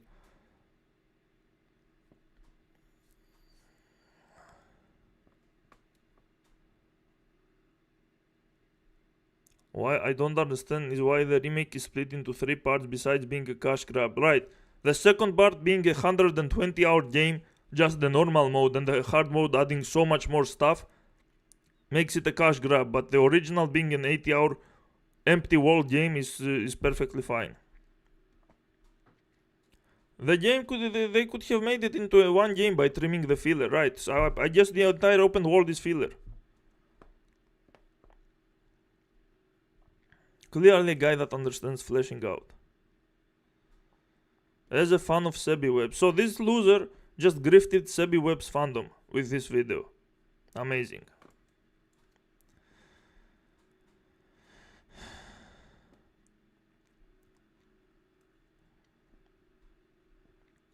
Sebi is a devil if anything. His fans are people without agency. People who'd rather listen to delusional talk rather than evaluate on their own. Yeah, that's his fandom. Like, you can see his fans are completely fucking stupid under every single one of his videos. Sebi feels like the sales are low. Bro really tried to construct the boogeyman of Nomura bots. There are no Nomura bots. Like, no one likes Nomura. Everyone knows Nomura is bad at storytelling. He's only good at character model design. And that's it. He's another one-trick pony. Well, that's why they don't allow him to do much stuff with the story. He barely did anything to the story. The entire multiverse and the Destiny thing wasn't because Nomura. It was something that they all agreed upon. It's something that they made to make people theorize. If you are going by critiques, FF7 Rebirth has a 9 out of 10 on Metacritic user score. Well, that makes sense, I guess. It's a good game. What did Nomura do exactly? He did the story of Kingdom Hearts games. Does that explain a lot? Grifting on a fanbase, on a grifter, on an industry plant, and trying to destroy a genre. Yeah. Amazing video. He literally presented him as a savior, dude. Insane. You watch this fucking loser at every fucking point in his life and you decide he's a fucking savior. Imagine the insanity.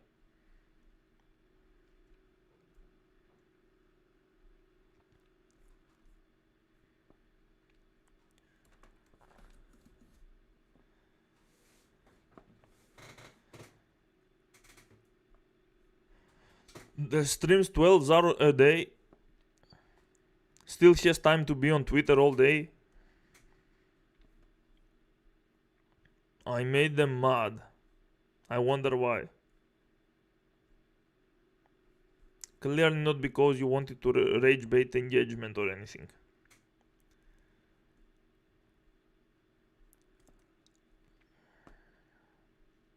This video, I watched this one.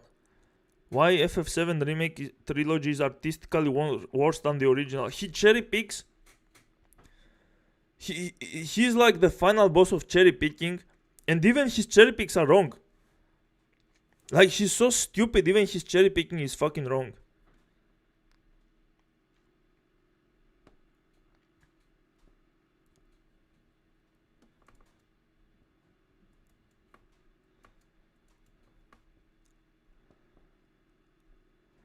Sebi is martyr, killing off his common sense and logic for the grift. No, dude, he's the savior. He took one on the chin because he wanted to say the truth, okay? That's what happened here. It clearly had nothing to do with the amount of views he's making, or like, do we even need to watch this video? Like, if you have played the original and the remake and the rebirth, watching this video already tells you everything you need to know. The guy is completely retarded. Like, completely. One of the dumbest videos I have seen. Like, he compares an 80-hour game to the 40-hour game of remake. Not even 40, like, he makes a comparison of the entirety. The entirety of OG's FF7 is 80 hours, if you want to do all the side stuff. Of remake is like 70 hours. Of rebirth it's like 200 hours. He finds like 5 examples to cherry pick, and he's even wrong about half of them. That's the whole video. And I don't want to go through it because I would have to spoil you stuff, so you can fact check me right now by watching this video. Worst ending ever, right? How the fuck is the biggest retard on the planet going to tell me Rebirth has the worst ending ever when people are still trying to figure out what happened and why and what's going to follow? Like, you are telling me out of all the people that have been theorizing, this is the one that figured it out.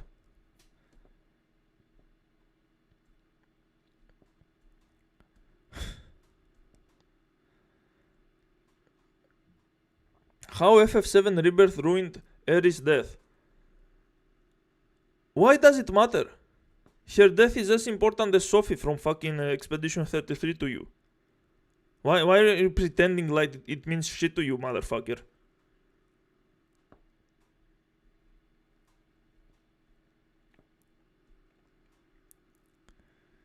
Oh yeah, this video. Oh my god, this fucking loser, dude. Oh my god. Okay, I don't think we need to watch more of this guy. This guy is beyond salvation. He is completely dead inside, and he deserves to be. Rightfully so.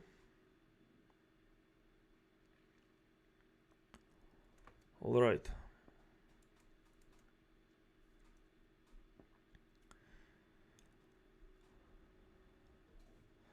Cherries. Hello Solo, I just tried Final Fantasy VIII Remaster and already dropped it. I didn't like the junction GF system, and even the combat was pretty meh for me. I was confused the whole time. Okay, that's fine. I told you, it's a mediocre game. I mean, if you try to understand the entire junction and GF system, you can kind of make it like a decent game, but you need to try too hard for something that the developer should have done. He didn't spell Aerith's name right. Yeah, because in the OG, her name is Eris, because Japanese people have a trouble pronouncing the th from the name of Aerith. So they sound like Erisu when they try to say Aerith. And they made the translation mistake. And some people insist that that was her actual name. Because fuck logic.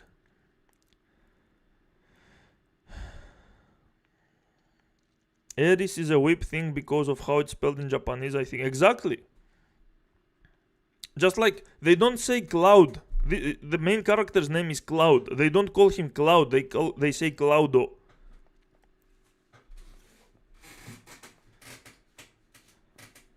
The OG was Aerith here in Europe. Well, there you go. They fixed the translation error in Europe. It's like Nilo Angelo in DMC1, I guess. Oh.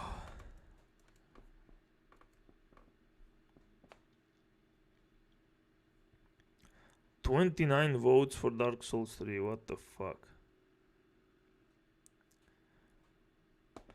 Okay, let's watch this final video, and after this video we'll be pretty much done with Sebi Webs and Soul Stars and shit, and I will make some videos, my normal videos about these losers, and yeah, we will be done after this one. I can still play cancerous trash games, I can still well, I mean, I mostly want to focus on good games because I'm done. I'm really fucking done, dude. Like, I can literally make an entire video analyzing every single good thing about Remake and Rebirth that will completely destroy all of these losers. All the stupid criticism they have. And I still have criticism about the story of these games and other stuff, but not like they do. Like, their criticism is completely retarded. I could easily do something like that.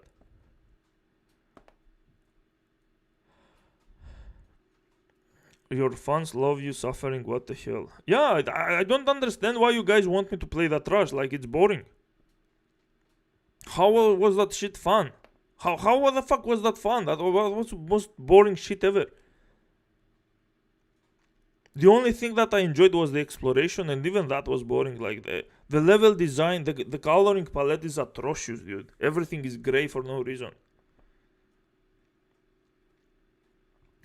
Actually, it's Crowdo. Yeah, they have trouble pronouncing the letter L as well. That's true. Do it. Okay, let's do this shit.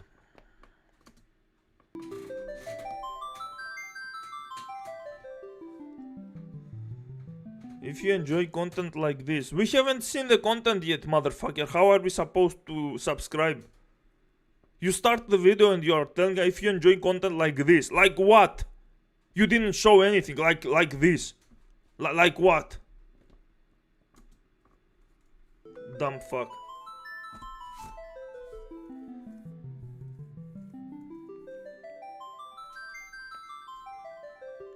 Whenever the age-old question of, what game do you wish you could play again for the first time arises, I often find myself turning to one specific title. It isn't the best game I've ever played, and it isn't even my favorite, yet it certainly left the most impact. Final Fantasy VII, a title that almost transcends my relationship with video games itself, a title that's constantly on my mind. And of course, it's a title that's iconic in the industry that's so near and dear to my heart. It told an epic adventure.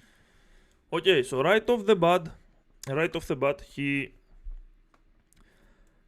loves Final Fantasy VII, which is great. I love it too. Great game. This thing when they say what game would you want to forget so you can replay it for the first time, I never understood that shit. Like, that's such a miserable thing to say. When you do something in your life, whether it's watching media, playing a video game, having a relationship, having sex, having drugs, having whatever, you do it once to get the experience, and then you want to live your life with that experience inside of you. If you want to repeat that experience as if it was the first time again, then you clearly don't have intention of moving on with your life. You don't care about the future. That's why you want to repeat the past. You don't have a vision for your own future. You are clinging to the past because you are sad. You don't know where you are going in life. Give me a second. Do it. Do what on Destroyer? You want me to do an entire video analyzing the entire story of Final Fantasy VII Remake and Rebirth. I can do it better than Maximilian, dude, probably. Probably, because I understand game design. The guy is probably better at understanding the story since he did so much research, but when it comes to a perspective of a level designer, of a game designer, I understand more. I can actually do it pretty well. People who hate FF7 are like and subscribe without watching any hate content. Indeed, I got up to chapter 13 in FF7 Remake, still enjoying it, but I think it has flaws definitely. Yeah, Remake has flaws. Rebirth has no combat flaws. Rebirth is still a flawed game, but the combat is perfect.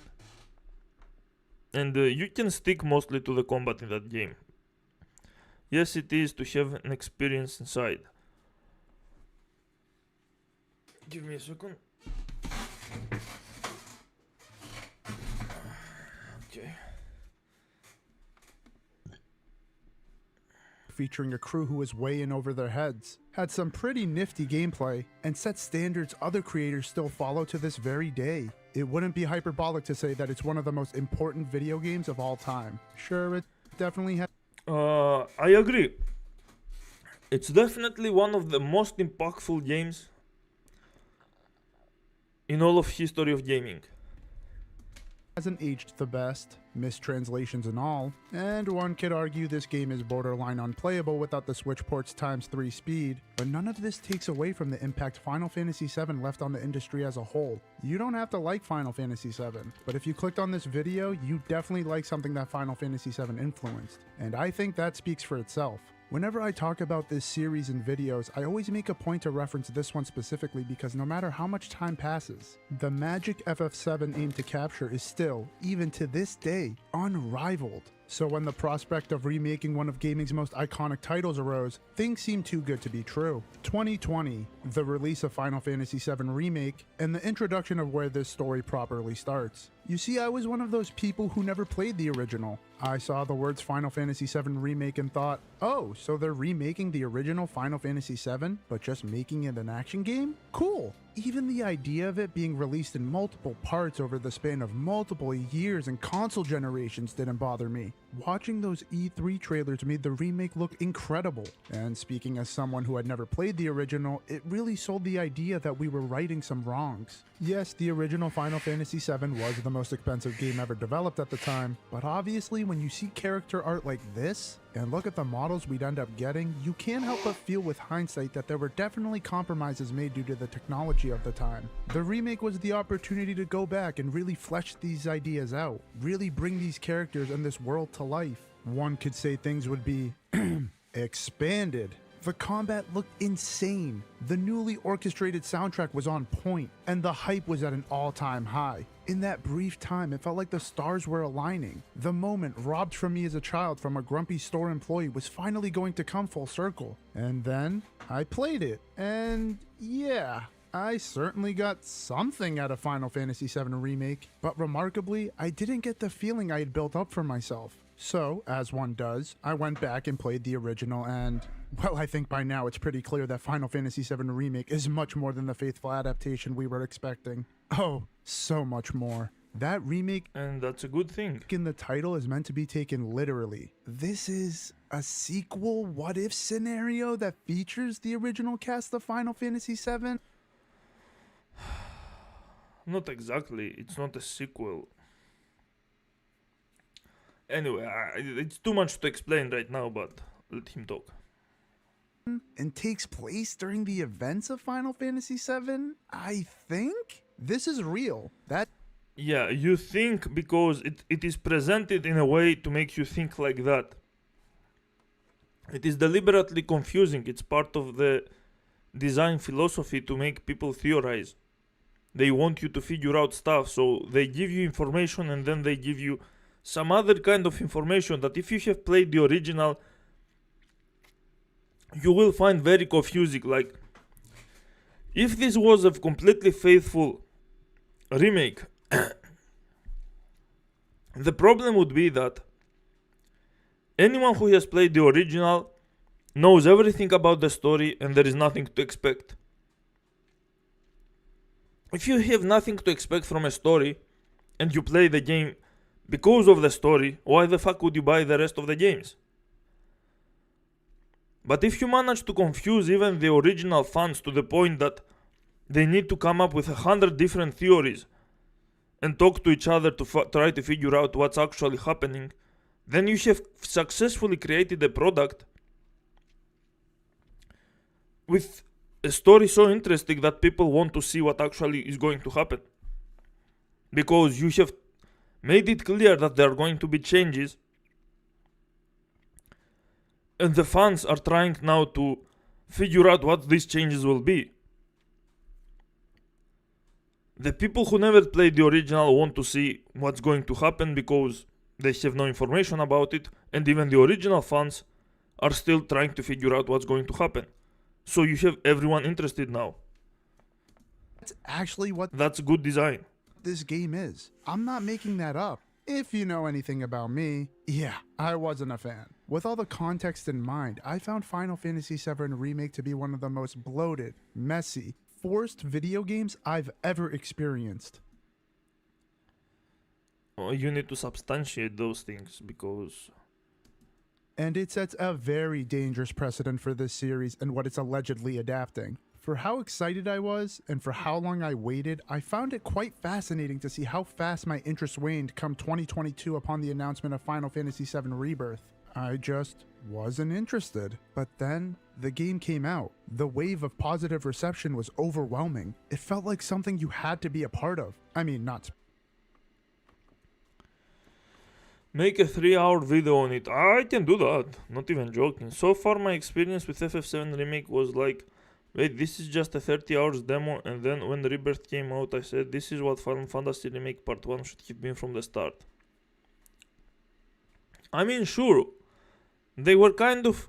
Remake feels a little bit of an experimental, but Rebirth feels like a perfection. Like they saw all the flaws with Remake, they heard what the fans want, and they gave them the perfect combat.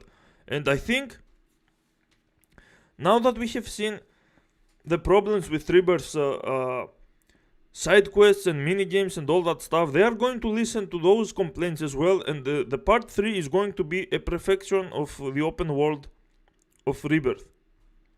So part 3 is probably going to be perfect in both gameplay and the side quests and minigames and story and everything, if they actually heard the complaints.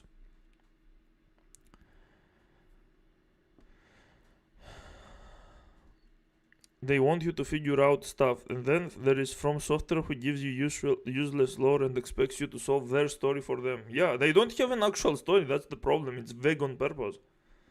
Elden Ring storyline sequences are abysmally designed, yep. Not to mention From Software never confirms anything, just theorizing for the sake of theorizing, yep. Meanwhile, in these games you have an actual story, like we are going to see what's actually going to happen in part 3. People will theorize and then they will realize whether their theories were correct and to what degree they were correct. Speaking from experience, not really a community person if you catch my drift. So I picked up a copy and wow, it doesn't even feel real. I've played this game in its entirety. I even tried going for 100%, and even after all that, I feel numb. When it comes to Final Fantasy VII Remake, my thoughts are not too dissimilar to the general consensus when it comes to people who don't enjoy this interpretation of Midgar. The gorgeous visuals, the insanely good presentation, the ridiculously bloated gameplay, the unnecessary changes to... Calling the gameplay bloated is already a sign of stupidity. There is nothing bloated about the gameplay. The gameplay is by far the best part of these games. By far. If by bloated you mean the few walking sections and some stupid side quests, then that's not bloated. That's not how bloated means. That's not a bloat. A video game is... The purpose of a video game is to play a video game. Like if someone gives you Devil May Cry 5, right? Or generally a good game. You play the story and then you have 100 extra secret quests and the mini bosses and bosses. That's not bloating the gameplay. That's giving you more of the good stuff.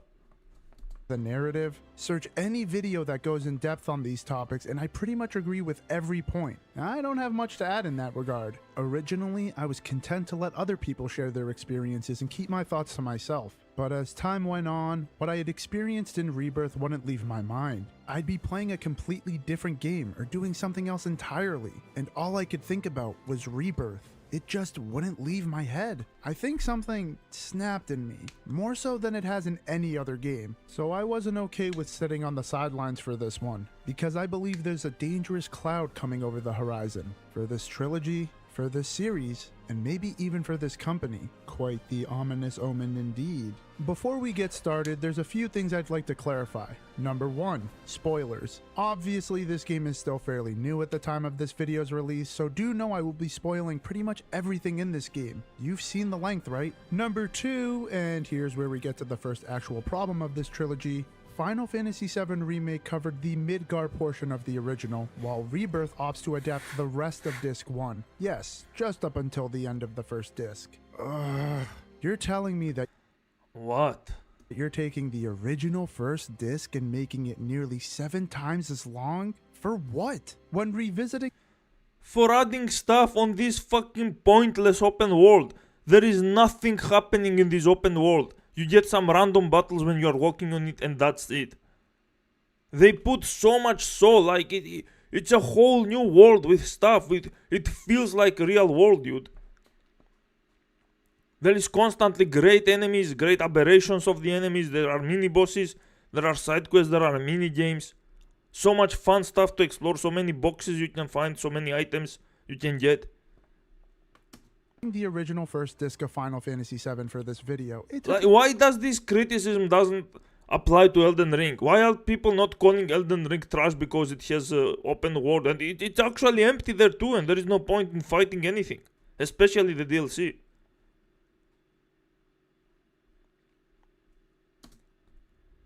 Me just about 17 hours to get to the end. Pretty reasonable. Doesn't sound like enough content? Feel like you're being shortchanged a bit? Well, how about 35 hours for a remake and just under 80 hours for Rebirth? What? Now What do you mean by what?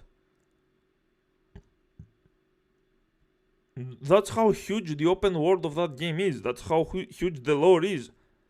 That's how many enemies there are. These games... By making the game an action RPG, you are adding depth to the enemies as well. Fighting the enemies is not the same as in the original, when you are auto-attacking and healing when needed. Most enemies are brain dead in the original, there is nothing to do, it's a casual game. In this one, every fight is engaging, even the normal enemies. The aberrations are fucking awesome, the mini-bosses are awesome, the bosses are awesome. The summon fights are the best. There is so much stuff. You want to experiment different party members. Understand. The first disc contained the largest amount of content within the original, but this makes the trilogy really lopsided. 2/3 of it is disc 1. What does this say about the rest of the original? The story after that moment is something we can just relatively speed through? You see what I mean? We're not even talking about the game itself, and already so many questions pop up. Slowly but surely, the cracks are beginning to form, which doesn't fill me with much optimism. I'll put a pin in this for now because it'll be much more relevant later on. Lastly, I understand some of you might not react well when I put these creators' works on blast for this video, but I want to make it very clear that there is no malice behind any of my words. If anything, I mean, that's cool and all. I don't think these people are malicious besides Sebiwebs. I think Sebiwebs knows exactly what he's doing because he's a grifting sack of shit. He's still stupid, but he knows that he's grifting. He doesn't care if he's stupid. He makes views and that's all that matters to him. I envy these creators in a way. I mean, I know if I were given the scenario of Final Fantasy VII and asked to adapt it for modern day, I wouldn't be able to come up with half the shit they do in this game. That's for damn sure. And while I do envy and respect creators like Tetsuya Nomura, Yoshinori Kitase, and of course Naoki Hamaguchi, as well as the rest of the team who works on Rebirth, I'm I'm not exactly much of a liar. So as we make our way to the Forgotten Capital one final time, I cannot convey anything but my honest and true thoughts. It's gonna get pretty rough, I won't deny, but it's for the sake of the game, the art, and to a degree, the creators themselves. Because So Elden Ring is not bloated with its 97 dungeons and 200 used bosses. Yeah, like, if only they had the same standards for every game. And again, this is not even bloated. There are so many. The amount of different enemies is insane. There are very few times that you get to reuse enemies. From Software bosses have always been damage sponges unless you use the most broken stuff, and yet they will still fuck you up as soon as you enter their arena. Some of Elden Ring levels in base game and DLC are literally just empty exist for YouTube thumbnails. Yeah, no joke. You have two Soulstar friends, and weirdly enough they both think Elden Ring is trash. Get the feeling he didn't enjoy the gameplay, just wanted to power through the cutscenes. Well, that's not the only problem. You will see. Miyazaki decided, hey assholes, let's inflate the size of this DLC we are developing by sculpting in gigabytes of pointless empty colors and terrain. Yeah.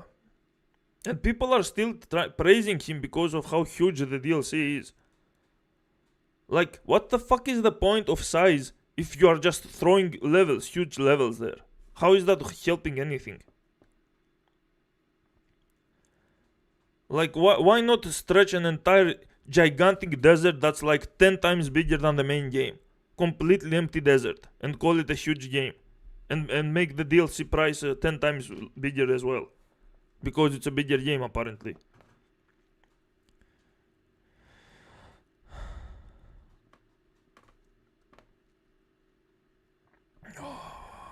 How many votes? 33.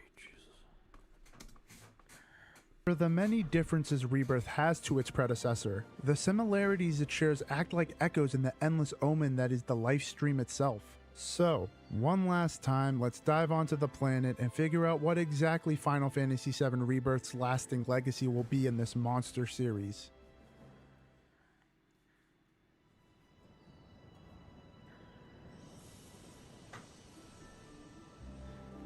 Nibelheim flashback, okay.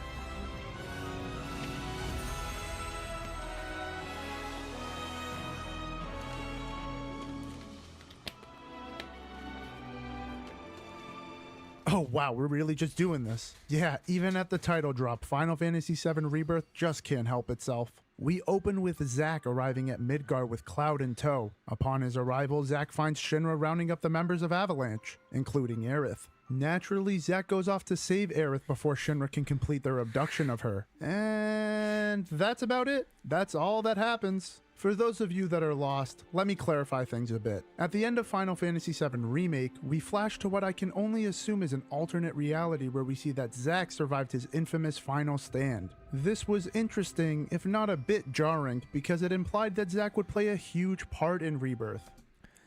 Yes, they implied that he's going to play a huge part because they wanted to bamboozle all the original fans. They wanted people to theorize. They showed this on purpose. It's smart design. Every OG fan lost their mind. Every new fan was confused. They were like, who the fuck is this? But all the OG fans were like, he's alive? What? There are hundreds of videos that make theories of how he's going to impact Rebirth. But guess what? He doesn't impact Rebirth at all. Like literally at all. Zero impact. Even the fight that he joins for once with you to fight Sephiroth doesn't mean anything. He joins and he leaves. It's more like a fan service fight. It's like, the game will let you play with both Zack and Cloud at the same time, with having godlike moves. It's like a cool fight. It's like a what if Cloud and Zack could both fight Sephiroth at the same time. And then he leaves. And that's it. That's his role in Rebirth. If you're going to do the whole... And they did that on purpose, by the way. They wanted you to theorize. And they start Rebirth with Zack again on purpose. Because they want all the OG fans to be confused. They want to be like, wait, why the fuck we are playing as Zack? Where the hell is this going? How is this going to change? They keep you interested. That's good design. That's good storytelling. If you think it ends up being nothing, that's fine.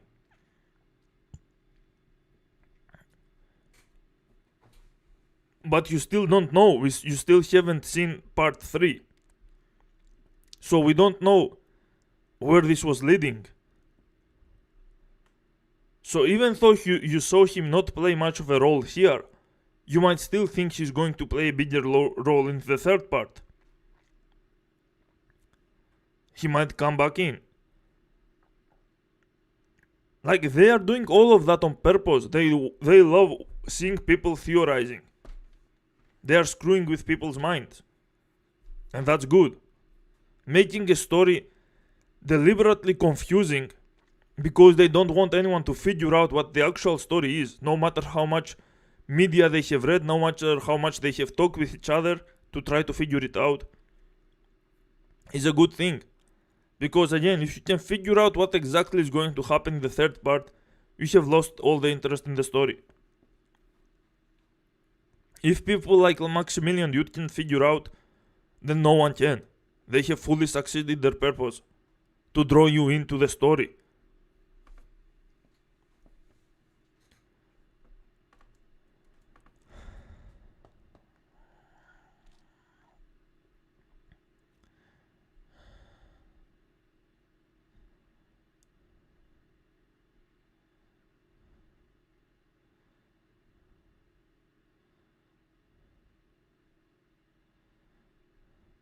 The only flaws about FF7 Rebirth, a bit too many mini games. You can skip the mini games, that's not an actual flaw. This is like going to a store, to a video game store, and saying you have too many games, that's a bad store.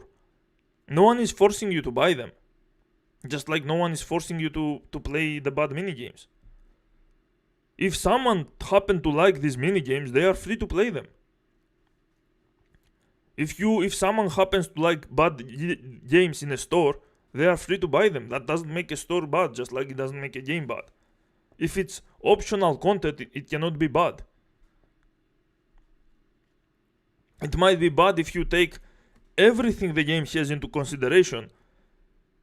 But if it's something that you never have to do in your entire life, no matter how many times you play the game, then it's not bad. Anything that's forced on the player is bad.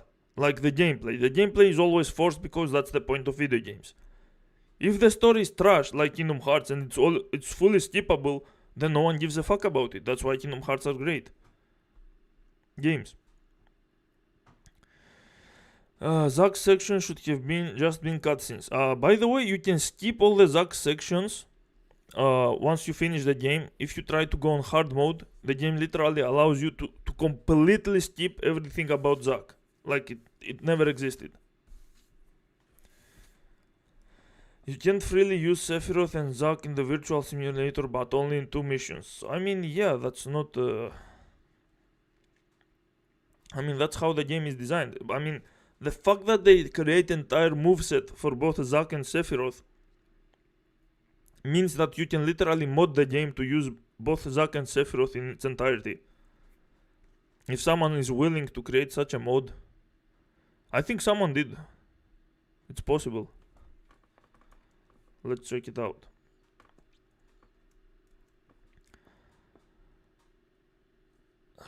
Flaws that Square might fix in the third. Yeah, I think they might make way better minigames and side quests. Final Fantasy Rebirth. Sephiroth mod. Play as Sephiroth.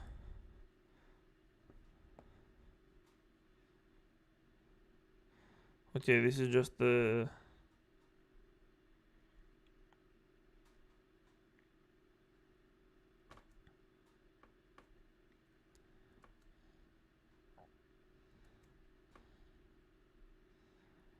no, you can actually play him.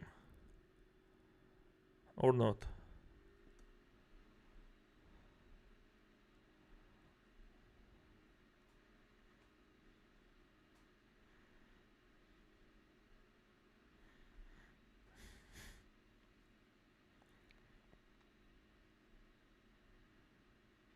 There you go.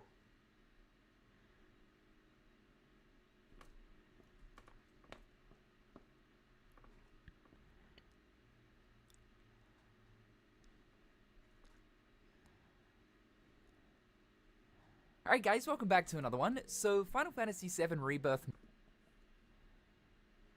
in its entirety with both Zack and Look at this shit. Sephiroth, Zack and Cloud in your party. Sephiroth. But the game was never intended to have these characters as party members, and so you are going to run into a bunch of issues currently with the two methods of being able to have these characters fully playable. So method 1 here is a save file created by Asura Mods. This starts you off in chapter 2 in the grasslands with Sephiroth and Zack in your party. And it works for the most part. You can run around the grasslands, do the story missions here, the side quests, the various world activities, and of course engage in combat using both of their kits. And yes, even the synergy abilities with Cloud completely work. And it's pretty fun. It allows you to play around with the movesets of Sephiroth and Zack a little bit more so outside of those very specific story segments or of course the combat sim. And there is nothing cooler than seeing all three of these characters together frolicking through the grass. Although there is something hilarious about seeing Sephiroth just casually running with the party here. You know, the guy that they're trying to hunt down, the guy that is basically threatening the livelihood of the entire planet. And also, these guys will appear in cutscenes as well, considering that Unreal Engine runs cutscenes in real time. Because we've loaded them into our party, it means that they'll just be standing off in the background. Guys! Guys, look behind you! He's right in there! Dude, wake up! It's Sephiroth! He's right there! Open your damn eyes! He's there! It's fucking Sephiroth! Hey, so I've been meaning to ask you something. You said old Sephiroth's come back from the dead, right? And that's a bad thing. So, what I want to know is, how'd he do it? And what's he after? He wants to save the planet. But wouldn't that make him a good guy? It's not what he's doing, but how. He doesn't give a shit if everyone dies in the process. Sounds like a total nutter. However, it's very limited and quite... Okay, this is fun. Well, you got what you wanted. Kinda. I thought about mods too. How do you think about Dragon Quest XI? It's nothing special. I play on console, so it bothers me a lot. Yes, I see. Dragon Quest XI is nothing special. It's a mediocre game. I mean, it has cool visuals and stuff, but the gameplay is mediocre.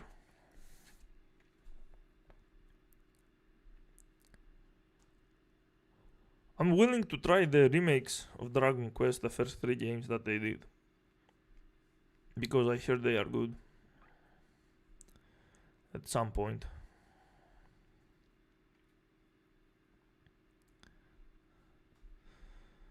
Okay. Let's go through this one. What if thing, might as well go all the way with it, right? I must commend the audacity to cold open with brand new Zack content. However, I can't ignore the cries for those who feel alienated. Whether you're familiar with the 1997 classic or not, this introduction leaves the player very confused about what's going on. That's the point. Fans of the original won't know what to make of this because by all accounts, Zack shouldn't even be here. Zack should be here because this is a different timeline, this is a different universe. This is a universe where Zack actually survived. So what the fuck do you mean he shouldn't be here? And those experiencing Final Fantasy for the first time will be lost because your only hint of his importance is a short CGI cutscene from the last game. Okay. So they have both the new fans and the old fans confused and interested to see where the story is going. That's mission accomplished. There's not enough context for this to be organic. What? What do you mean by organic? It is meant to be confusing. The lack of context is on purpose as well. Zack has barely been involved, and he's now opening the next installment of the trilogy. Yes, that's why it's good.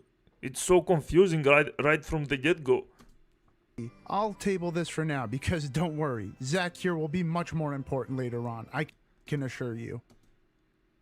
How do you know that? What? He's not. He's not important at all in the entirety of Rebirth and Remake.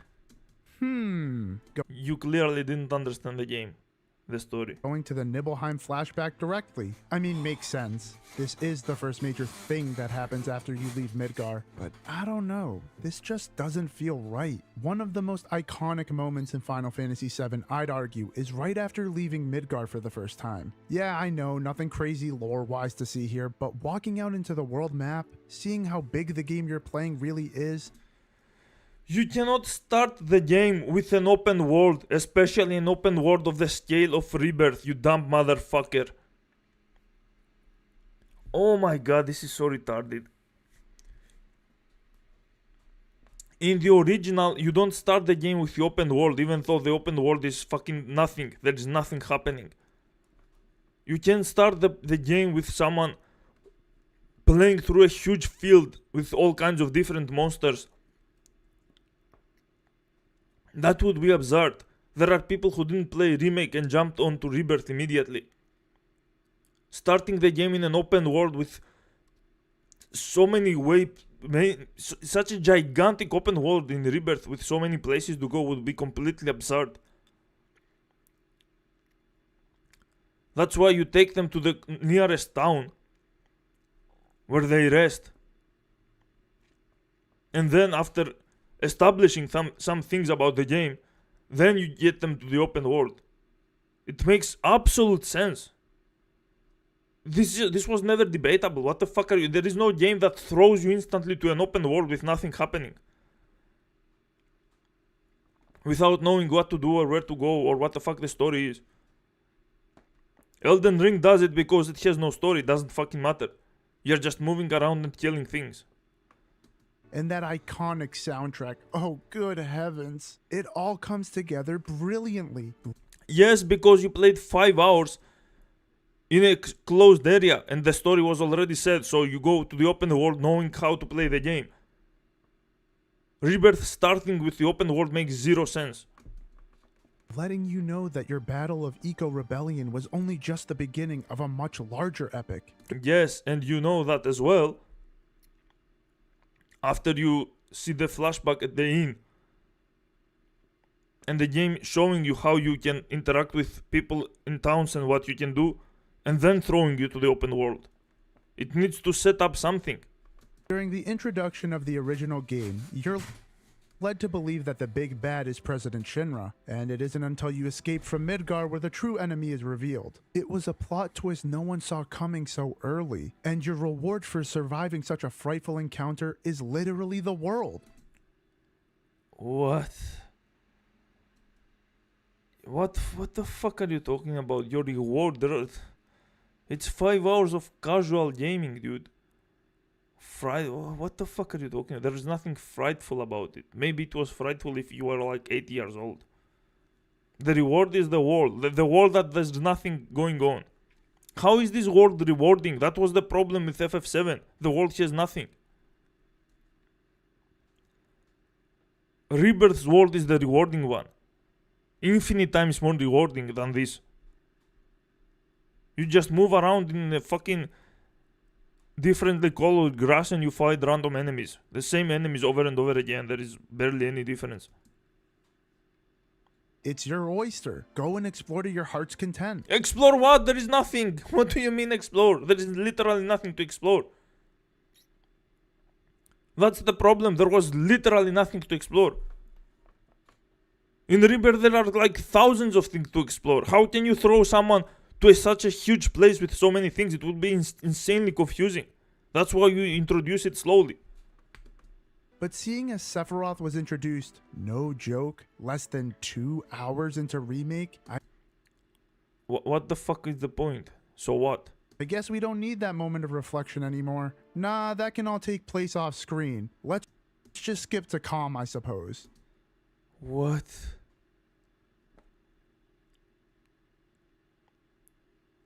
Dude, this guy understands nothing about storytelling or game design. Jesus, dude.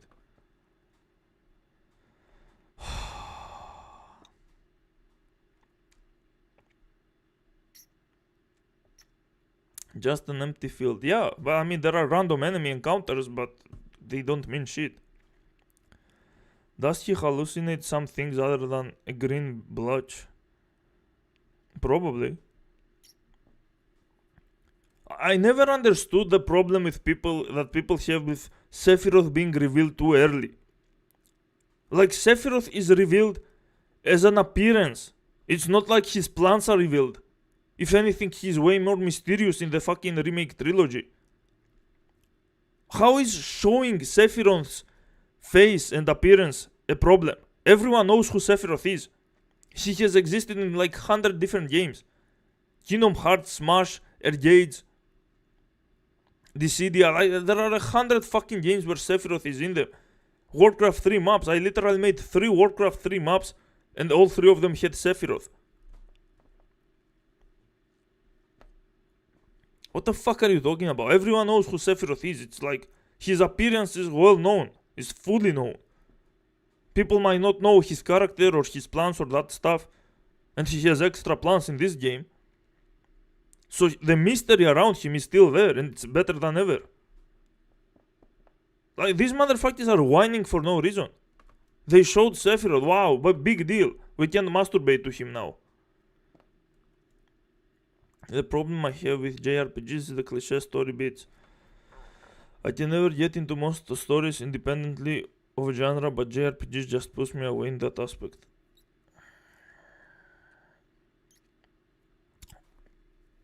I mean, sure, there are still, there is a lot of original stuff happening in Final Fantasy 6, 7, 9, 10. There is some cliché, obviously, because Japan. But it's worth it, the overall story is worth it. On the flip side, I think the Nibelheim flashback is almost masterfully done. Well, thank you. At least you admit how well they did the Nibelheim flashback. When it came to setting my own expectations for Rebirth, one thing I was genuinely excited to see was just how far the visuals came when compared to Remake. One of the strongest aspects of Final Fantasy VII Remake was how beautiful everything was. It starts off perfectly with a spot-on, if not slightly padded introduction, and it doesn't stop there. I am happy to report that Final Fantasy VII Rebirth is no slouch in this regard either. Playing on PS5 in performance mode, I found myself in constant awe just about everything I saw across the many biomes present. You see, the original PS1 200 total combined polygon count models from the original is what you saw, sure, but you imagined this. The sheen of the Buster Blade, the slight glint in Cloud's Mako-infused eyes. It's spot on. I literally could not imagine this game looking better than it does. And I mean, just compare the flashback to the original directly. Having that extra level of detail in these scenes is exactly what I imagine when I hear the words Final Fantasy VII Rebirth. For such an important part of the story, starting off in this strong a way is absolutely crucial for hooking players in. Well, there you go. You admit. And it rightfully does. Good. I just have one big problem. Playable Sephiroth. Oh, how the fuck is that a problem? Now, don't get it twisted. In concept, this sounds awesome. It adapts what happens in the original, kinda, and considering the combat of these remakes has been one of their stronger points, it sounds like a match made in heaven. Exactly. But I'm kinda mixed. On one hand, the way Sephiroth plays is immaculate. You truly feel the godlike power with every swing of Masamune. And okay, how would that be a problem? For how short this section is by comparison, it never feels intrusive. But on the other hand, now that Sephiroth is a lot more involved in the actual game portion of this section, I think the original, subtle point is kind of lost. What? Sephiroth was so much of a mystical badass before he would join your party, but you couldn't even touch his commands. He was invincible and could nuke everything with Blizzaga. Yeah, you weren't even playing him. It was just a glorified cutscene. It was a fearsome power that you could only watch and hope to reach his cloud by the end of the game. I might be on an island here, but I always saw this original glimpse at Sephiroth to be a cute little reward for making it to that point of the game. Making it to what point of the game due to the 5 hours of casual playing? How is that a reward? Like, what the fuck do you mean? You played a very casual game for 5 hours. What a reward? You didn't do anything. We finally left Midgard, and things are finally starting to open up. Now, yes, I understand the Nibelheim flashback is technically Sephiroth's origin story. Okay. How he went from the revered hero he was to the maniacal villain we come toe-to-toe against. So it makes sense to focus on him. But I think maybe they overdid it. It's almost like you're meant to care more about how you're playing as Sephiroth. The guy playing as Sephiroth, if you as good of a player you are, the better of a player you are, the more you are going to feel how powerful he is. Even if you are not a very good player, you are still going to feel the difference in power. If you put time to play him well, you will realize he's pretty much a god. Which is the very point of this flashback, to show you how strong he is. That's literally a skill issue on your part, if you failed that, even though you admitted that the gameplay was immaculate. You know and love from Remake, even if it kind of distracts from the humble beginnings of his story. And here, you're given not one, but two completely out of context scenarios thrown right at you from the beginning. I mean... What? That's the only out of context scenario. How is the Sephiroth an out of context scenario? I know what's from the original here and what isn't, but I can't imagine what it's like for someone who's going through this blind. Well, there is nothing. They just confused. They want to figure out who this is, who Zack is, and what role he's playing. That's it. What do you think they are going through? Do you think their brain gets exploded? If anything, the original fans are the ones with their minds racing because they are trying to understand. They are trying to connect dots, even though there are no dots to connect. Because they are giving you information, very limited information on purpose, so you won't be able to actually connect. I can only guess that there'd have to be some sort of whiplash here. In the Why? Span of what? The first 20 minutes of the game, we see 3 different versions of Cloud? Cloud in the flashback, Cloud narrating the flashback itself, and this Cloud here that Zack is carrying. Cloud in the flashback and Cloud narrating the flashback are technically the same people, just the current Cloud describing his past. This Cloud right here is the only one that people are questioning, even though he's just from a different timeline or universe. But again, the modern fans will think he's just this is something that happened way before or maybe later after the flashback. Like, they are trying to connect dots, but there is no point, whether it's for the modern fans or the old fans. Yeah, there's a lot to take in. Okay. Do you have trouble taking all that in? And in some moments, I really do enjoy it. Some portions of this flashback in Rebirth straight up feel like a horror movie. Yes. If you thought the original was chilling, your bones will start shaking when you see how Rebirth interprets Sephiroth's rampage on Nibelheim.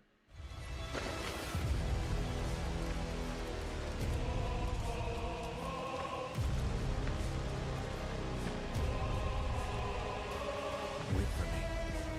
I'm coming.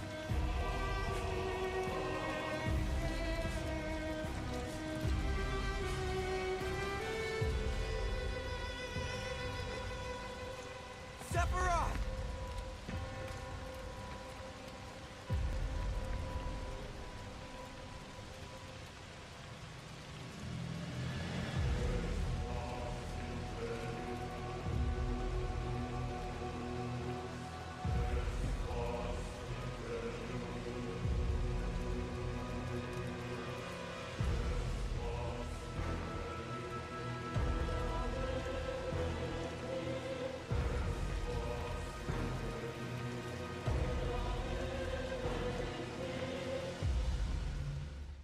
And sure, this is. Okay, so you admit they are giving us godlike gameplay, godlike story, godlike soundtrack, godlike representation of Sephiroth, and the entire flashback. So what the fuck is your problem?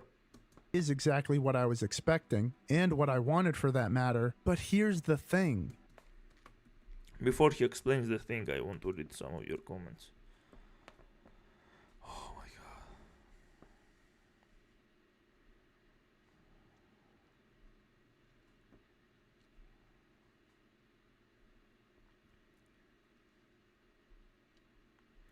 Some power of friendship. Okay, again, that kind of cliche doesn't always exist. Whoa.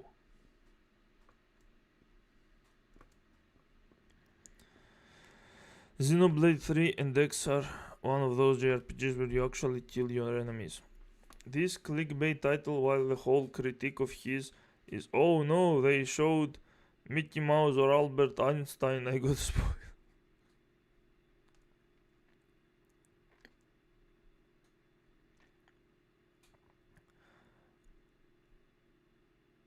They showed Jesus Christ. Basically, he wants a game that shows him nothing, no Sephiroth appearances, no Sephiroth commands, no open world, just give him a wall and he hallucinates a perfect game. Yeah, that's fucking stupid what he wants. We'll get to it, don't worry, I've seen a little bit more of his video, it was really fucking stupid. So he wants Dark Souls. Yeah, just everything be a mystery. And you need to imagine everything, and you need to make it in your own imagination whatever you want to be, and somehow it's always good because it's just what you want it to be. Playable boss characters are great, yes, especially when it's done well. No, DMC5 Special Edition lets you play as Virgil. Yeah, it's really stupid how that's considered criticism. Like, the entire point of the Special Edition is to make you play Virgil. Just like the entire point is to make you feel how strong Sephiroth is by allowing you to play him. And it's not just, you are not just commanding him in a turn-based game through making him do moves. You straight up play action. You feel how powerful he is at every point. Speed, stamina, strength, everything. As long as you are a good player, of course.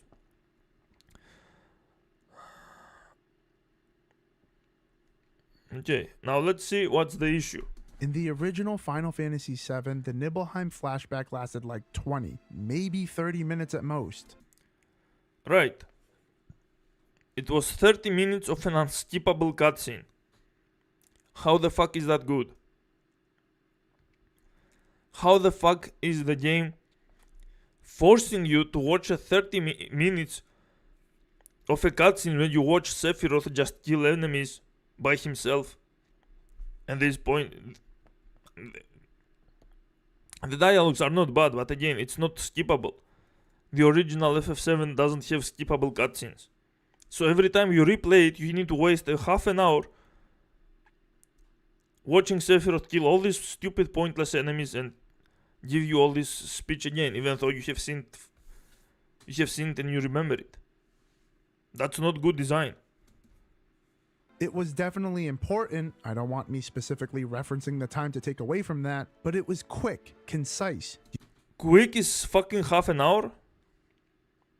Are you serious? You got the sick, iconic shot, and you were back on your adventure. But in after half an hour of pointless cutscenes. Rebirth, that 30 minutes is stretched out to nearly 2 hours. So let me get this straight. They give you godlike gameplay with Sephiroth. And instead of being thankful that it lasts as long as it does and wanting to last even more, there are literal people in my chat that wanted more of Sephiroth. They wanted him to be playable. And this motherfucker has a problem and he calls it stretch. Like, you literally called it immaculate gameplay. How the fuck is giving you more of immaculate gameplay a bad thing? How is that a stretch? Especially when you compare it to original, when you are not even doing any kind of gameplay. You are just watching him do the gameplay himself.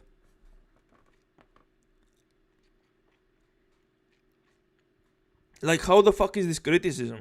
You are criticizing a game that gives you god tier gameplay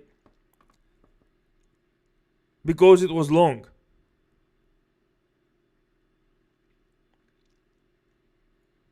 Are you insane? Was this really necessary? I understand that. Yes, maybe. It was necessary enough to feel how powerful he is. It was necessary as a tutorial. It makes perfect sense from every fucking point of view. Story-wise, gameplay-wise. All sounds a bit hypocritical, seeing as how I praised a lot of what Rebirth has expanded upon the original, but yes, when it's 4 times as long as 4 times as long, but you actually play it, motherfucker. Every time you play, you will do different things. You will become better. You will try different combinations of materials or playstyles. You will be breezing through the enemies. Like, how is gameplay? How is godlike gameplay a bad thing? Why are you playing a video game if godlike gameplay is not your thing? What the fuck are you doing here? at some point that nagging feeling of bloat starts to creep its way back in. How is it bloat? How is immaculate gameplay bloat, dude? That doesn't make any sense. Who the fuck in their entire life played some game that considered immaculate and somehow called it bloat? What sense does that make?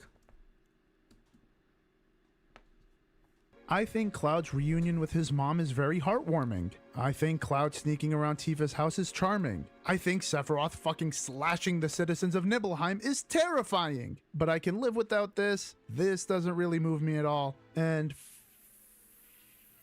fuck whatever the hell this is. Yeah, fuck this because you don't understand it. Great. So far, things are going fine. There's a lot of potential, but there's already some concerns, and we're not even into the game proper.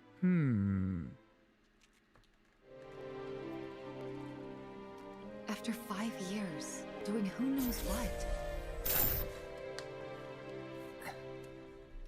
Because he wants to finish what he started.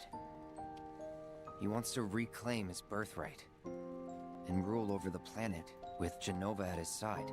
Similar to the original, after the Nibelheim flashback, we find ourselves with our main characters reminiscing on the story that's just been shared by Cloud and Tifa. Another positive I'd like to mention is just how well these characters are being portrayed. There's something about these characters that you just can't mess with. One of the most important aspects Remake needed to nail was how they would be brought to life. And man, no matter what, seeing these characters do just about anything in Remake is such a damn treat. Combine the stellar voice acting with the near lifelike animation and you get arguably the most visually stunning video game ever. I ain't kidding. It pleases me to say that Rebirth continues this trend magnificently. Even in just this scene here, there's so much life and personality to everyone present. Even the ones trying to act all cool and calculated or whatever. Little moments like this are definitely appreciated. But what happens?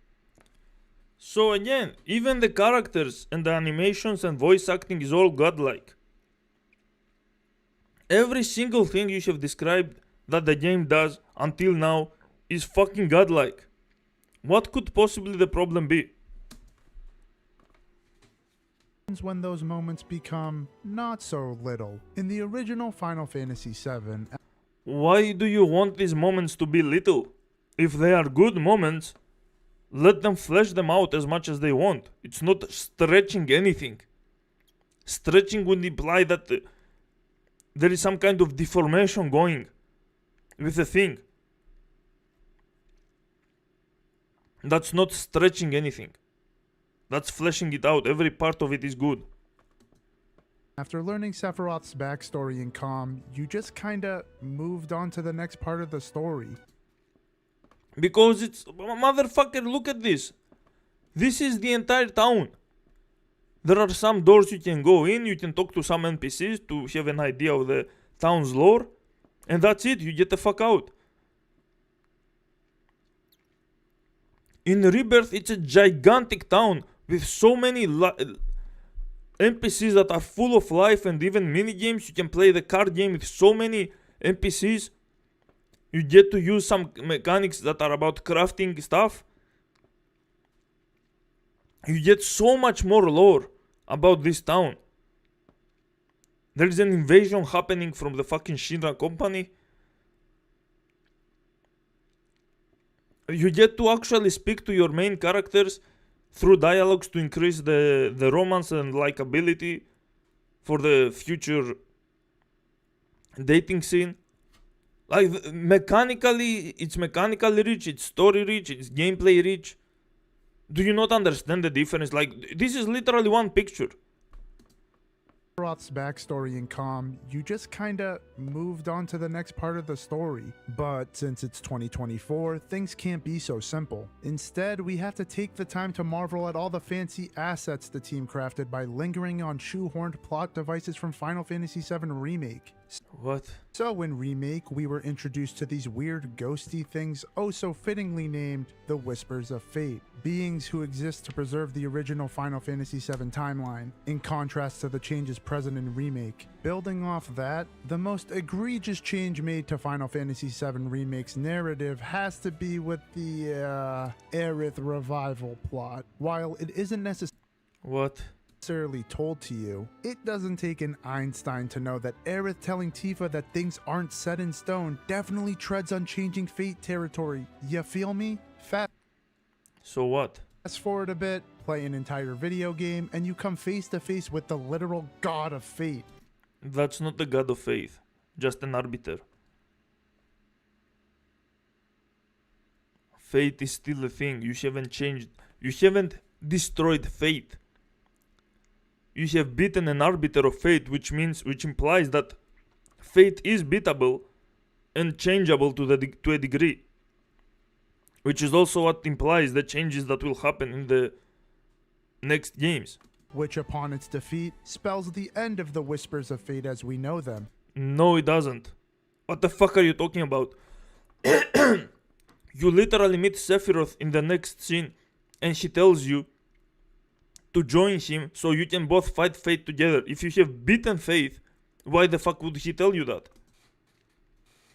Or at least so we were told. This is all to say that Aerith lost no one told you that. These memories she never had at this point in the original, mind you, because the Whispers are, for lack of a better term, excommunicado. I mean, I'm pretty sure that's what happened. The game never tells us why Aerith no longer has these memories. We're just kinda supposed to take this at face value. Well, that's a lot to take in. Yes. Both Aerith and Cloud have a glimpse of memories. Well, a glimpse of the future. It's like they played the original, like us, like the players. And they know some things that will happen in the future. They know pieces about things. But they forgot all of those. They presented these characters to us as if they actually know what's going to happen in the future, and they confuse the old players into thinking that this is some kind of sequel since they know what's going to happen, what happened in the original. But since the role of Destiny is to keep things go in a certain way, Destiny can impact physically and mentally characters and things. That's why it removed those memories from the main characters. And now we are playing a game that is very similar to the original. Because just like in the original, the characters have no way of knowing what's going to happen in the future at this point. It was another bamboozle for the fucking old school players. Into making them thinking that this might be a sequel, but it's not. It's just the fact that there are going to be some changes. And your characters can also impact those changes by defeating Destiny.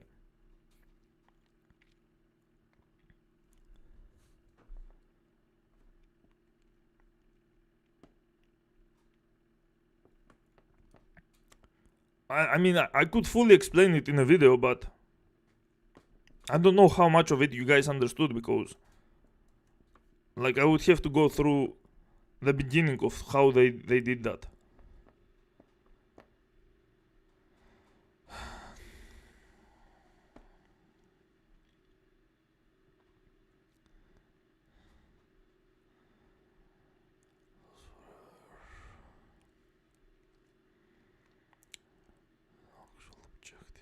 Well, the objective in Dark Souls is just to kill everything the game is throwing at you.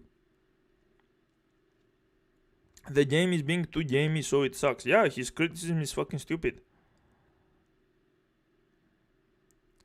Technically, going hollow meets the goal of the game, because the goal is to roleplay as anything that you want. I see people actually think that's a bad thing. Yeah. FF7 OG is better than what?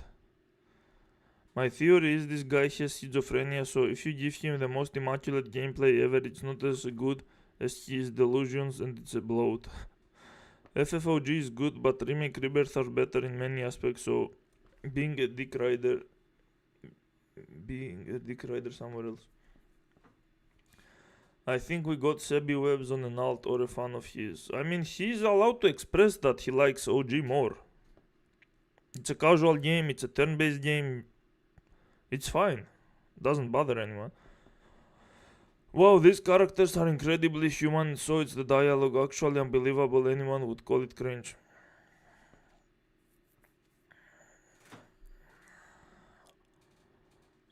It's actually, yeah, unbelievable. Anyone would call it cringe. Well, tell that to Sebi Webs. Well, it's believable because we've seen with our own eyes how terrible these people are at video games. Yep. High quality crafted assets are blow to him. Wait, is he calling some random enemies a god or fate? Clear example of his schizophrenia. It's not a random enemy, it's an arbiter of fate. Like, if you... There are these things. FF7 Whispers. These ghost-like things. Okay? These things. When a lot of those combine, they can transform... they can transform to many things. They can transform to these things. These things. They can transform to a dragon called Bahamut, which exists in every... There you go, this thing. This is the dragon. And they can even transform to this huge thing, this gigantic monster. Okay, wait. Get a clear picture. There you go. This is like a gigantic, huge, very huge monster.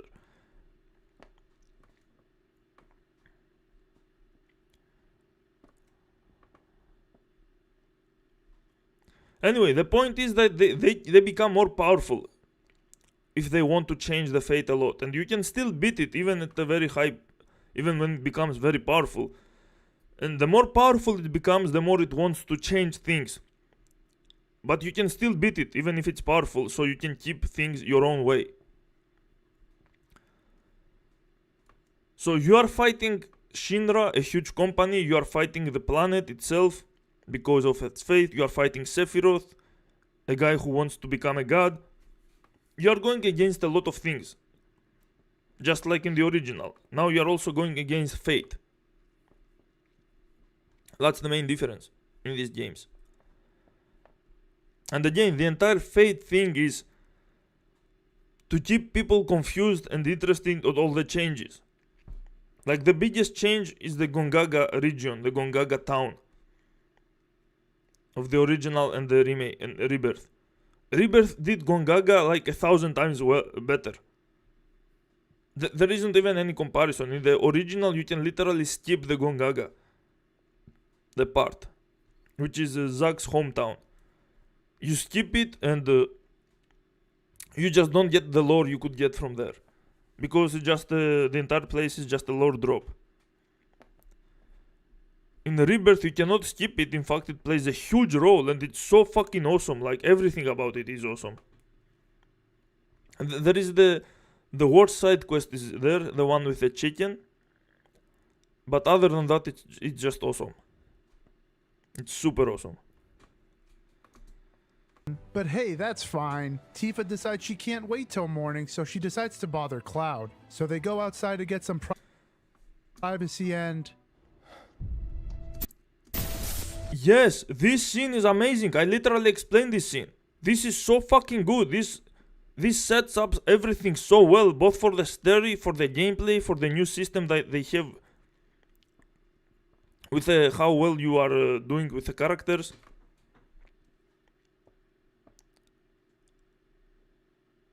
The interactions that you can do with the characters to develop the development with the characters, so you can get the date with the person you want, or bromance or whatever. This is super good. This is actually one of the best new things. Whoa, Jesus. What is going on here? It's only been like 30 seconds and already I'm completely lost. Why are you lost? What do you mean you are lost? Lost about what? How did you play the original and you don't know that Sephiroth literally exists in Cloud's mind? How are you lost? Let's see if I got this right. We go from backpedaling one of the wildest parts about Final Fantasy VII Remake to then adding in a completely new subplot in the next immediate scene? Yes, and it's great. Wow, I am at a loss for words. Why? Truly, I don't even know what to say. It's awesome. We just spent 30 or so hours building this Aerith revival plot in the last game. What? No one built Aerith revival plot. What the fuck are you talking about? You see, this is the problem with these retards. People who play the OG are so full of themselves, they think they actually figured out everything about remake. They made up a theory in their head and they actually so fucking retarded. They are so thick-headed that they believe their theory is the only one that is correct. They are not actually open to see what the story is about. Whatever the fuck they made up in their head, they think it's the reality of the story. There are like people that make hundreds of theories and try to analyze so much stuff and watch other theories too, and they still can't figure it out. But these retards totally figured it out by making up something that is not even true. And it's clearly easy to fucking debunk too.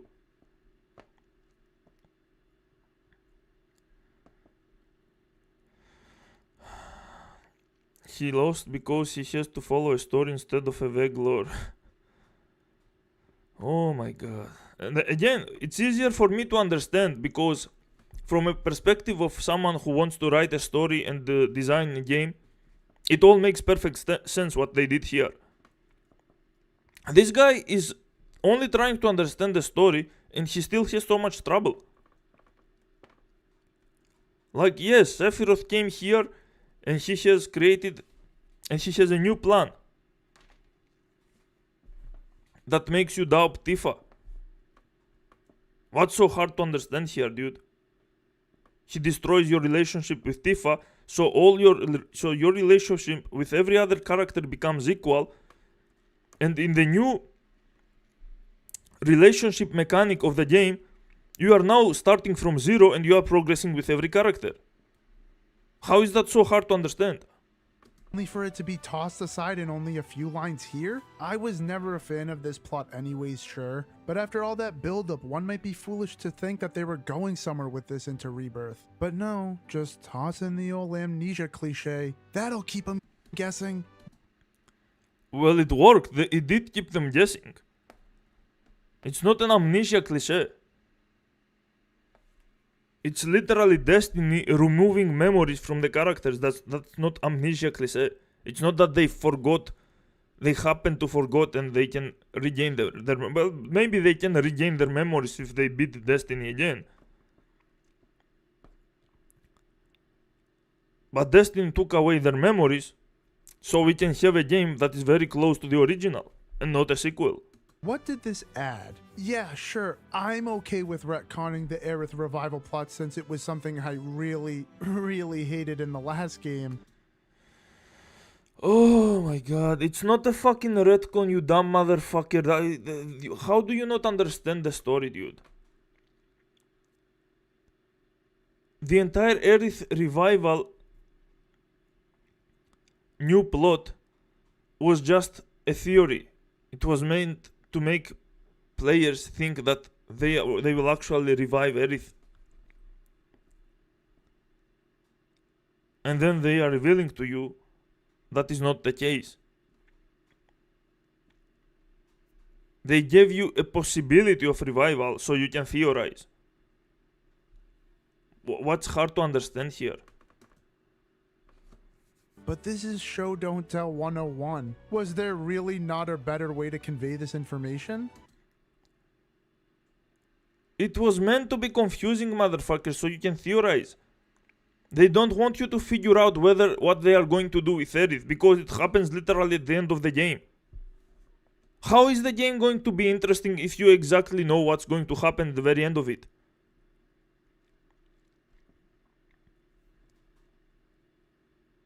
You want to stay away from spoilers, just like many streamers do, and you want to go through the story while constantly theorizing and see what happens. That's part of fun. That's part of the fun in stories, in video games, in movies.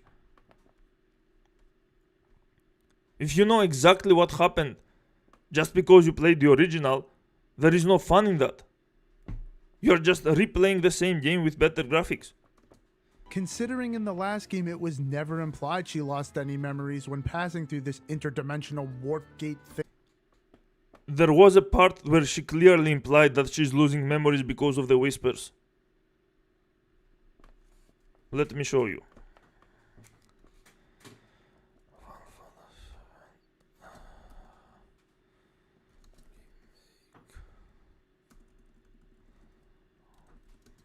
Cutscenes. 15 hours of cutscenes, Jesus.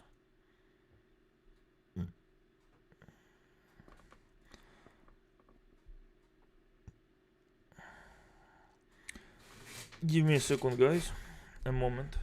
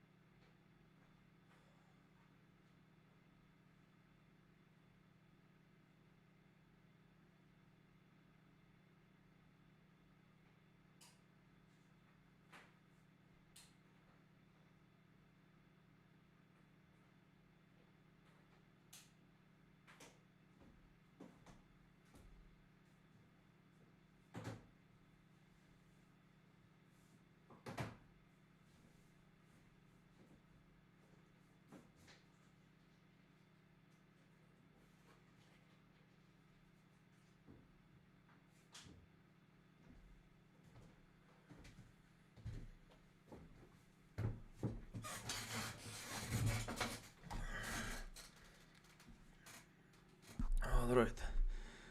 15 is a lot. I mean, he probably includes walking sections and other stuff. Regardless. And probably the DLC as well. Or not.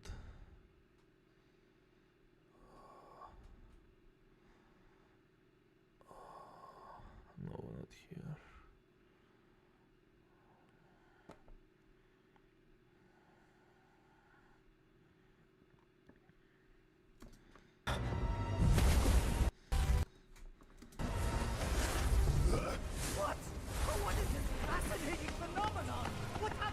There you go. That's the scene. Shit. Unto her promised land shall we one day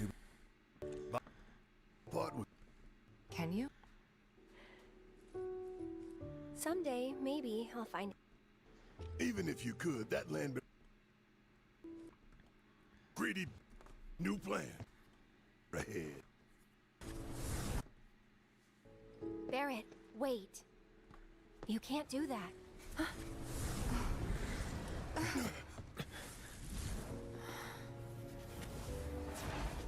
Oh, great. These assholes again. Probably some Shinra science experiment. Whispers. Perhaps best described as arbiters of fate. They are drawn to those who attempt to alter destiny's course and ensure they do not. Like capital D? Destiny? The flow of the great river that is the planet, from inception to oblivion. And you're saying that that flow is somehow fixed? Yes, for it is the will of the planet itself. So if we're destined for a bleak future, these whispers will try to keep us on that course? Now wait just a damn minute. How in the hell can you possibly know any of that? Spouting that cryptic stuff, which could all be bullshit. I mean, ain't you a Shinra lab rat or dog? I'm not a rat dog. When Aerith reached out to me, I found this knowledge of the Whispers. Listen to me. Please. Aerith. The Shinra Electric Power Company isn't the real enemy. It started with them, sure, but I promise you, there's a much bigger threat. I just want to do everything in my power to help. All of you. And the planet. Aerith, what are you not telling us? I'm lost in a maze, and every step is taking me further from the path. Every time the whispers touch me, I lose something, a part of myself.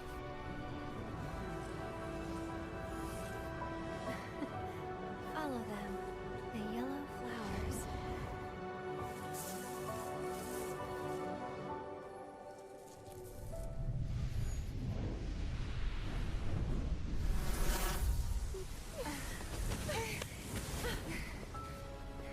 It's okay.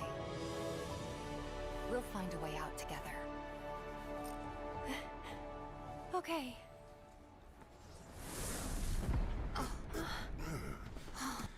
Okay, so she pretty much admits she loses a part of herself, which is essentially also part of her memory. That's the implication there. That's why she can't tell them what exactly is going on. So even though she knew things about the future, it was taken away from these destiny things.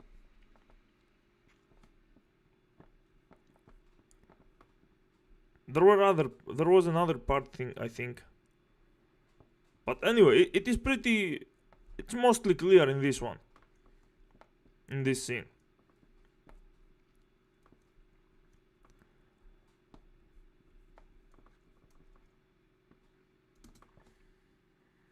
So, how did this happen? Was her knowing the events of the original Final Fantasy VII solely dependent on the Whispers of Fate? Well, you could have fooled me.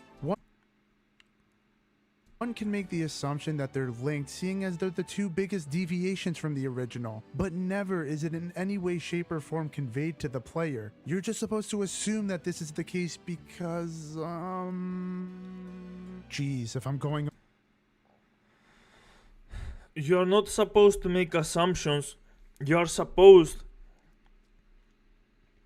to think of possibilities. If the game wants to make something clear, it will. The reason it doesn't make things completely clear is because it wants you to think. It wants you to keep theorizing. It wants you to keep into consideration that these things could happen, these things might not happen. all of the possibilities. That's why making up the story and pretending you understand what's going to happen in the entire trilogy is fucking stupid. You don't understand the point of what they're doing, and you are not going to figure it out. They made sure to make it as confusing as possible, so you can have trouble putting the pieces together. On like this for just this small scene here. So the memories that she had can be taken away from her by destiny. That much is pretty much clear. I'm actually pretty worried where things are gonna go from here. That's fair. It's very fair to be worried, because there is a chance that they will screw up the story, but they did not screw up the story. Not yet, anyway. They did screw up some parts that were meant to be a bit more emotional, maybe, than... The original does some parts more emotional because it focuses so much on the music and the way they are presented. There are very few parts though, like Red 13's backstory.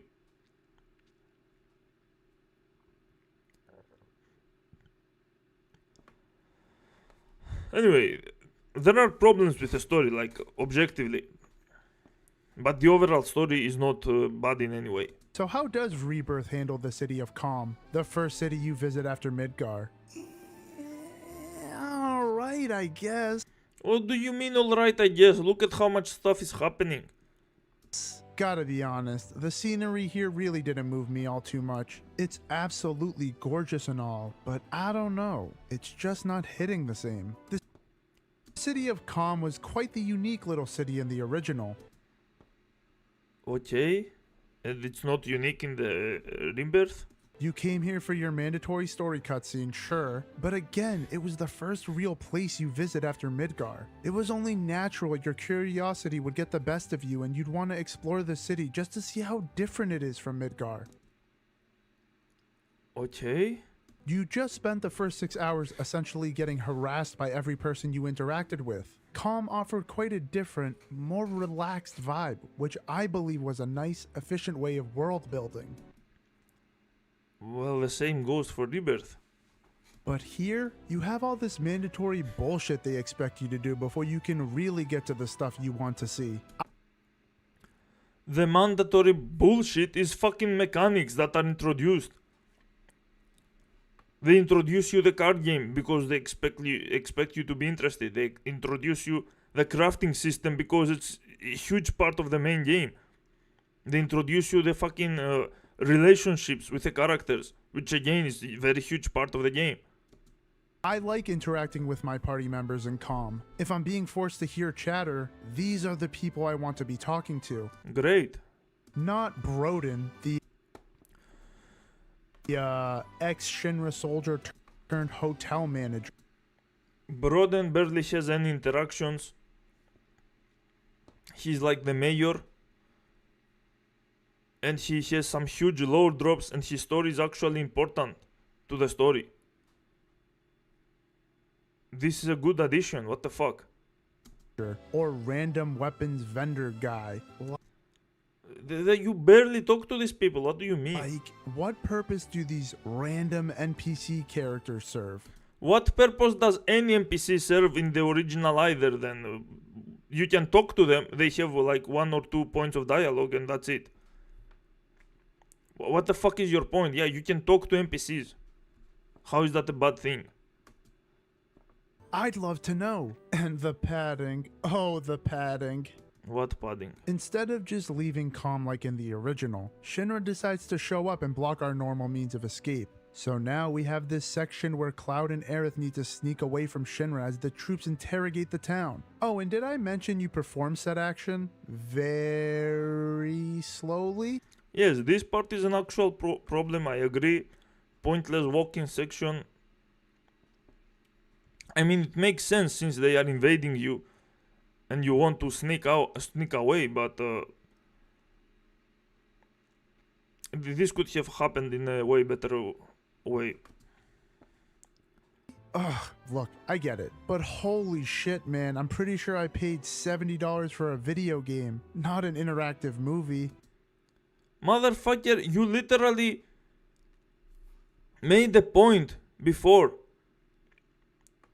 that you prefer the 30 minutes interactive movie instead of the 2 hours of gameplay. And now you're complaining that you get this right before it drops you to the actual gameplay. This section doesn't last for half an hour. It's like barely a minute. This, however, was all to build up to the moment of true peak. And Yes. listen, Yes. I've been pretty negative so far, but even I have to admit, when you take those first steps outside of calm and the camera pans outwards, it just hits different.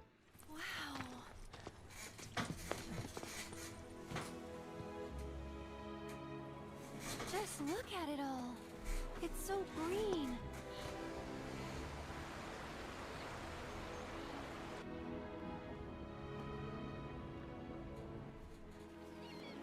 For as cynical as I was towards the intro, I'd be lying if I said I wasn't absolutely captivated when I saw the grasslands for the first time. I mean, how could I not be? The environment is breathtaking. The lighting is on point. The rendition of Hollow is spot on. Whenever I pictured what the original Final Fantasy VII was like when I was younger, this is what I imagined. This massive, gorgeous landscape where I could go wherever I want, when I want. For a long time, I've always looked at the industry and wondered what aspects we can push further, bring these works of art to life, even by just a bit. And this right here is exactly how you do it. If the goal is to make Final Fantasy VII's art style more realistic, then I'm all for it, especially when it leads to set pieces like this. Can we even classify this series as anime anymore? Beyond just the obvious tropes here. When the game finally released its storytelling shackles, I spent the first 3 hours or so running around so I could just kinda take it all in. Final Fantasy VII Remake felt pretty claustrophobic regardless of how much was added. Although I could have done with just a bit more freedom, this made sense. You were essentially trapped in the city of Midgar, the manufactured city of Shinra. Things feeling a little packed in was fitting, but from a gameplay sense, oh man, we might be redefining the term linear here.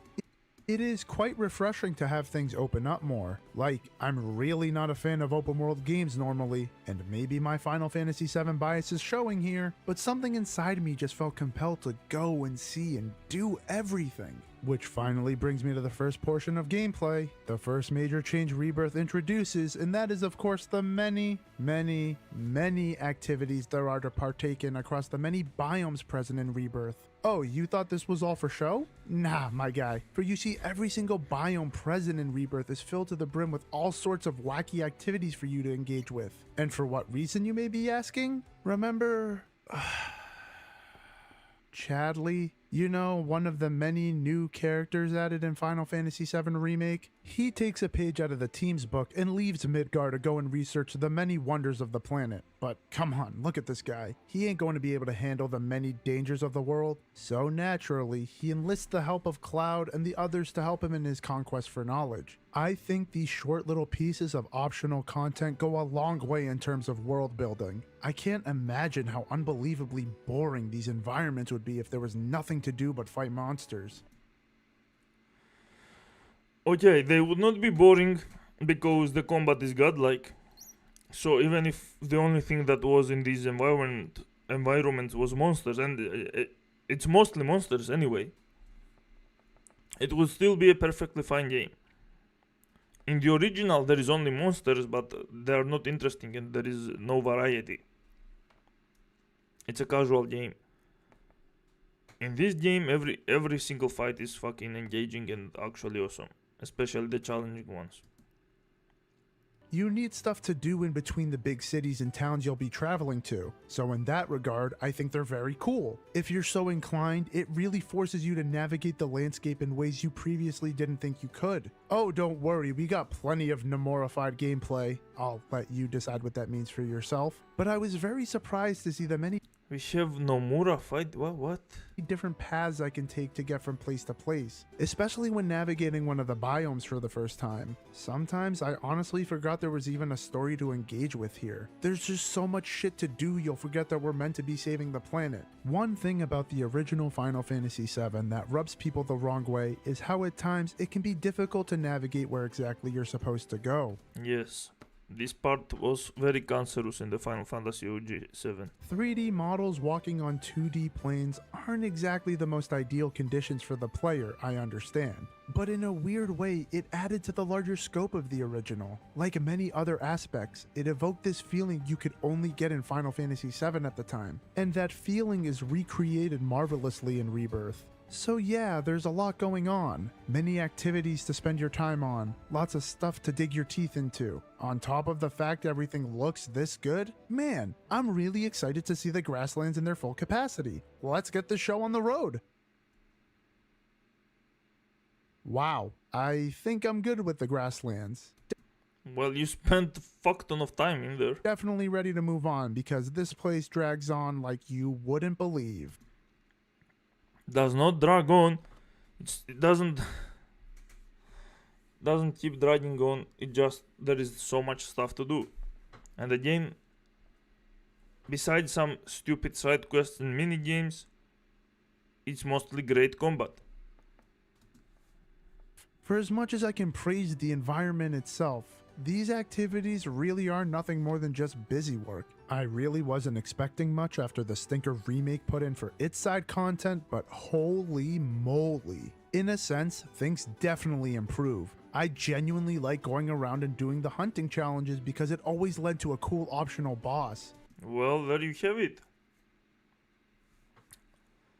Like, I don't understand how you just praised the open world for being godlike, and then you start saying it keeps dragging on. Like, what is dragging on? Do you not enjoy the combat? What do you stop enjoying? You see a bad minigame that you don't like, you skip it and you move on. You see a bad side quest you don't like, you skip it and move on. You see a fight, a boss fight you want to engage and fight, go ahead. You decide how you want to do the open world. If you want to do everything, well, you are forcing yourself to have to suffer somewhat because not everything is good. And I didn't even mind these shoehorned Ubisoft towers because I'll never get sick of looking at this gorgeous scenery. Everything else, however, is uninteresting filler. Trying to catch a chocobo is like pulling teeth. That's fair. That's an actual problem with the game, the chocobo minigame. Examining the live stream and researching the summons are... These are like a few seconds mini games, dude. If you have problem with those, don't pretend that your standards are so high that you have problems with these games. They are bad, but they are a few seconds. Like, yeah, sure. I think they should remove this one, at least this one, the summon mini game, because it's just straight up stupid. This one is nothing, dude. No, I don't think there is a single person that cares about this one. It's literally a 3-second minigame. Performed in almost the same exact manner. And the proto-relic minigames. Oh my god. When you're spending a majority of your time in these places doing nothing but running errands, it rips you right out of the experience. How? I get it. It adds to the world of Final Fantasy VII. Yes. I definitely see a world where someone really enjoys this stuff. But for me, it's nothing short of aggravating because it feels like I'm making compromises at almost every turn. Compromise for what? Like, I have no issue going to the location of these minigames because the fun here is the journey itself. Well, nice. You also get to do stuff. I haven't mentioned it yet, but Cloud's movement has been tweaked ever so slightly for these enormous sandboxes, and he has a dream to control. So I never... Even controlling the main character is a dream. You are praising the game so much and you still pretend like it's a problem. Your title is Final Fantasy VII is officially dead. How the fuck can you say everything is godlike and still call it dead? I had a problem traversing the world itself, but then I get to said location and Yeah, this is a stupid minigame. You skip it. No one is forcing you to do it. I have to interact with something that ruins the pace of the entire game. Did we really need to go gather research on the summons 3 times? No, we did not. I agree. It's not a huge problem, but yeah, it's a stupid minigame. Like, you just do this shit. It's stupid. Is there any specific reason it takes like 4 years for my chocobo to dig up one single item? 4 years? It's like 3 seconds, what the fuck? You see, I did say I wanted things to do in the open world, but this is the best we could come up with? You literally just showed the worst minigames. Why aren't you showing all the good stuff? Sure, I guess it is kinda cool that you learn more about each region, and I'm obviously not gonna complain about getting an extra summon materia. Well, there you go. But what was gained here? Lore that won't interest anyone besides the hardest of hardcore anyways? Yes. The most hardcore fans care a lot about the lore, so giving them lore through these minigames is actually good. Even modern fans can become hardcore fans. How is giving lore to the player a bad thing? That's the entire point in the OG of interacting with so many NPCs and even going to the Gongaga region, which is an entire town that you don't even have to go, is lore. There is tons of lore in the original as well, but there are limitations of the time, so they could not have it as fleshed out as this one. Minigames that only act as a way to make sure you're awake? Was no one spot checking these things before release? It honestly feels like Rebirth is intentionally putting a target on its back. You're either gonna think these are the coolest things ever, or the most boring part of the entire game. Well, again, if you don't like, most minigames are skippable. If you think they are the most boring part of the game, just skip them. If you care about the lore so much that you want to suffer through every single minigame, you should still not do that because you can watch that thing at fucking YouTube. If you want just the lore and not the minigame, just go watch it on YouTube, motherfucker. No one's forcing you to do these minigames at any point. There's no in-between, and as I've made pretty evident, I don't think quite highly of them. Mind you, this is only the first world you explore. In terms of story, not much to say. Truly, I wish I could provide more commentary here, but things play out almost exactly like the original. Well, there you go. You just admitted the story is like the original. How is that bad? After getting a chocobo from Billy, which has now turned into this whole ordeal, we make our way across the swamp. And I gotta admit, it's at this point where Rebirth actually goes pretty hard.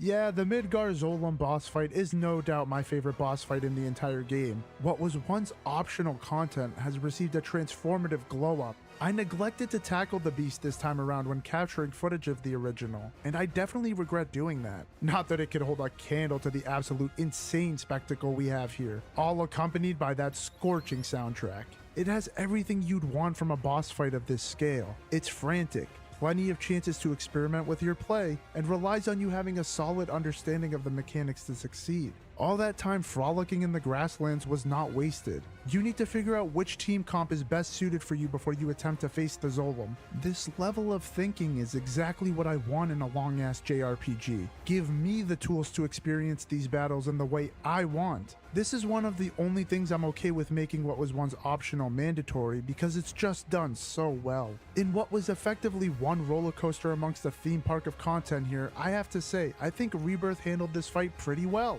Really, not much else to add here. I surprisingly had a lot of fun with it. Again, this guy is constantly praising this shit. And then he says like, oh, but this tiny little thing is not very nice. How the fuck is that Final Fantasy VII is officially dead? Are you insane?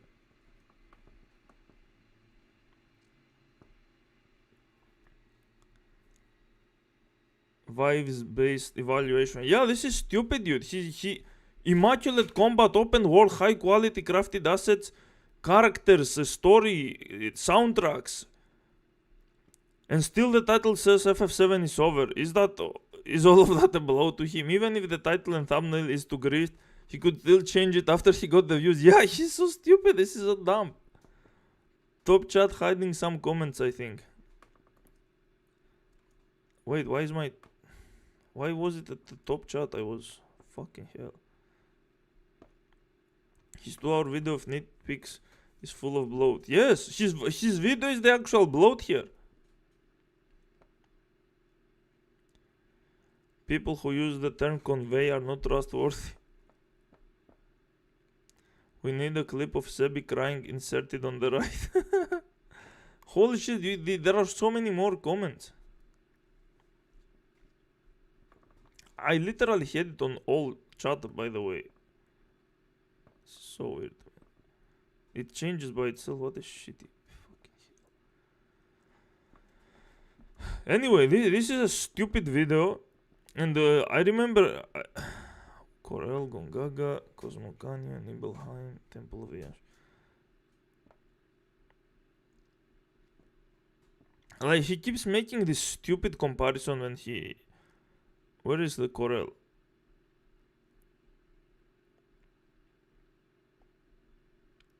Look at this shit.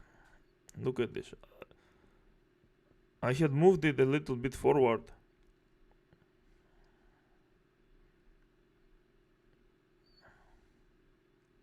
And Corel.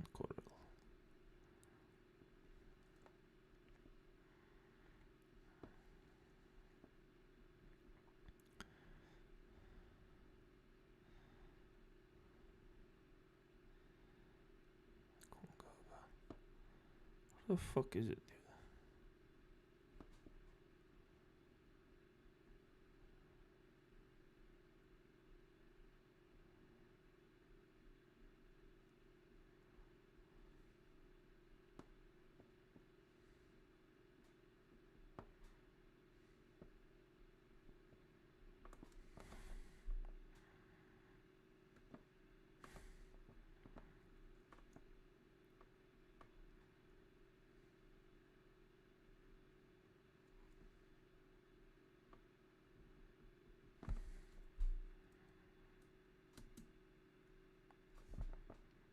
Perfectly. Genuinely.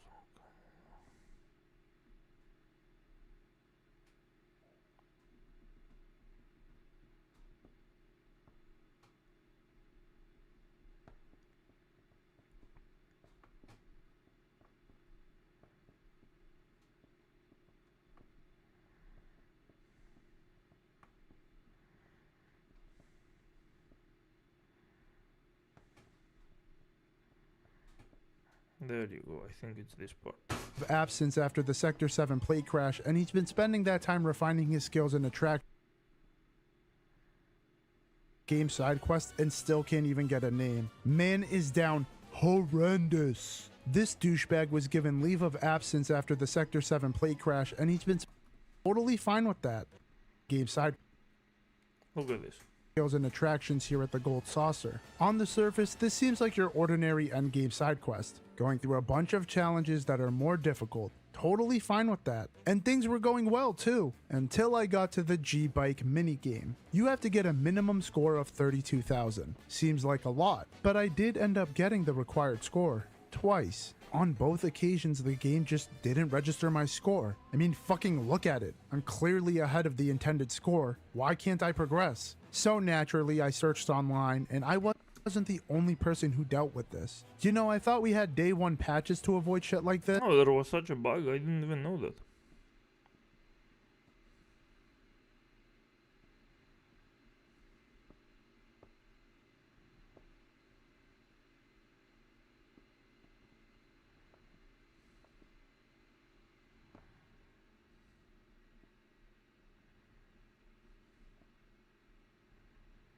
Nah, I can't find that part here.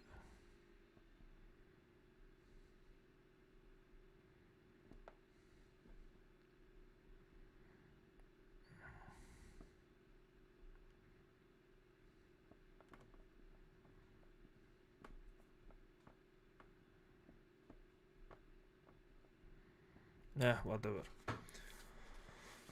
Too huge of a video. He had a direct contradiction, but I guess it doesn't matter.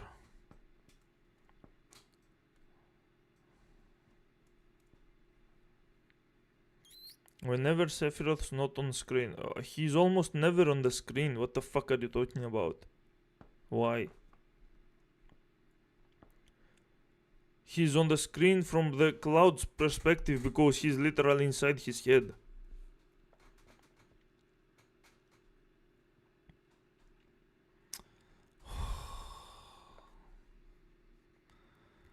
Oh my god.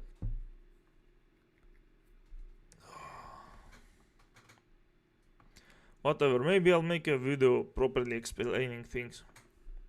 Too much of a fucking trouble.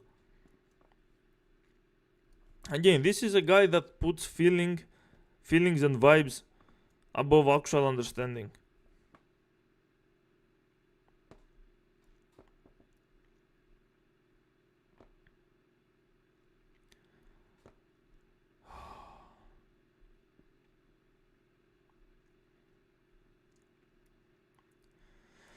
I don't know why you would stop the broadcaster seeing all comments by default. Yeah, it's fucking retarded, you.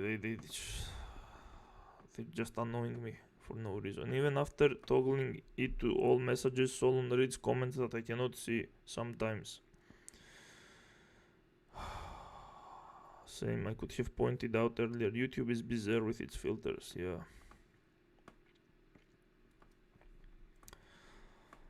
Kingdom Hearts, oh. Wait, SebiWeb played Kingdom Hearts? When the fuck did he do that? I didn't see any Kingdom Hearts.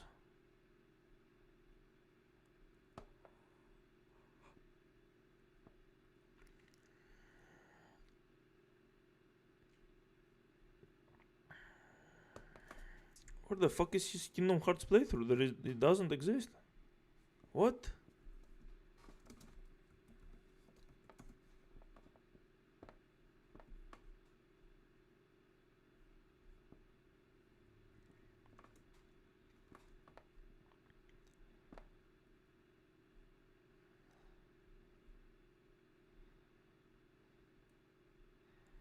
He has the entire playthrough? We should have seen this.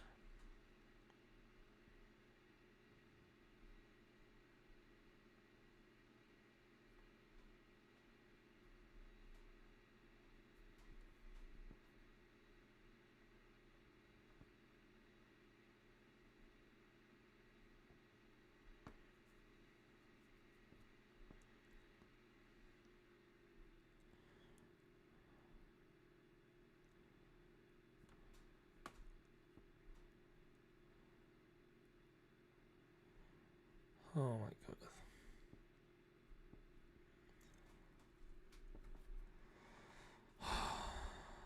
Yeah, they made the blood.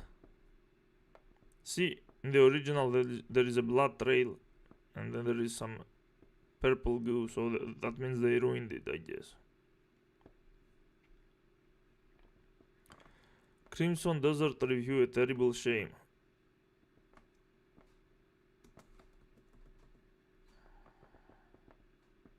It's over! How does it feel, fake Crimson Desert fans, to be a part of the Losers Club. Believe me, it must be so incredibly sad. How does it feel knowing that Crimson Desert is right next to the Titanic at the bottom of the ocean floor? And believe me, it's not a place where you want to be, that I can tell you. Crimson Desert is being hyped up to the moon and back like the second coming, but quite frankly, it's another bloated open world game with mini games in there that look like they're much more than they actually are. We're talking about a game that isn't going to have enough meat on that bone. We're talking about a game that is quite evidently going to have performance issues, especially on base consoles. But you guys sat there and you said, "Oh, Michael, I'm a Crimson Desert fan, and I saw the PlayStation Japanese YouTube channel, and they put out footage of the base PS5 console, and Michael, it looks good." Is that really what you think? Is that really where you're coming from? Because boy, oh boy, are you gonna be disappointed when you play The mermaid. The mermaid on the right with 7 videos playlist. You missed.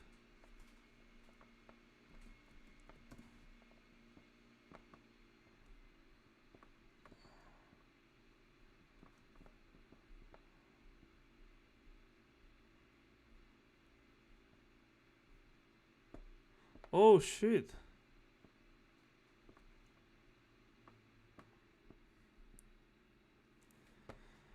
Whoa, why is this so unorganized?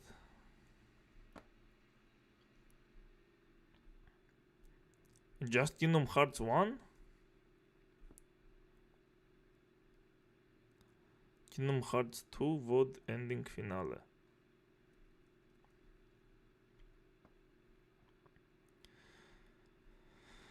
Oh my god. Well, I don't want to watch him anymore, I guess.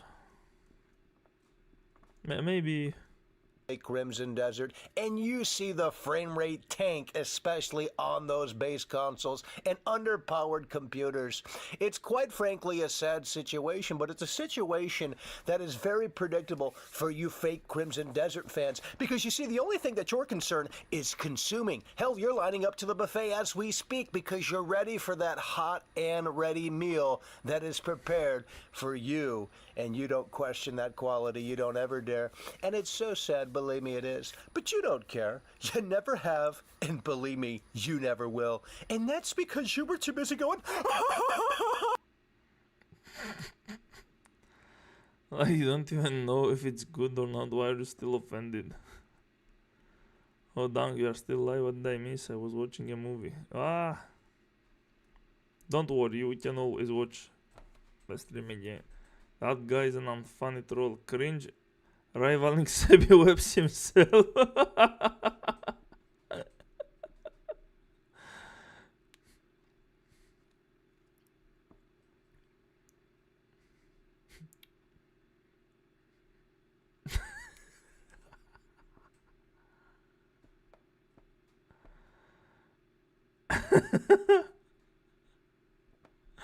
I call him DSP, dude.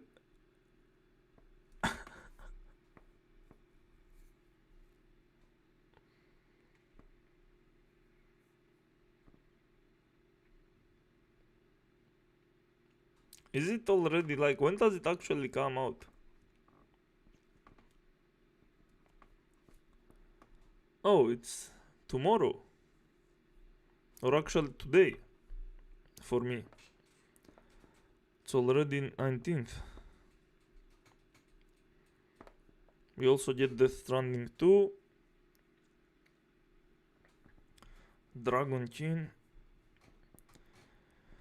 Okay, we'll check out someone playing it and we will analyze if it's worth it. To the degree that we can. Okay.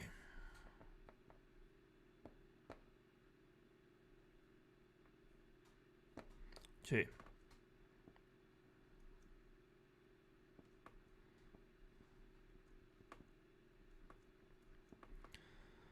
Let's see what's going on. Tomorrow, I think, watch Synth's gameplay of it. I mean, I don't think Synthetic Man is a good player, so I'm not willing to watch him. I would rather watch Maximilian, dude. he's actually capable. Anyway, I think we did well. I think the stream was fun. And we lasted for fucking 6.5 hours. Holy shit. There goes my entire day. Well, fair enough. Better to see the mechanics in action, yeah. I will end the stream now. And yeah, I'm not going to play anymore Dark Souls 3. That game can go fuck itself. And I don't care what you guys voted. I'm going to start my Persona 5 playthrough at some point, and yeah, I will go back to making videos because I'm pretty sure we are done with Sebi Webs and the rest of the dipshits.